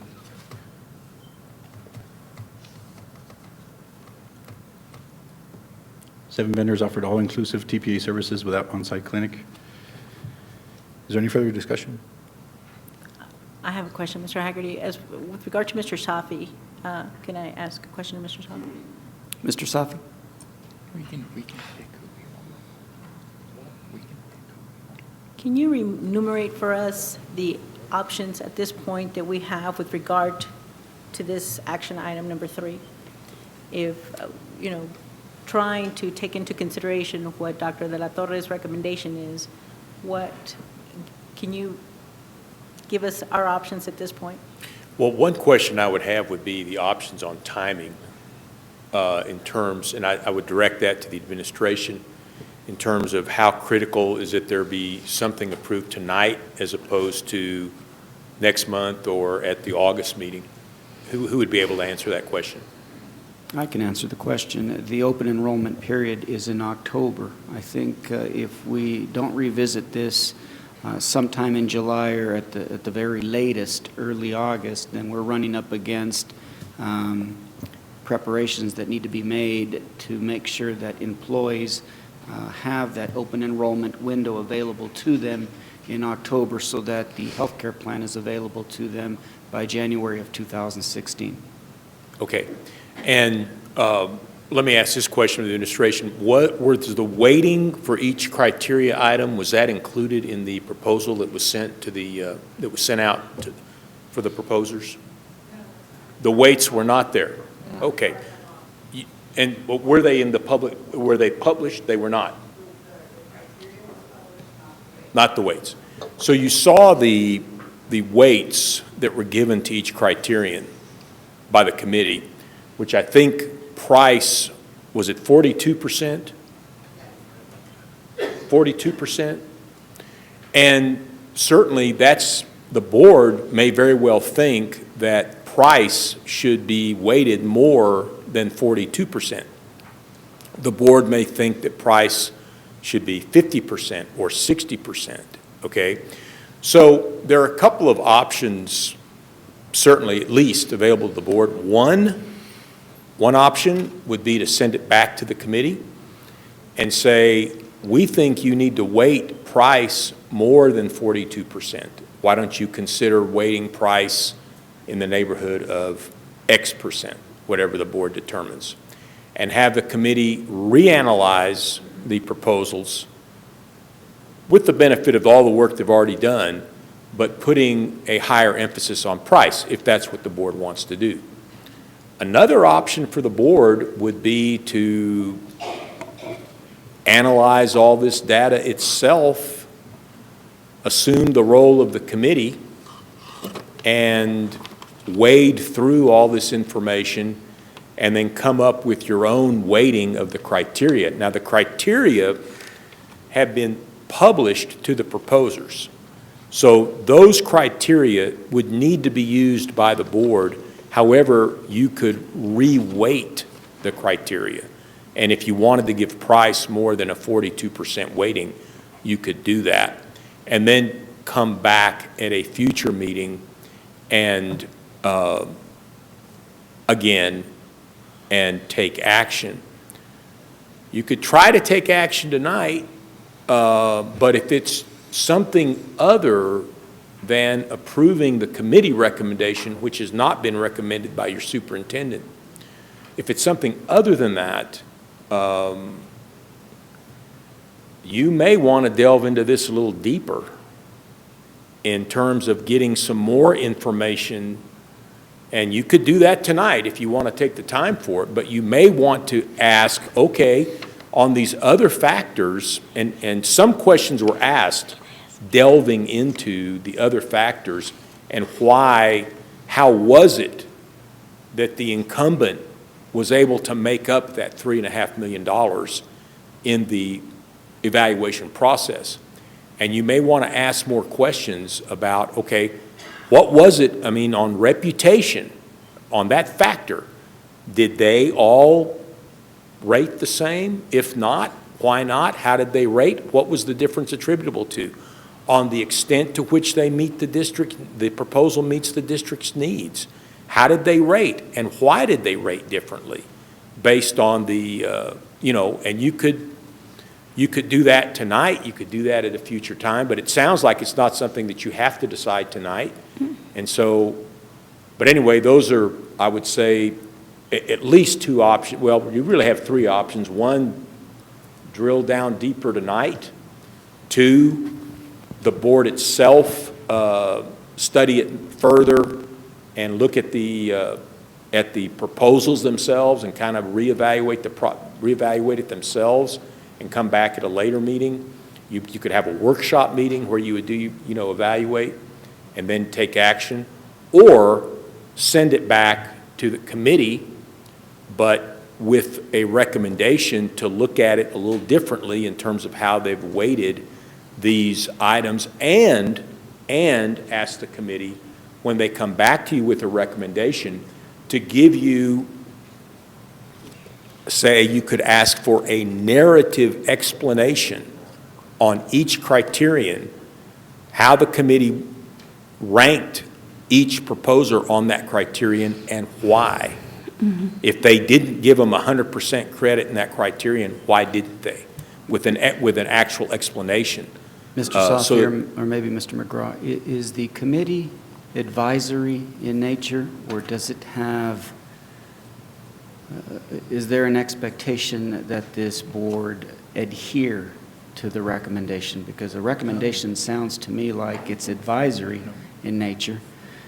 And if this board determines that $3.5 million is sufficient rationale for deviating from the recommendation, is there some legal implication?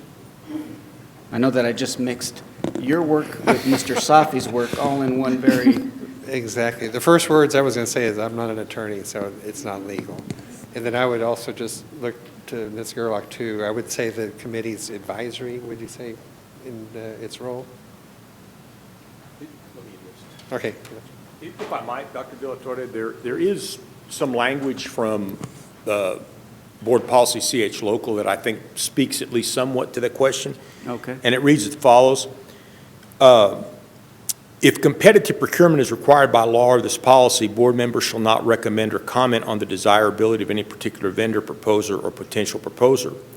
While the board is permitted to reject the recommendation of the selection committee or administration, the board's reevaluation shall be based solely upon the criteria published in the RFP or bid solicitation and not based upon board members' personal views, close quote. So what the policy language clearly contemplates, it's a recommendation, it's advisory, but the board, if it's going to do something else on its own, will do a reevaluation based on the published criteria. Thank you. Ms. Duenas, you had a question? Yes. Mr. Safi, can we have like maybe another committee with, based on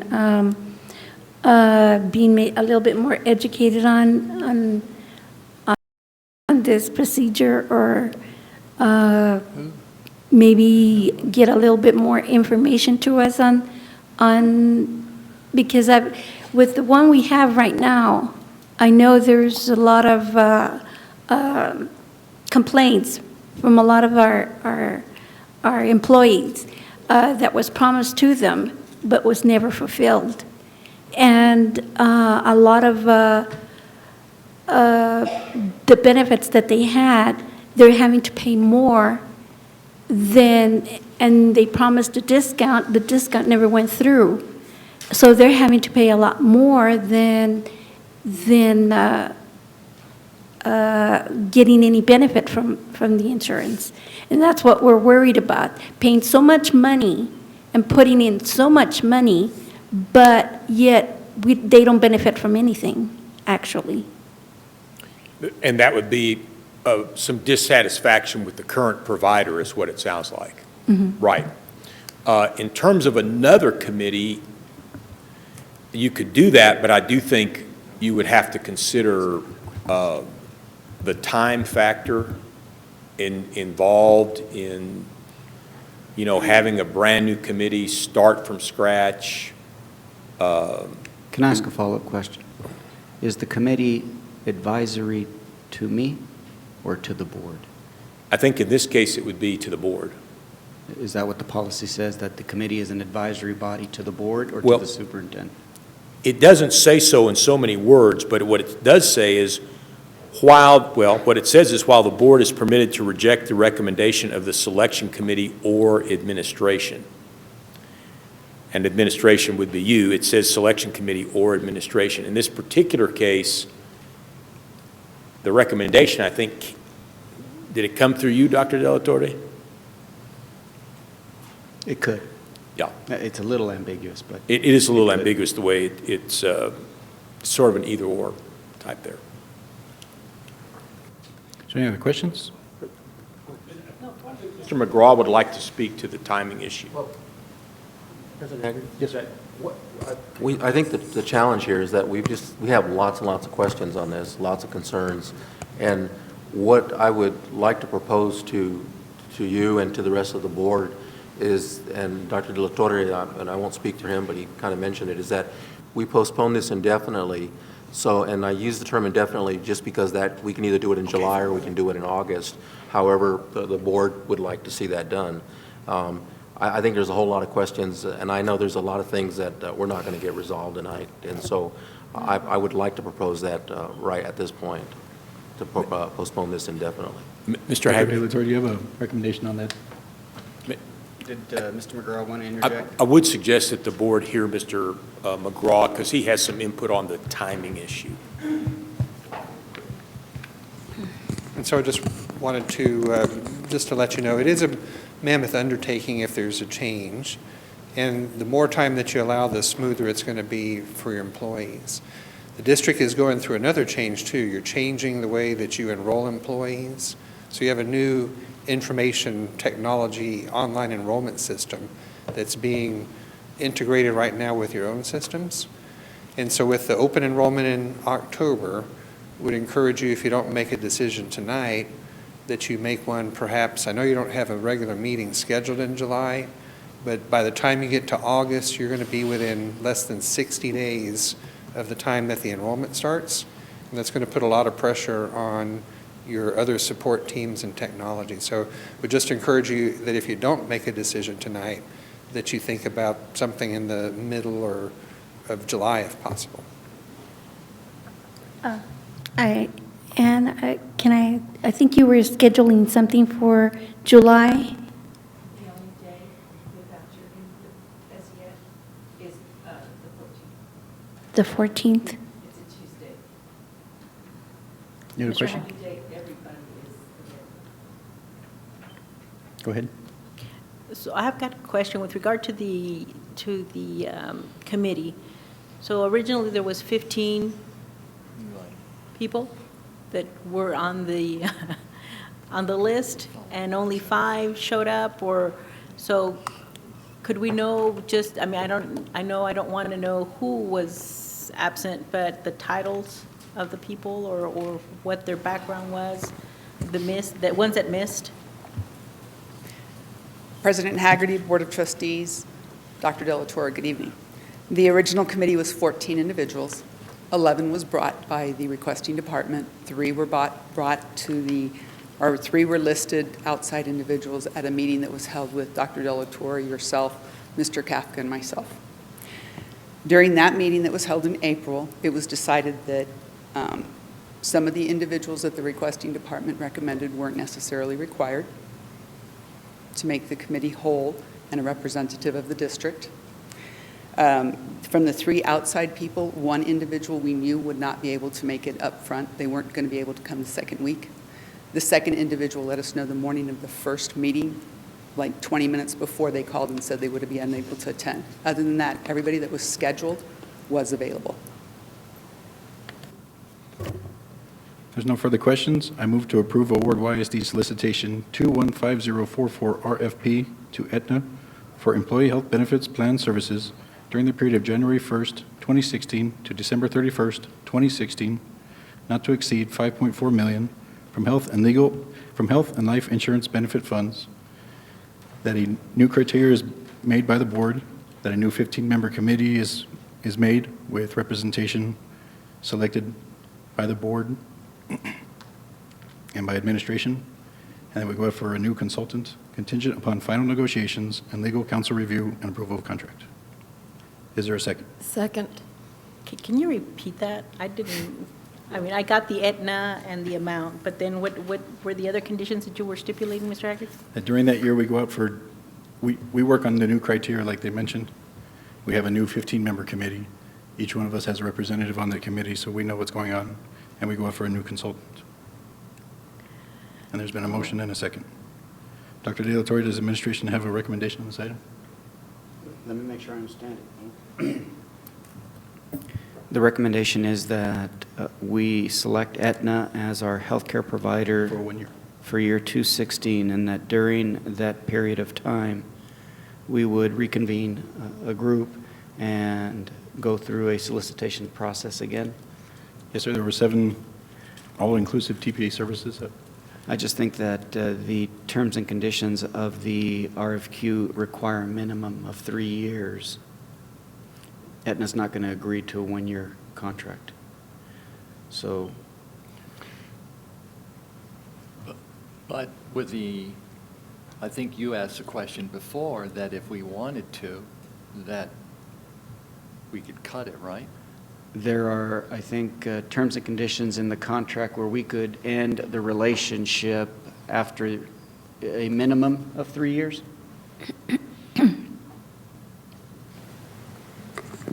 So typically, in the approval, or the, I guess, the finalization and negotiation over the contract, that would include the terms for the commitment from the awarded vendor to guaranteeing the fees, et cetera, that they can guarantee over a multi-year time period, as well as the rights to termination.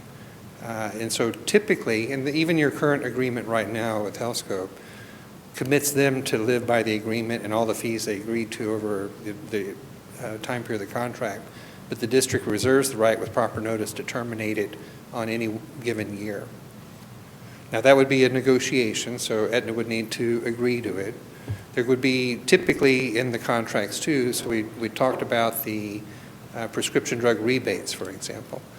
And so typically with respect to rebates, if there's an early termination, then whatever money has already been paid at that point in time is all that's paid, and you're not entitled to any future rebates that might be in a pipeline. But again, those will all be points of negotiation as you finalize the contract. In that case, I'll amend my motion from January 1st, 2016 to December 31st, 2018. Possibility of 2 one-year extensions. Second. Dr. De La Torre, do the administration have a recommendation on this item? The administration supports the motion as stated. All in favor? Aye. For clarification, are we still saying having one person per each of the trustees Each be on this trustee will committee? get a We're not representative. doing that part anymore? Okay. Yes, yeah, that's part of the. Can I ask The a only thing that question? changed was the years. Did you talk, I didn't hear you, to not exceed 6.5, did you say that? No, I said 5.4. Okay. All in favor? Aye. Aye. Any opposed? No. Motion passes 5-1. We can get Mr. Rosales to come back in. We can move on to Mr. Ramirez. Thank you. Who's leaving next? Huh? Me.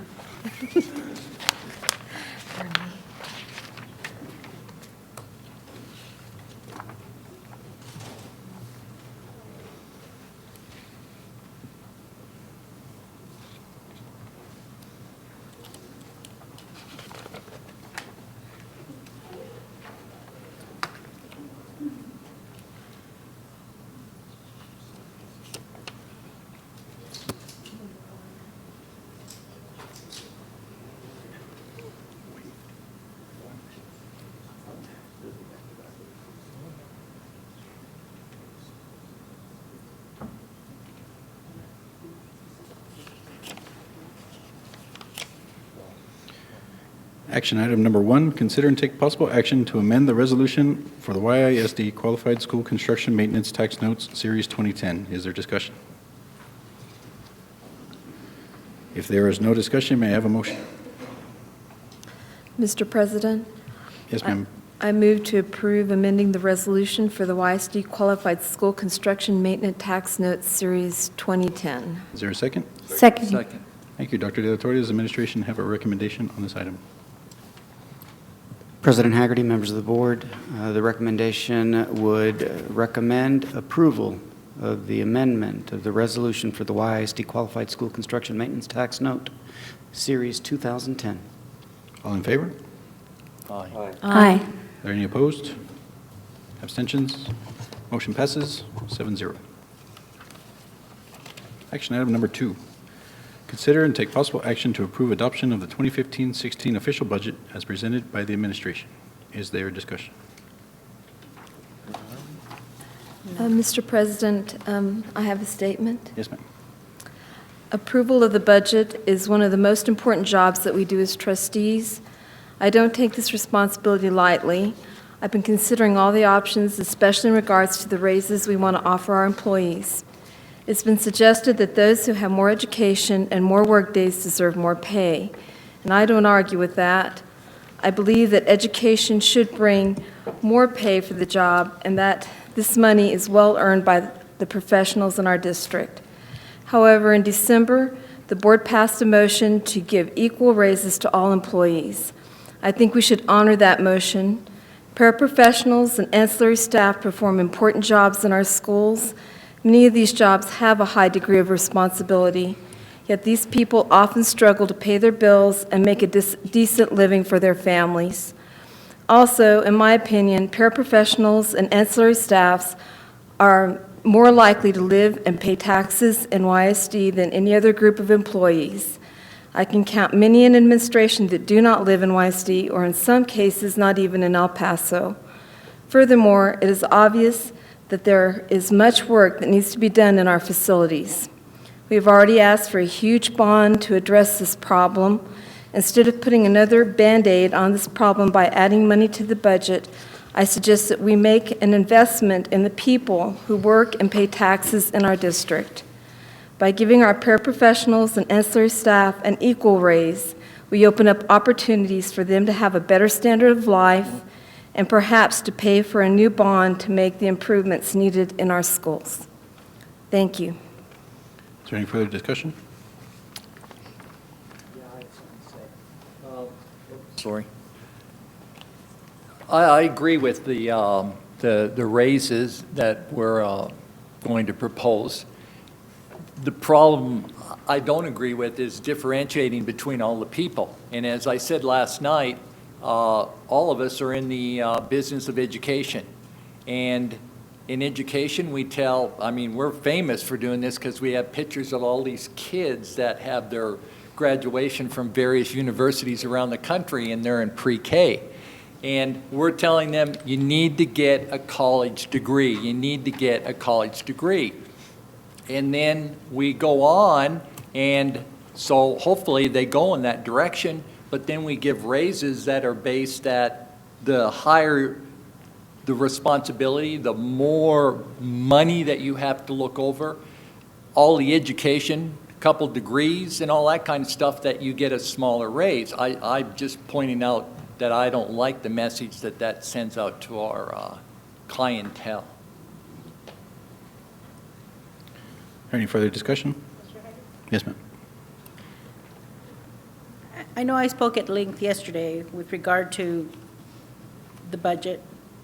I want to say that as a member of the board, we're entrusted with these public monies to educate the kids.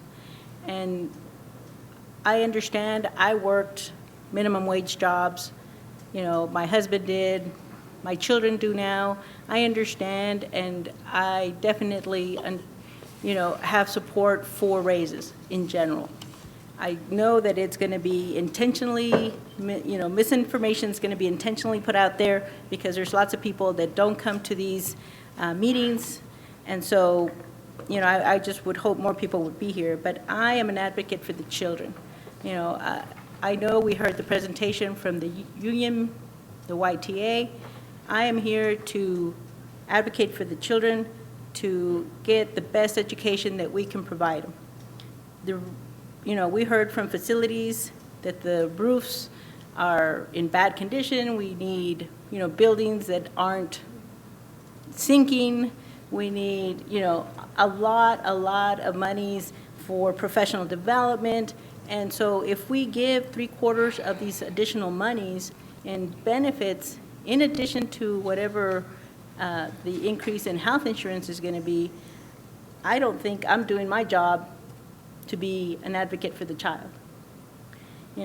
So, I was looking this weekend through all my stacks of papers that the kids send us for Board Appreciation Day, and I've got tons of these letters because I can't bear to throw them away.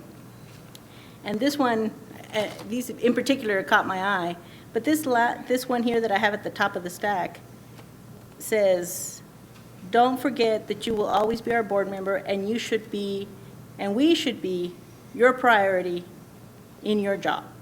And this child is absolutely right. The children need to be our priority. We need to give raises that are in line with the other school districts. We need to pay our employees competitively. I'm all in favor of that. But to give all of our additional monies for employee benefits and raises, I think that does a disservice to our children. Because I've never heard that a teacher teaches better because they got a $100 increase in their check.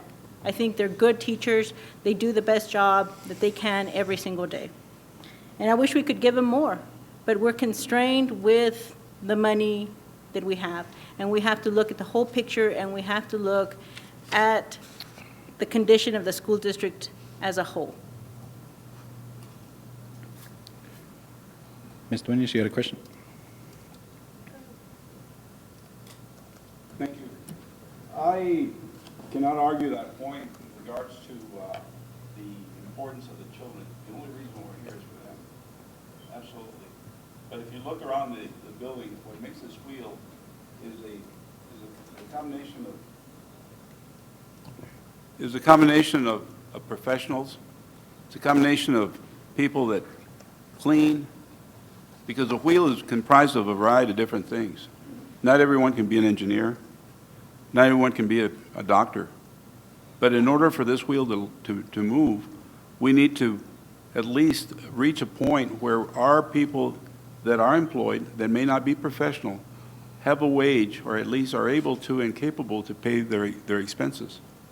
Now, I understand, and actually, I applaud you because you've been here so much longer than I have.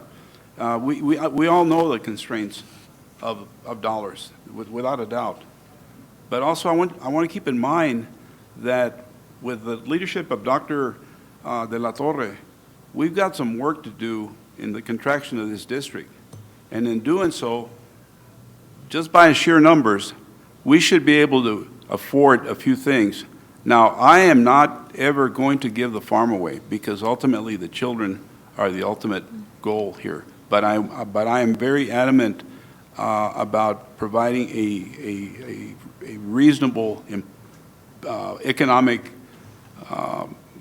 picture for those people that maybe are not professional, but they need to pay bills. They need to put food on the table. They need to buy health insurance, and on and on. And your point well taken, and I just hope we make the right decisions, and I think we will. Thank you. Ms. Duenas? Yes. As we had discussed yesterday in our other meeting, I feel that a lot of this, like Mr. Rosales had said, that we have our students, and without our employees, we should look at the whole district equally and not just partially. They are part of our responsibility also. They have children, and they have them in our district. There are students, so we're looking at everything at the same time. They have to put food on their plate. They have to put clothes on their bodies. They have to put shoes on their feet. And it takes a lot of money nowadays, and having to pay bills, having to pay rent, if you're buying a house, you have to pay everything.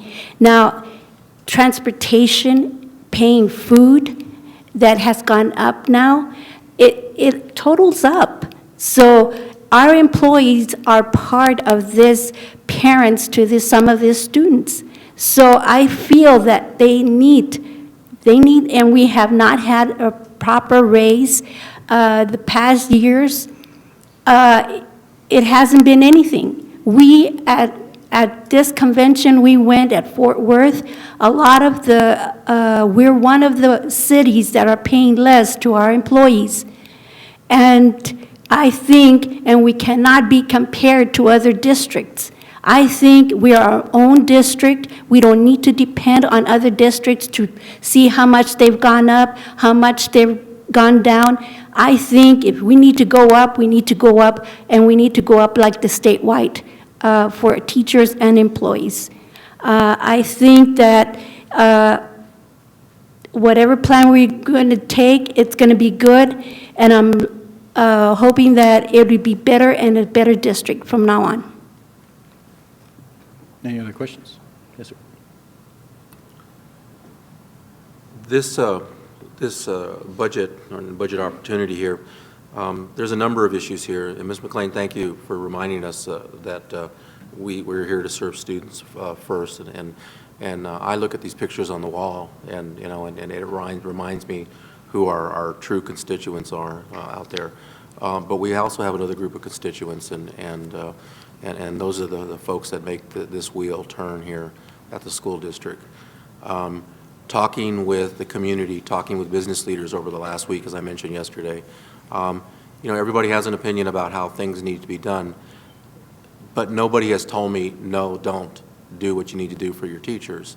No, don't do what you need to do for your staff. And so I think we need to do that. Mr. Pearson is absolutely right.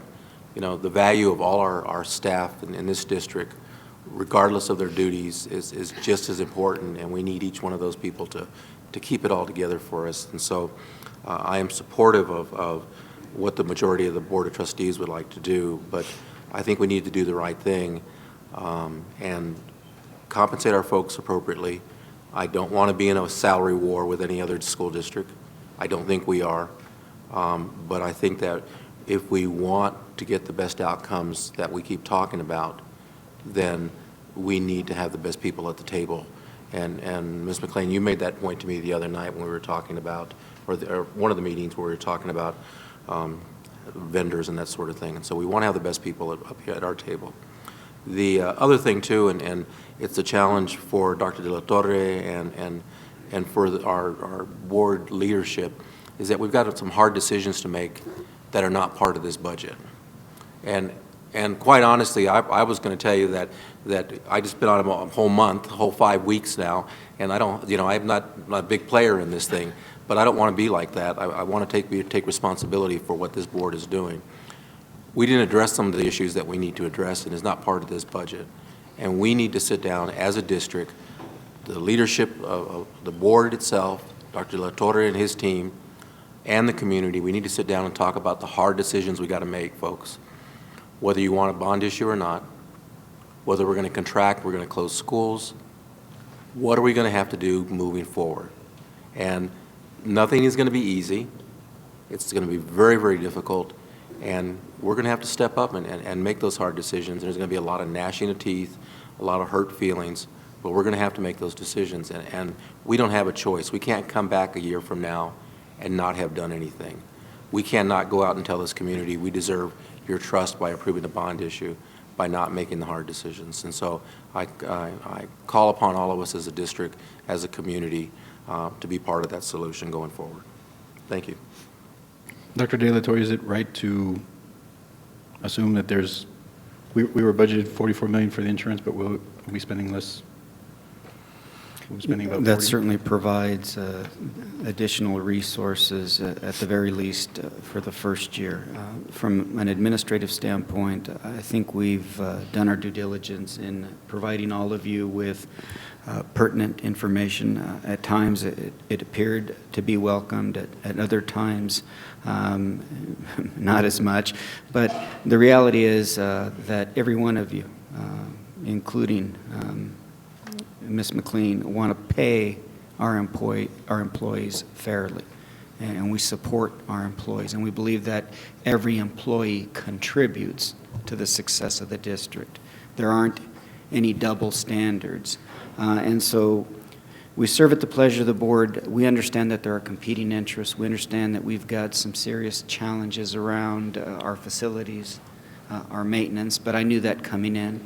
We understand that we've got challenges around providing students with programs in the summer that address learning loss that I think happens more in this district than in any other district. There are increased utility costs. In the future, there will continue to be costs associated with health care benefits. And I agree with Ms. Woodruff and Ms. Salazar that all employees should be valued.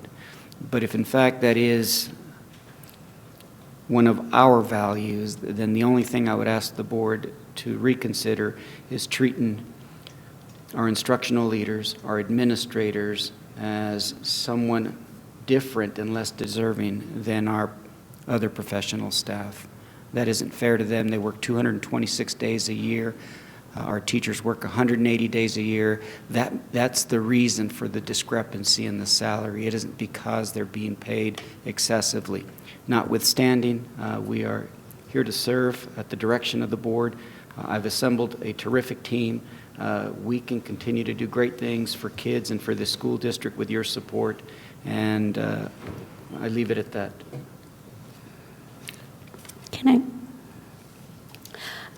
Dr. De La Torre, I don't know, I know you've been here for a year, but for the past years, I hate to say this, and it's not against anything or anybody, but the only ones that have been getting raises are the administrations. I think it's time for us to look down at other people that really need it.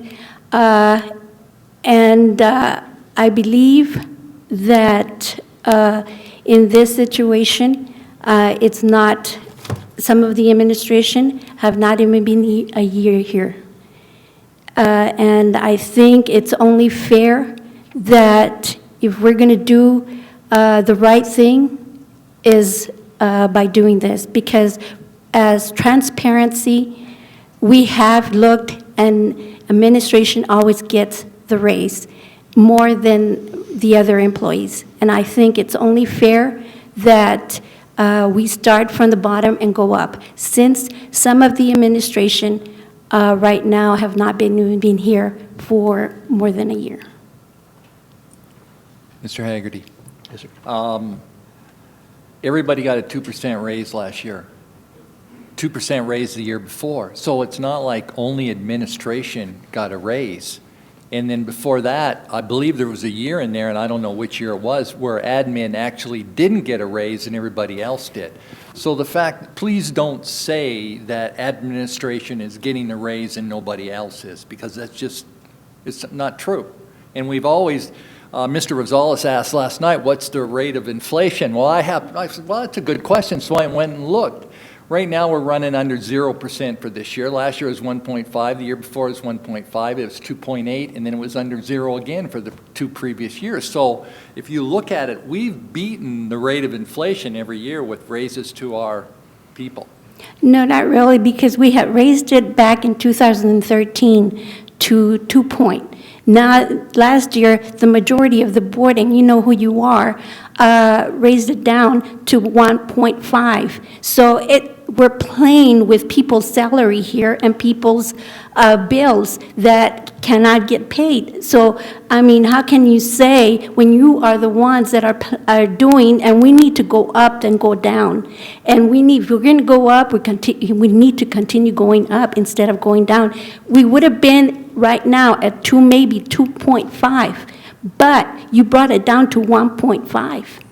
And now, I mean, it's only fair that we be fair to the whole district equally. That's true. It went down to 1.5, and then we threw in, what was it, 3 million into the health care that's made up. Yeah, and what's the point? The point was that it was no good. People. It was no good to the employees. They couldn't even take their kids to the hospital because they had to pay more of the majority of the bill. Ms. McLean, you had a question?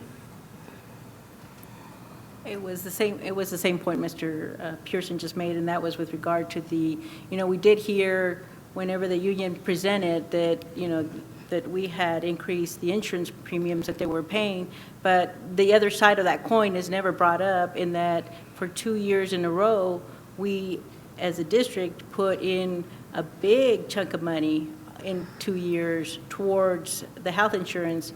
And, every percentage costs millions of dollars, So I think we need to be seeing the whole picture and not just one side of it and only seeing whenever the insurance goes up, because of the economy, because we were short on funds and whatever it dictated at that point that we needed to increase the employees' portion, which had not increased for, Mr. Kafka, can you help me out? How many years prior to that had the employees seen an increase in their health insurance?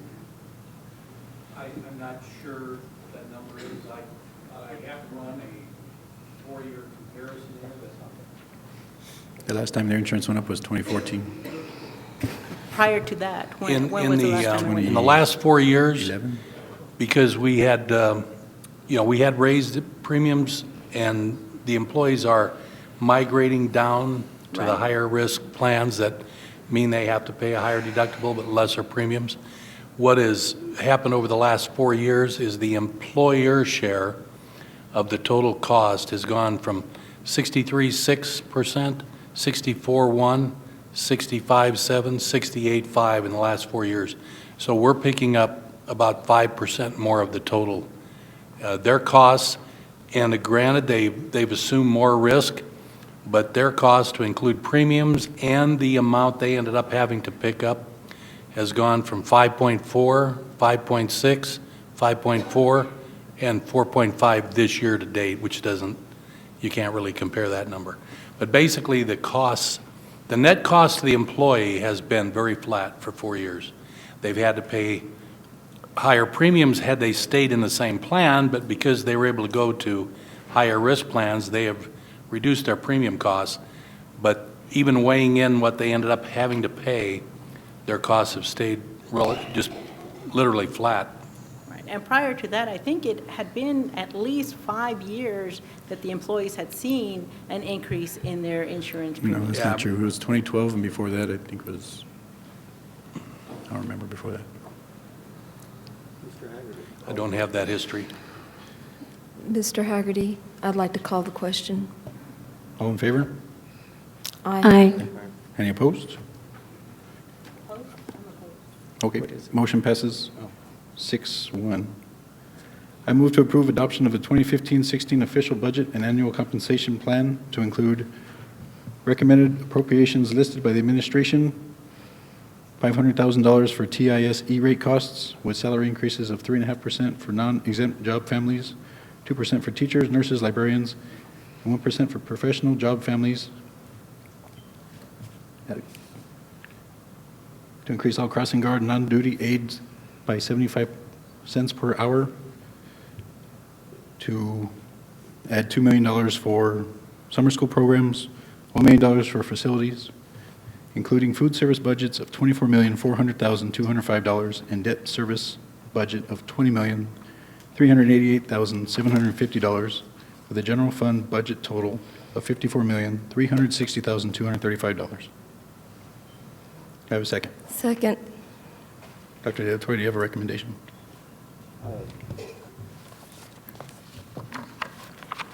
Again, the administration is in support of the Board of Trustees' interest in compensating employees fairly. The only caveat would be reconsideration of the increase for administrators, that it be equal to the other professional families. But in any case, we are here to support you. We have a motion and a second. If anyone wants to amend to include Dr. De La Torre's recommendation, otherwise, can we get a vote? I would like to amend it. Excuse me, may I sorry. may I ask a question? In terms of what you just mentioned, give me the percentages, the 3, or is it 3.5? 3.5. Dr. De La Torre. I believe what's being proposed is 3.5 for the paraprofessional ancillary job families. We support that. There's a 2% increase for teachers, and at present there's a 1% increase for administrators that fails to recognize the additional 45 days on their work calendar. And so I think it's patently unfair to them to not include them in the category of professionals, since both administrators and teachers have to have certification to hold their position. So in essence, what you're saying is 3, 2, and 2. 1.5, I mean. Actually, it was 1, 2, and 3.5, right? Because, I mean, according to the administration, wasn't that when they were hired, given a higher salary by, What would an extra 0.5% cost? How much would an extra 0.5% cost for administration? The administration going 1 to 2% would be 440,000. And from 1.5 would be 220? 110. Yeah. So if I amend my motion to 1.5% for administration for a total cost of $54,580,235. Do I have a second? Second. Dr. De La Torre, do you have a recommendation?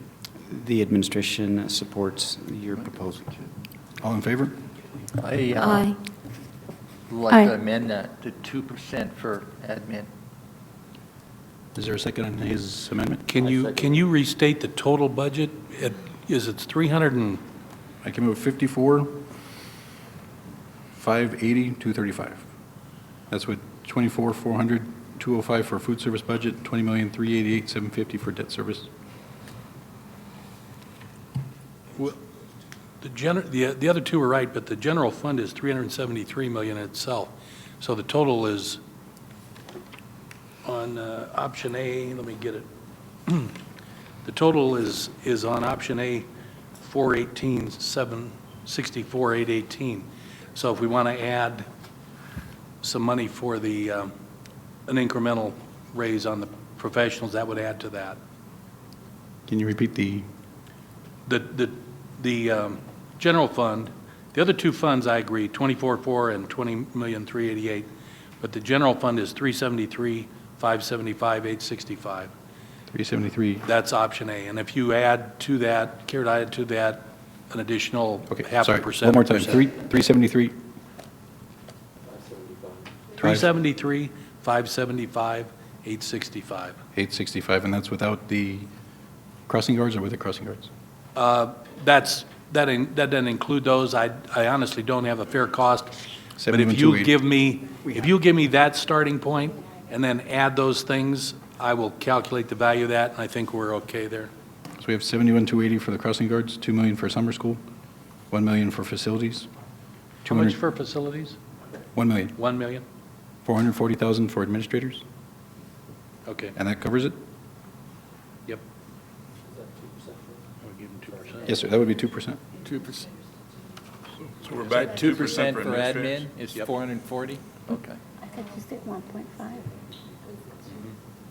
No, he amended to 2. Do we have a second on his amendment? Yes, All in favor of the amendment, and then I'll come up with the total? Who's in favor of the two for Right. administration? All in favor of the amendment to go to 2%? You want to start at the end? All in favor of the amendment, move it to 2%?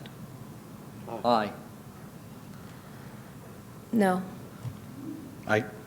No. Aye. Motion passes 4-3. Do we have a motion and a second on the agenda item? And I'll give you that total. Do we have to read the whole thing? You have to read the whole thing. You have it. I would like you to read the whole thing. I'm totally free. Vote on the amendment passed 4-3.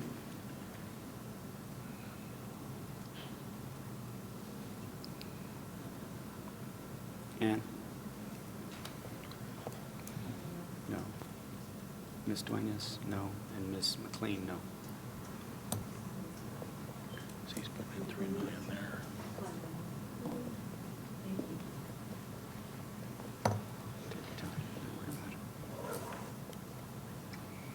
That's a lot of numbers. One last clarification. Yes, sir. That would include a reduction in the health benefit to pay for these other adjustments, right? Great. Just want to make sure that's stated. Well, it's automatic if we already, Now, the 2.5 million additional to the health fund budget wasn't part of my motion.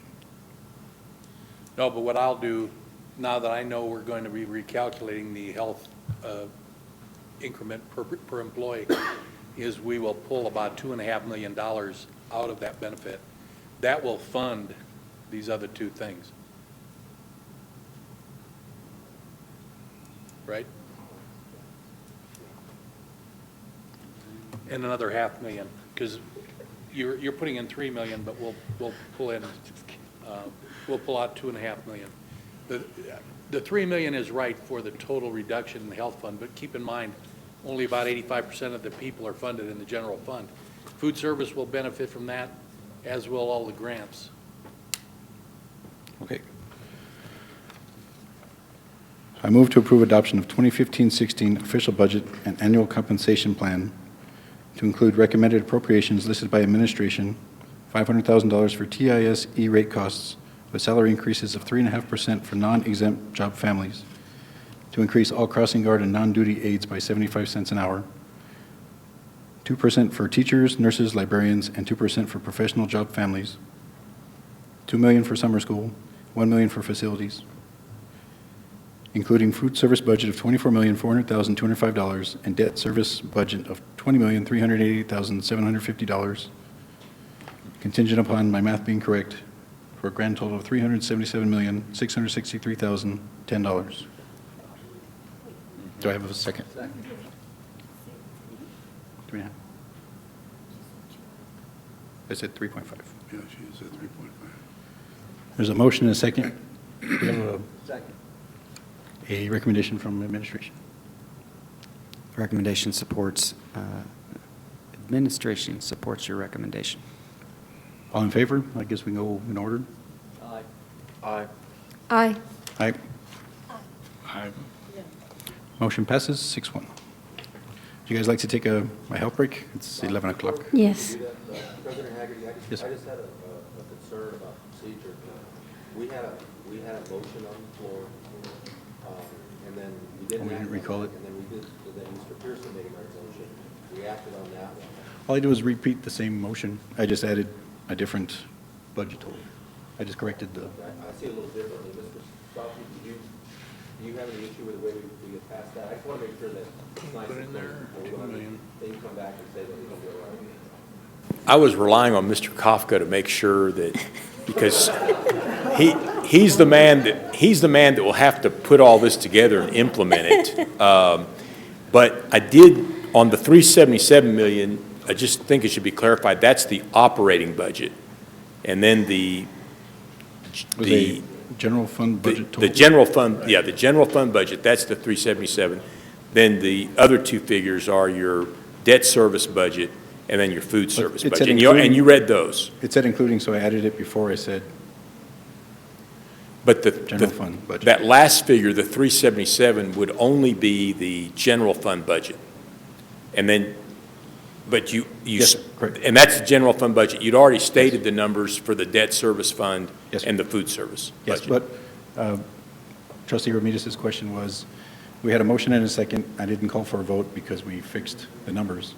Then I called for a new second because I reread the motion. So do we need to take care of that first motion that wasn't voted on? Did the final motion that you made, Mr. Hagerty, did it include all of the... It included the amendment, yes, sir. That was approved? Did it include the amendment that was, the motion that was made but not voted on? No. It did not? It included the motion that was made and passed, not the motion that was... Okay. Was there an amendment that was proposed that was not voted on, that was not included in the final motion? No, he changed it. The amendment was voted on. Was it included in the final motion? But before the amendment was made, we had the motion. Okay. The main thing is, the final motion that was voted on, if that included what the board wanted to include, and if Mr. Kafka understands it and can implement it.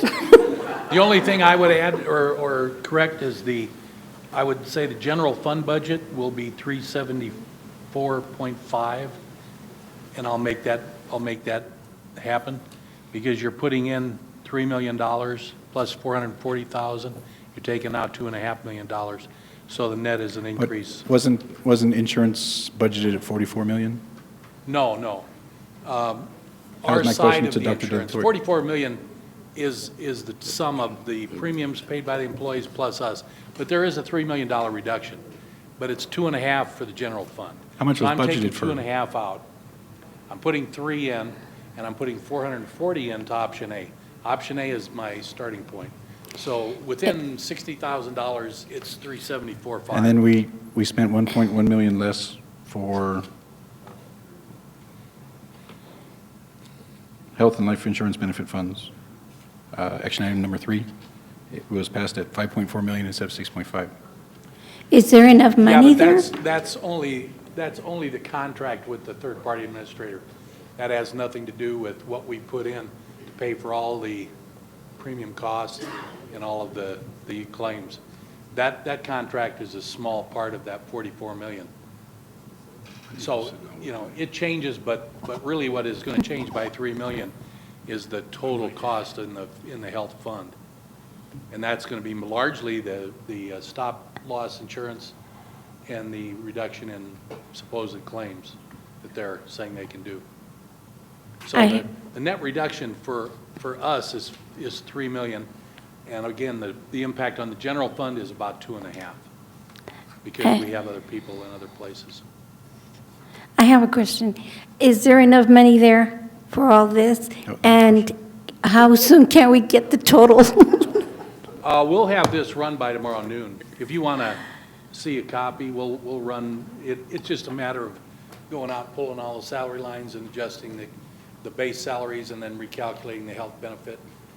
It's not that hard on the computer, but it'd probably take us half a day. And unless I'm forgetting something, I think that's the right total. If you want to just state it option A and make your adjustments from there, that might be the safer way to go. Then I know we're going to have the right total. But that's the way I would see it is we took option A, we added 440,000 to go to 2% for the professionals. Right. We took out 2.5 million out of the health set aside, and we're putting 3 in for summer school and maintenance. So we've added $940,000 to option A. But then there's additional money that was, Mm-hmm. And was it will budgeted for probably leave insurance. us, we'll probably leave us about, we had $1.9 million fund balance in option A, so it will probably leave us about $1 million fund balance projected. So we still underspent. I'm sorry? We still underspent. Yeah. We'll still be in the black, Okay. projection-wise. I knew Mr. Costello, you'd come through. You got a 2% raise, you figured it all out. See, it's worth the money, right? All of a sudden it came through. After all that, let's go ahead and take a 15-minute health break. We'll reconvene at 11:30. Another break.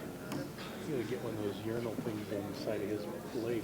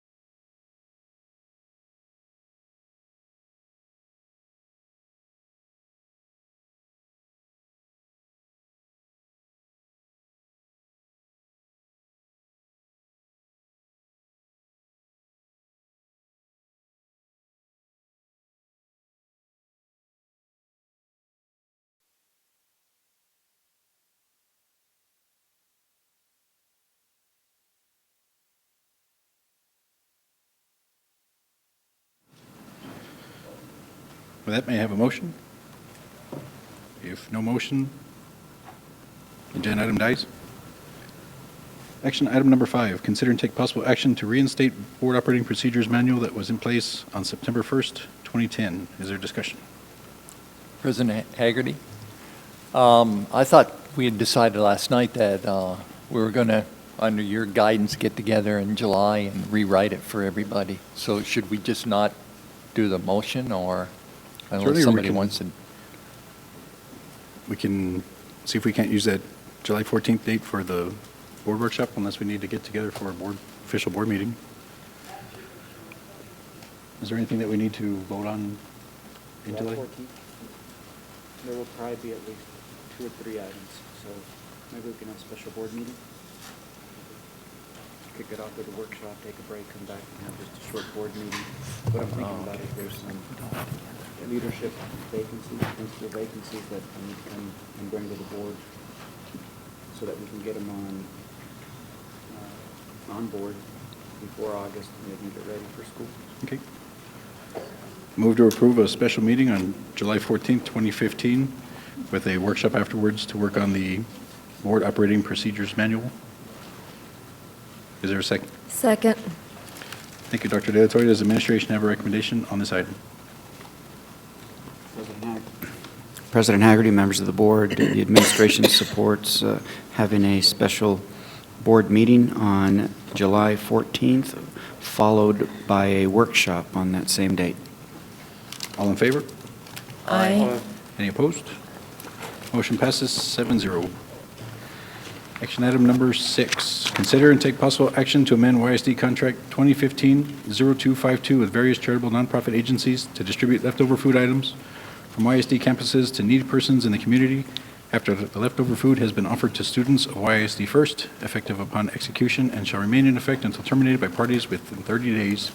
Written notification at no cost to the district, contingent upon final negotiations of approved participating locations, legal counsel, final review, and authorizing the superintendent or designee to sign the contract, and any subsequent documents in connection with this contract. Is there discussion? Mr. Haggard? Yes, ma'am. Reviewing what Mr. Vasquez said yesterday and what was in the paper today, I wonder if this item is needed, because I don't think that at this point we know what even the additional costs are going to be associated with keeping this food warm, with providing it to the children. And I know that even in the newspaper that I know Mr. Vasquez was quoted, I don't know if it was accurate or not, Mr. Vasquez, you can speak to that. But, you know, if this was going to cause additional work for your employees.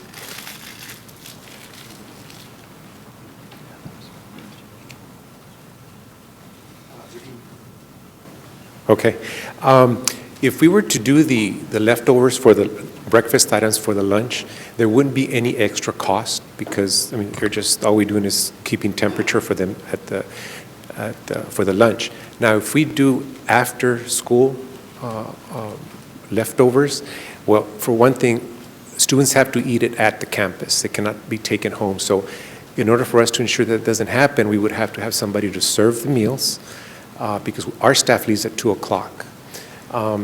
So that would be at a cost, whether we need to hire somebody or somebody from the campus needs to come in and either warm up the meals, keep them at temperature, distribute the meals, and make sure that they don't take them home. But we certainly can do it at the lunchtime. Yes, the breakfast items for the lunch, we certainly can do it, and it's a worthwhile experience that we can share with our students, the leftovers. So with all that food we throw away, we would spend more money on somebody to be there to keep the food warm and serve it than we would throwing all that food away instead of giving it to our kids to eat? Could you repeat that, please? Yes. We would be spending, what, an extra $40 to have somebody there keeping the food warm and serving it to the children? How much money are we wasting when we throw it away every day at the end of the day because only one school chooses to give the food to the homeless? The rest gets thrown away. Okay. The breakfast items is what we have the most of. So that's why I'm recommending that we do that during the lunchtime. The lunch, we don't have that many leftovers. Most of that stuff is bulk items, beans, vegetables. The fruit we can use as long as it's whole, hasn't been eaten or anything. We can reuse that per health department rules. We are able to use that. So it just makes it hard for us to serve leftovers after school. And we're also concerned about the health issues to making sure that we keep it at temperature. So that's my only concern. So if we have concerns about health issues serving food that's been out an extra couple hours, how is there no health issues giving that food to the homeless? Well, we keep that at temperature, and they pick it up before we leave. So the one we're working with right now, I believe they come about 1 o'clock, and they pick it up, and then they take it in their coolers. They have some containers that they bring, which does not belong to the district, and then they take it to their shelters and distribute. We can't do the same thing? What's that? We can't do the same thing? It's that we leave at 2 o'clock. Okay. And again, you said we'd have to keep somebody there for an extra, I guess our last lunch would end at noon. They would be there till 2 anyway, school ends at 2:45, so it'd be an extra 45 minutes plus, what, an hour to serve food? So it'd be less than $20. If that's what the board would like, that's what we can do. It would incur an extra cost on us. It would. Yeah, $20 a campus. And I'm sure we throw away more than $20 worth of food. In look where we're giving the leftovers, lunch is usually about 15 servings, sometimes not even that, for the lunch. The breakfast, there are more items on. 15 times 2 is 30, we'd be spending less than 20, and we would get 15 students fed. It's up to you. What would you like me to do?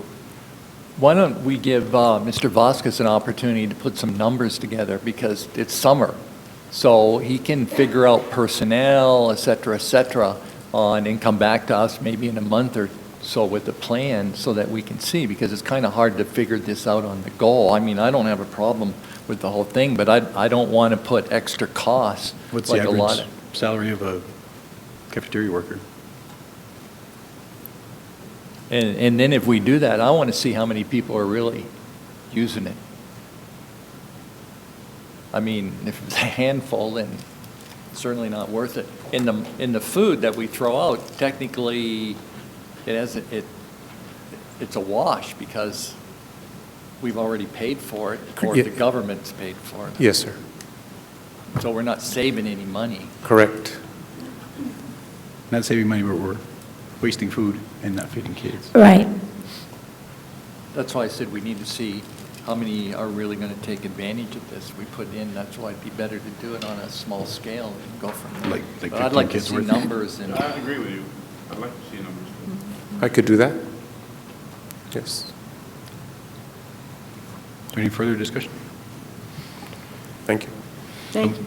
I move to approve amending YSD contract 2015-0252 with various charitable nonprofit agencies to distribute leftover food items from YSD campuses to needy persons in the community after the leftover food has been offered to the students of YSD First, effective upon execution, and shall remain in effect until terminated by parties within 30 days written notification at no cost to the district, contingent upon final negotiations of approved participating locations, legal counsel, final review, authorizing the superintendent or designee to sign this contract and any subsequent documents in connection with this contract.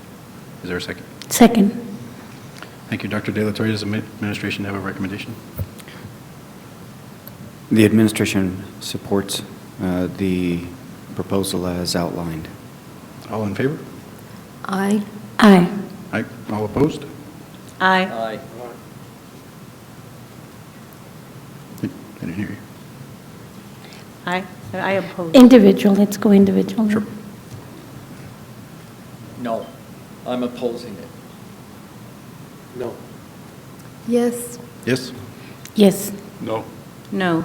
Motion fails, 4-3. Consider and take possible action to terminate the engagement letter with law firm of Scott Hulse and to authorize the administration to select interim legal counsel and issue an RFP for selection of permanent district legal counsel for or personnel matters to ensure the district is paying a fair price for district legal services. Is there discussion? Yes.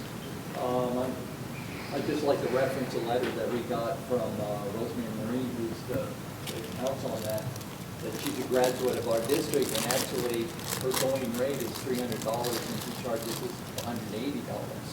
So, and with a success rate of 99%, it's pretty good. And I'm not advocating for it, I just think that, I'm sorry.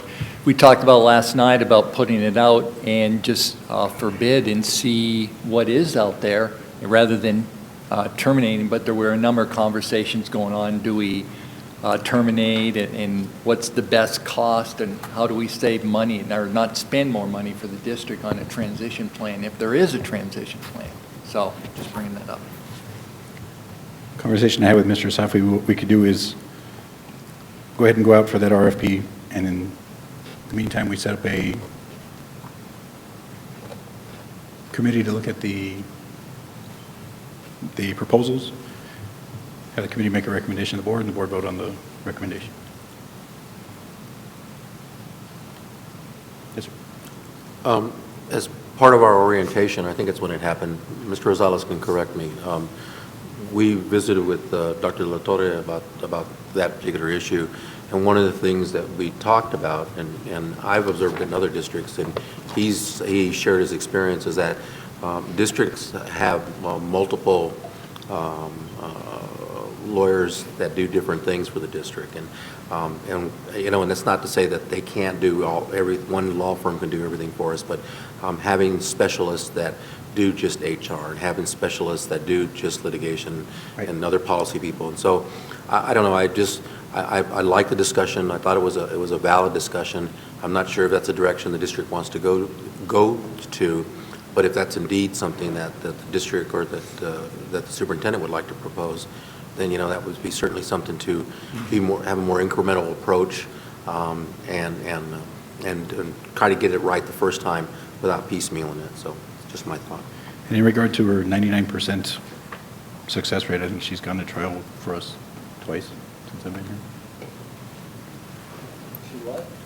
I want to say she's gone to trial for us like twice since we've been here, since I've been here. It hasn't been very many times she's actually gone to trial.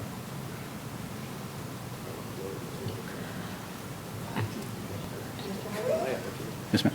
Mr. Haggerty, I don't have a problem with going out for an RFP and looking to see if, they're having a committee to evaluate the different proposals. I have a concern with this interim legal counsel and terminating the work of Scott Holtz in the interim when this RFP can be done in a couple of months. I don't see the need to go through that interim process and getting rid of our attorney and I don't understand the reason for getting rid of the attorney at this point. Whenever the process can be done in a couple of months, I really don't see the benefit of disrupting what we have happening right now. I've not heard any complaints about their work. I've not had any complaints about, with regard to their work or the representation of this district. And if Ms. Marin only went to trial twice for us during the years that you're referencing, it is because that's what we gave her the authority to do. We did not authorize her to go to trial more than those 2 times. So you would support having a committee set up to go through all the proposals, have them bring it to the board? Oh, absolutely. I mean, I don't have a problem with going out for an RFP and looking at, other attorneys. I do think that the board needs to be very engaged with regard to the evaluation committee, with regard to the criteria, because that's where difficulties and problems can arise with regard to whatever, as we just saw with the insurance issue. And I think if we are engaged in the process, not that we need to be the evaluation committee, I'm not proposing that. I am proposing that we approve the RFP and let the process go forward and hear what the recommendation is from a duly selected and with individuals that have expertise in legal matters that would be able to evaluate these RFP properly. Here's something I offered earlier, and I spoke to Mr. Safi briefly about it, and that is that in an effort to avoid the redundant spending on legal fees, that anything that Scott Hulse and Rosemary Marin are currently involved in, that they continue on those cases. Anything that surfaces tomorrow and moving forward, Mr. Safi has agreed to accommodate us and take care of those new cases until we can complete the RFP or RFQ process. What I was referring to earlier when I spoke with Mr. Rosales and Mr. Ramirez was that when I was a Chief Human Resource Officer, I did not hire law firms. I hired attorneys. In other words, I didn't want the entire firm. I wanted the best attorney in each of those different areas. And so I think sometimes districts get caught up in the idea that you have to hire a firm. No, if there are attorneys out there that have an incredible reputation in a particular specialization, you can approach them directly and say, when these kind of cases come up, we'd like you to address those cases. So you always get the best attorney relative to special ed law, the best eternity. It feels like we've been here an eternity. The best attorney relative to procurement. But that's the other option, but it would, I think, require the board, the entire board, or at least the majority of the board, to feel comfortable with those attorneys who are being recommended for your consideration.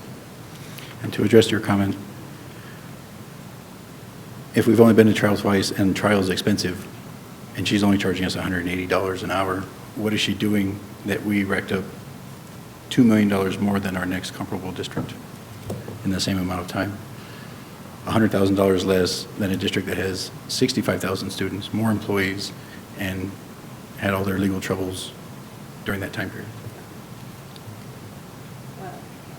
I'm not fully informed with regard to the other districts and how much their legal fees have been. I do know that, it's a case-by-case basis. Some cases are more complicated than others. It's not like comparing, how much the school district pays for paper towels, that's a static item that you can get pricing on. I think you have to dig a lot deeper to get the detail as to why the district paid what it did and what the other districts paid what they did. I don't have that information. I wouldn't be able to answer that question. I do know that whenever Ms. Marin represented the board at the trial, she had very good outcomes. I think she keeps us apprised of what the situation is with regard to the individual lawsuits. And I do know that when I first came on the board 4.5 years ago, there was a tremendous amount of legal issues that the personnel legal issues that the district was facing, which we are not now facing. But that may continue or it may not. I don't know. I mean, no one can tell. No one can tell what the future is. I don't know what the school districts paid 10 years ago. If you compared them, so that, that to me is not a valid way to compare the school districts. Okay. Because there's a lot more detail involved. So you said there's less cases now than there was before, yet our bills are high. So how do you? Yes, sir. The legal world is a changing target. You may be free of any situations from tomorrow you get about whatever. But I feel that when we look at the numbers, and you're familiar with the numbers a lot more better than I am, but the numbers were there was quite a comparison in dollars and cents that this district is paying. Yes, sir. And so as a good business practice, when you come on board and you see and you compare, you want to take another venue and say, wait a minute, maybe we wind up going back to the same law firm. Or I like the approach of Dr. De La Torre. I feel that there's expertise in this community, and if we need them, that's who we get. And if it turns out to be that we can save money, fine, but if it turns out that we pay too much money, then we take another direction. But I think in the comparison of cost, when I looked at it, it's just good business sense to look at other venues and see what can we do if there is there's a problem as far as our costs are concerned. When you compare ourselves, we're what, 2.9 million? 2.8. Pardon me? 2.8. We're at 2.8. And Socorro is twice as big. And I understand the legal environment. Sometimes you don't have any. Socorro's the same size. They were paying $800,000 for the same time period. For what? Socorro's the same size as us, but they were paying $800,000 for the same time See, period. when you go from 2 million to 800,000, you say, wait a minute. And I know you support people are very attuned to dollars and cents. You take another look too. So that's where I come from. Just a review, see where we're going. Thank you. Is there any further discussion? Mr. Haggerty, I mean, I think the point both of them are making is that it's very hard to compare until you see how many cases there are. Like you talk about Socorro, I know Dr. Delatorre knows, and I worked over there. There's not that many grievances there as there are. There's way more here in those issues. So you can't really compare unless we have the numbers. But I mean, the idea of, I agree, we need to get the best price, the best people. There's no doubt, I don't think anybody would disagree about that. And with the idea of Mr. Safi taking over any new cases and let Scott Holst finish off, then we're not going to have to pay any more because they're going to finish it off. And I believe there's 3 cases, I don't know, that we should probably get an update on pretty soon. So that's fine. When do they finish up? They don't know that. They won't. 3 or 4 pending open cases? 4? And can you give, I know it's an unfair question, can you give us an estimation of when, assuming Scott Holst was allowed to complete the cases, that can happen? Mr. President, Board of Trustees, Dr. Delatorre, right now we are in the midst of a couple of litigative matters, which could potentially take up to a year or 2, depending on the severity of the case and whether or not it does go to trial. The other 3 items, I don't anticipate them lasting any longer than about 90 days. Is there a contract? I'm sorry? Is it a renewal contract every year, or it's just until? No, hiring of an attorney for personnel matters is made by the Board of Trustees. It's what? There is no contract. Our attorneys are hired and fired by our Board of Trustees. Mr. Savi, is there someone in your firm, if that's the direction we went, that was able to do HR cases? We've done personnel matters for other school districts, and we have 2 attorneys in the firm that are board certified in labor work and are, we don't like the term, we didn't come up with the term, but are super lawyers designated in the labor and employment area by Texas Monthly Magazine, also designated as best lawyers in that area by U.S. News and World Report. So yes, in answer to your question, we do have lawyers that are highly qualified in that area. And to include the full panoply of work that school districts see, including handling EEOC charges, handling employee terminations, and so forth. What's the fee for a super lawyer? I'm sorry? What's the fee for a super lawyer? I told you, we didn't come up with that term. We don't like that term, but Texas Monthly came up with it back in 2003, and it's stuck. And so it is, I will say this about it, it is based on peer review. Lawyers are designated as super lawyers by their fellow lawyers. What's the fee for one of those? The what? What's the fee for one of those? The fee? Yes, sir. I don't understand what, there's no, I mean, it doesn't correlate. I mean, there's no, I mean, each just because you're a super lawyer doesn't have anything to do with your rate. I think he's trying to get to the rate. My question was, do you know the rate for one of those attorneys? Oh, yeah, I'm sorry, yeah. It would be 200 an hour for both of those that are board certified. But of course, as you know, any fee that's based on an hourly rate, there are two big components. There's the hourly rate times the number of hours. And your bigger determinant typically in the total fee is not the hourly rate, it's the number of hours that it takes that attorney to do that work. And that's where your biggest variable is, because you don't have that much variation in hourly rates locally. Where you have the variation that results in different fees is in the number of hours that are billed. Right. Thank you. Yeah. Is there any further discussion? If not, I move to approve terminating the engagement letter with law firm of Scott Hulse and to authorize Mr. Safi's firm to select a super lawyer and issue an RFP for a selection of permanent district legal counsel for personnel matters to ensure the district is paying a fair price for district legal services, to allow Scott Hulse to finish up whatever cases they have left, and to have a committee selected to review the RFPs, make a recommendation to the board, and bring that back as soon as possible. Is there a second? Second. Thank you, Dr. De La Torre. Does administration have a recommendation? The administration is in support of that proposal. All in favor? Aye. Aye. Any opposed? No. Motion passes 6-1. I said no. And I Motion passes 5-2.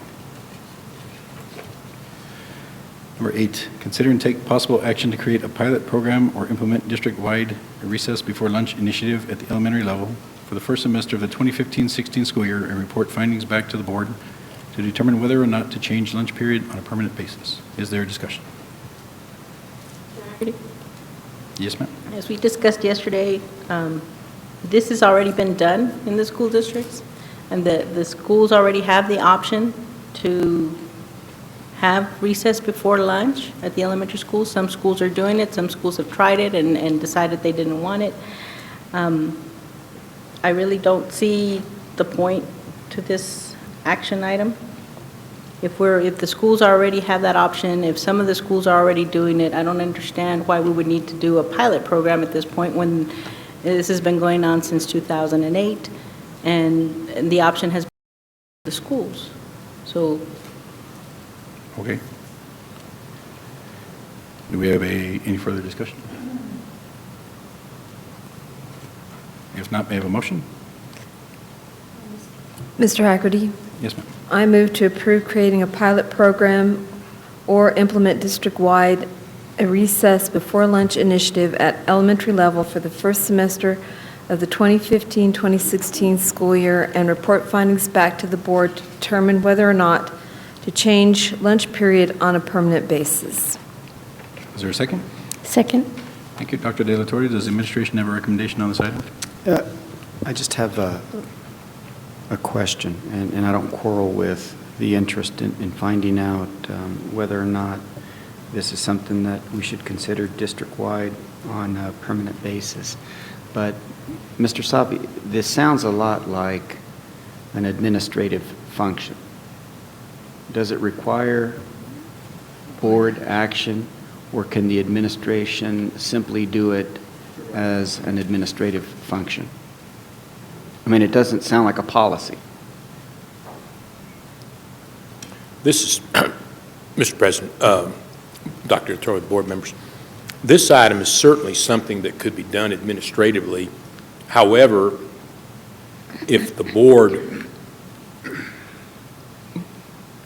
doesn't believe that it's being done administratively and wants to see it done, then it would be within the board's prerogative to ask that it be done on a pilot program. On the other hand, if it's already being done administratively or is available administratively, then there would be no need for board action. I guess what I'm asking is, since Becky and I have been sort of talking about this, would you mind giving us just kind of an opportunity to go out, work with some principals, get a group of them together, ask them to implement, and then allow us to report back to the board maybe before the holiday break, so that if in fact the desired result is being realized, we can begin working in the, because if we go all the way to the end of the year, then we have to try to put it together over the course of the summer.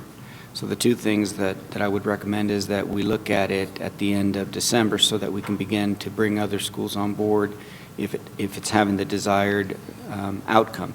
And then the second thing is, what is the desired outcome? In other words, what are we solving? What is it, and what is it we want to measure? Yeah, what's By having, is it less food being wasted? Okay.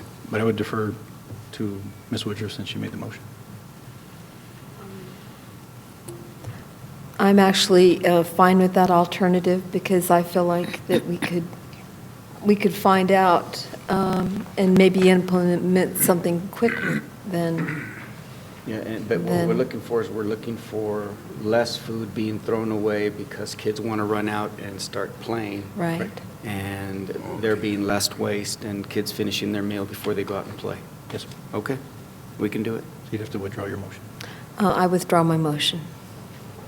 And we'll give you a BC here in the near future as to who the participants are, and we'll try to find a participant in each of the 7 learning communities. Thank you, sir. Action item number 9, consider and take possible action to request a report showing how students did taking the ACT. Ask the administration to put together a recommendation and plan for next year's academic school year on re-implementing the SAT. Is there discussion? With number 9, just a quick bit of information. ACT scores won't be available until August. Could we get those, share those with the board in a BC? I think we still have a plan to move forward with, remember we talked about the PSAT for 10th graders, Yes, a program for those students that do well in the PSAT in the 11th grade, continuing to offer both the ACT and the SAT at no cost to the student. And then if we learn that we're not performing better on the ACT than we were on the SAT, or if we learn that the SAT has undergone enough significant change where it may be time to revisit the SAT because the SAT is going through a significant change, then we're happy to implement either, both. But I think if we get the data from the ACT test, because that was the objective, was to have students perform better on the ACT, and since the ACT was content-based, we'd look at those results and then come back to the board and still be able to, I think, implement something by the beginning of the school year for the board. Since it's midnight, I don't want to repeat all that. I move to approve what you said. Now, do you have to take action to work beyond midnight? Not on this board? Okay. No, I just don't want to repeat everything. Lucky us. I move to I was approve the worried. plan as presented by Dr. De La Torre. Thank you. We'll take care of that for you as well. Is there a second? Second. Thank you. Dr. De La Torre, does administration have a recommendation on the item you proposed? Yes, the administration recommends receipt and review of ACT test scores as the genesis of a program to either continue as we are or re-implement the SAT program as the program of choice in the district. All those in favor? Aye. Any opposed? Motion passes 7-0. Policy action items. Can't wait for these. Yes, ma'am. Can I just, can we postpone these till July, just all of the policies, just because it's so late, and just get the other stuff done? I don't think that there's a real dire need to pass these right now, is there? Is there any that need to be passed immediately? I don't think there are any that are timely. Can anyone think of any that we need to have? No, sir, we can bring them back at a subsequent board meeting. If we bring it back in July, it just means that we're going to be here longer for the workshop. And that's fine. If there's a motion and a second. Second. I make the motion that we postpone these until the July 14th meeting? All of the policies? Dr. De La Torre, does administration have a recommendation? President Haggerty, members of the board, the administration supports the recommendation that it come back in July, and we will make an effort to make sure that the agenda on July 14th is only on an as-needed basis. All those in favor? Aye. Any opposed? Motion passes 7-0. Excuse me, President Haggerty, I just had a question, and I don't know if it's for you or Dr. De La Torre or Mr. Safi. These, do they have to be read individually, or can we approve them as a block of policies? We've never done it before, but I don't know if there's consent policy.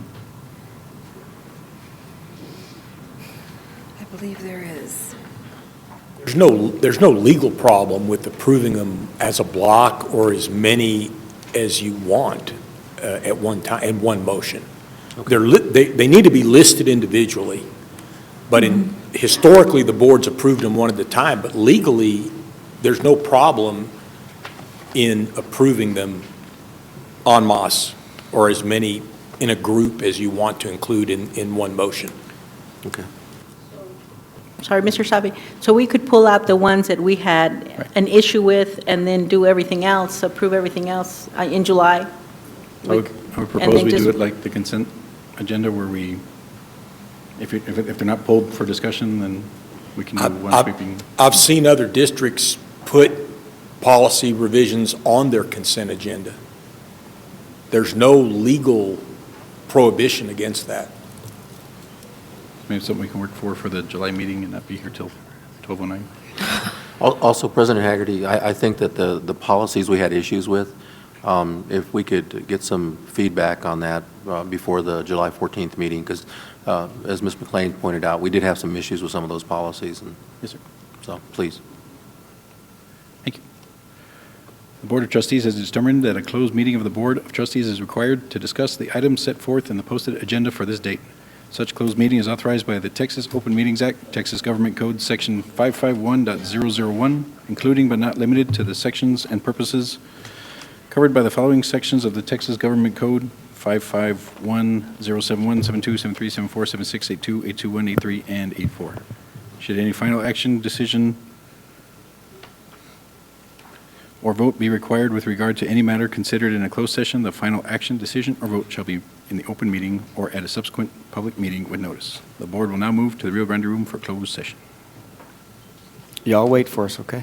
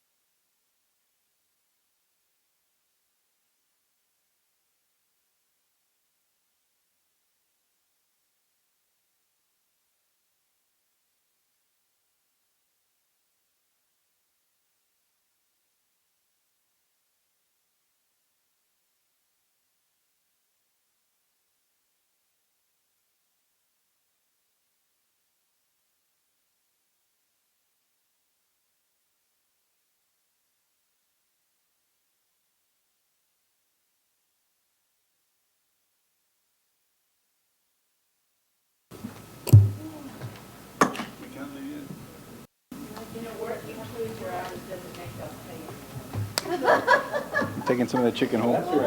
Counting on a raise is what I was counting on. This language right here. Okay. That authorizes you to take action. Anything discussed in closed session. Okay. Even though normally what we do is they list it separately. It's not listed, but this language authorizes. Okay, perfect. So I think just a real simple motion is to approve the evaluation as compiled by the board president in closed session. Okay. Just to establish that y'all did the evaluation be part of the record, the minutes reflect that. Yes, sir.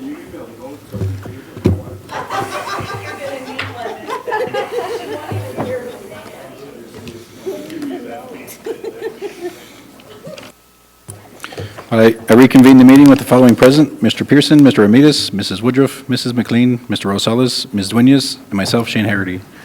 We have one more action item left based off of the language in the closed executive meeting verbiage. And that would be a consider and take possible action to approve the internal auditor compiled by the board president. Do I have a motion? So moved. Is there a second? Second. Dr. De La Torre, do you have a recommendation? Excellent. All those in favor? Aye. Any opposed? Do we have a motion to, or do we have any announcements? No announcements? Do we have a motion to adjourn?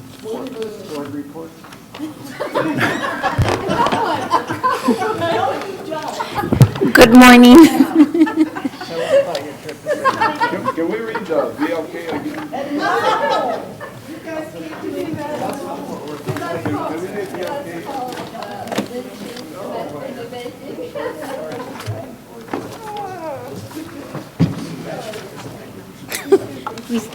We still have to stay.